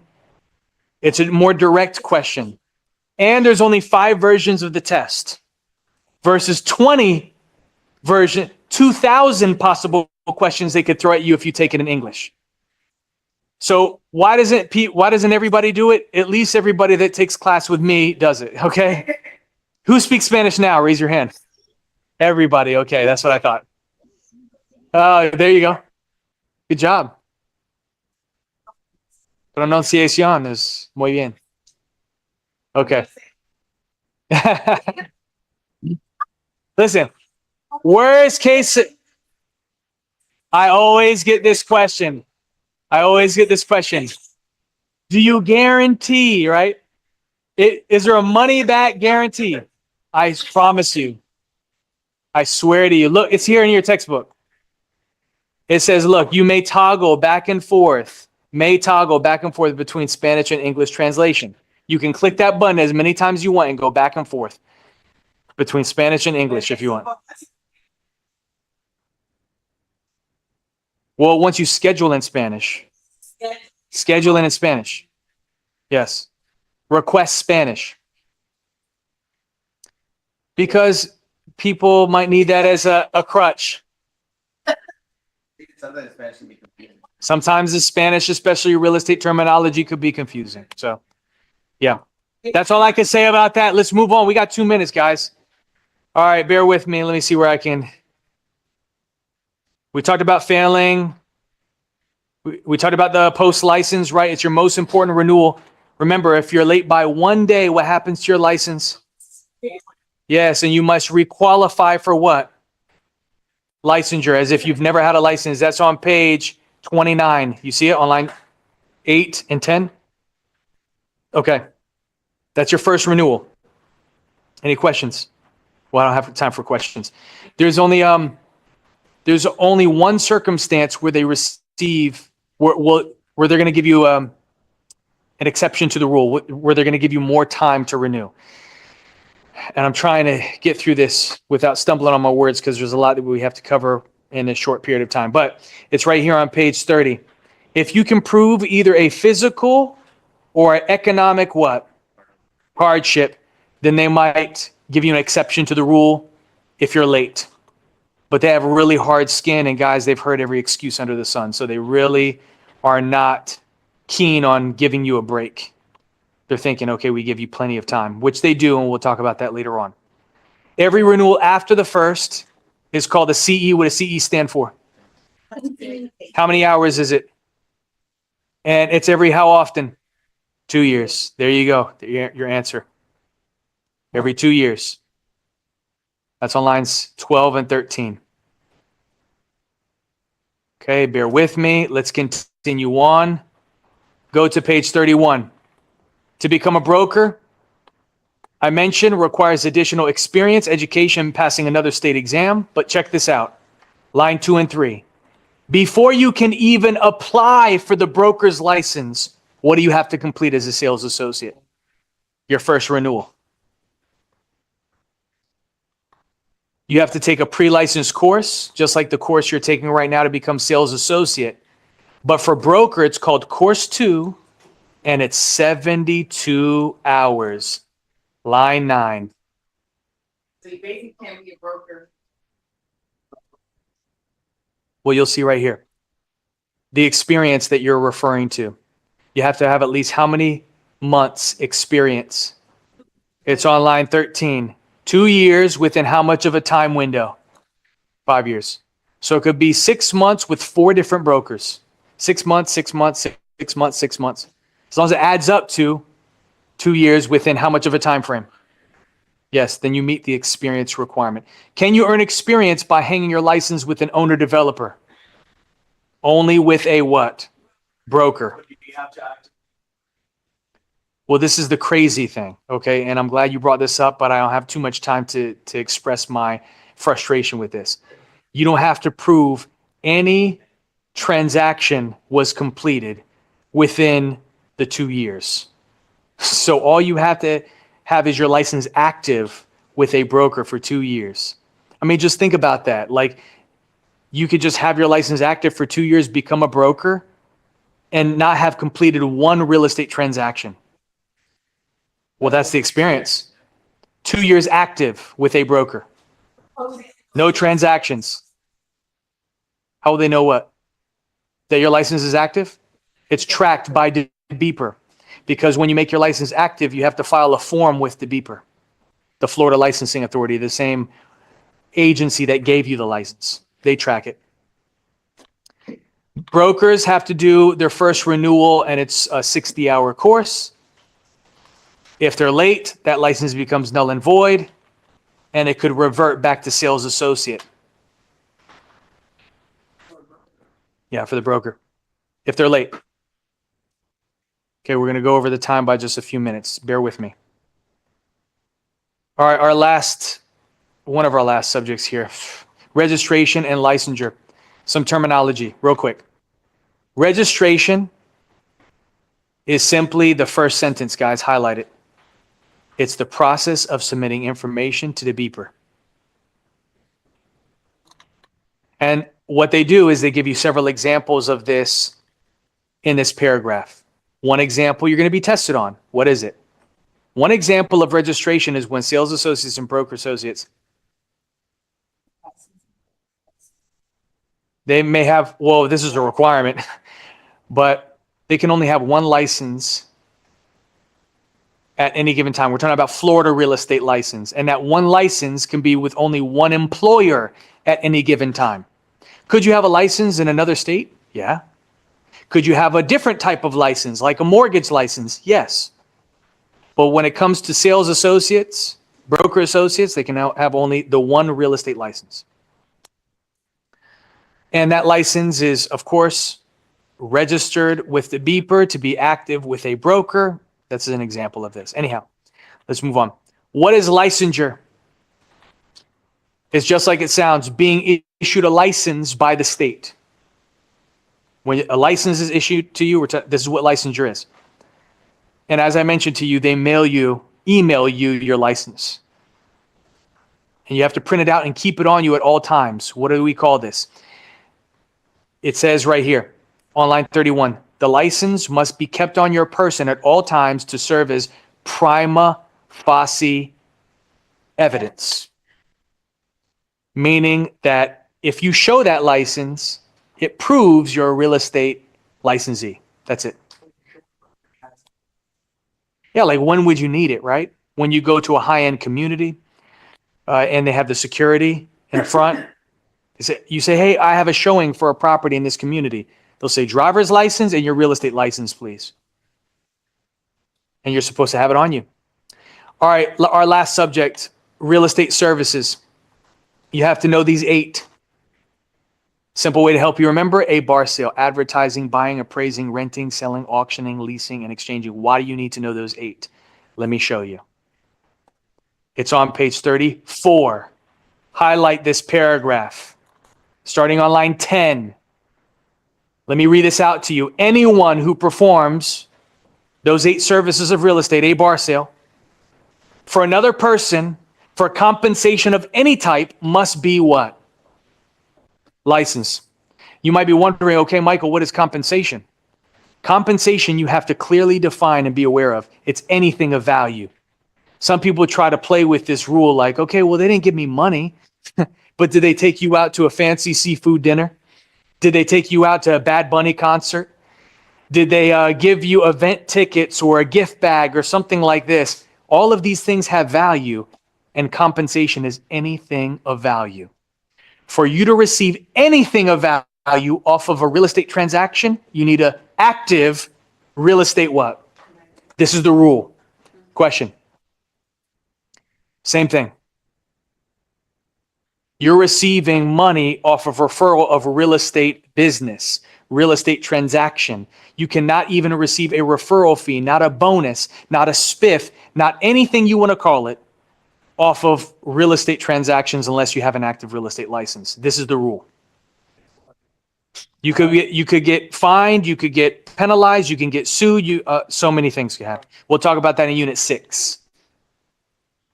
It says it's a violation of license law to share commission with or pay a fee, other type of compensation to an unlicensed person. So to answer your question, here it is. It's on line 17. Referral fees is what you're referring to, right? Can't do it.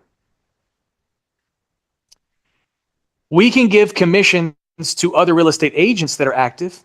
We can split. We can even split commissions between our brokerage in Florida and a brokerage in another state if we collaborate. But you have an active real estate license is the point I'm making. Let's move on. When would you not need a real estate license? This is important. Highlight these 5, and let's go through each one. When you own the property, do you need a real estate license to sell it or lease it out? No. For rent by owner, for sale by owner. That's a real thing. You don't need a real estate license to sell your own. And here's several examples of that. You can read through it later on tonight. What about based on your career? Attorneys at law. A lawyer does not need a real estate license to provide legal services for a real estate transaction. That's a separate license required for that. CPAs, accountants, don't need a real estate license to provide accounting services for a real estate transaction. And appraisers, we know that's a completely separate license for appraisal services. When you're salaried, you don't need a real estate license. We talked about this, right? Salaried employees of an owner developer. They give you several examples starting here. If you are in an apartment complex, somebody online was mentioning they're in an apartment complex, they're a leasing agent, you want to make money. I think it was Dominique. You don't need a real estate license to do so. And you can issue a lease on behalf of the company. You're exempt from licensure, but you're only paid on a what basis? Salary. Salaried managers of a condo complex. They can issue lease agreements no longer than 1 year. They don't need a license. They're paid a salary specifically. And look, salaried employees of an owner developer. We talked about this, didn't we? Wholesaling is a completely different thing. Wholesaling manipulates a rule to make money off of a real estate transaction without requiring a real estate license. I think that's going to change soon, but for now, we're going to lay that to rest because we'll discuss it in a later unit. Go to page 36. If you're appointed by the court of law to handle a real estate transaction, like you're the executor of an estate of a deceased person. Have you ever heard of that before? Somebody passes away and they say, we want you to handle selling or liquidating our property or handle distribution of our assets beyond death. You're the closest relative and you have to deal with their property. You don't need a real estate license to deal with it because you're court appointed. Have you ever heard of POA? Do you know what POA stands for? Power of attorney. Do you see it here? With this document, this legal document, you're allowed to handle legal matters on somebody else's behalf. Maybe a transaction, a real estate transaction. We'll talk more about that in a later unit. And miscellaneous exemptions.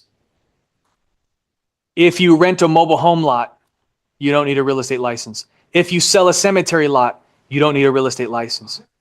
If you're selling a business that's publicly traded in the stock market, you don't need a real estate license. If you work at a reception desk at a hotel, motel, Holiday Inn, you don't need a real estate license. And if you refer tenants to an apartment complex, if you refer somebody to the same apartment complex that you live in, you could receive no more than how much cash? $50. Any questions here? Okay, we're done. 10 minutes over. Apologies for that. But you guys ask a lot of really good questions. I'm glad we had an opportunity to do that. Here's what we're doing tonight. Don't take off too quickly. You're ready. I want you to look on page 13 real quick. Actually, no, you look at the end of unit 2, for instance. This is page 41. This is also on page 13. At the top of page 41, you see unit 1 or unit 2 what? There's an exam at the end of every single unit in the textbook. There's 19 units. I expect you, as a diligent student that wants to get the most out of this class, to work on these independently and get me an answer for tomorrow.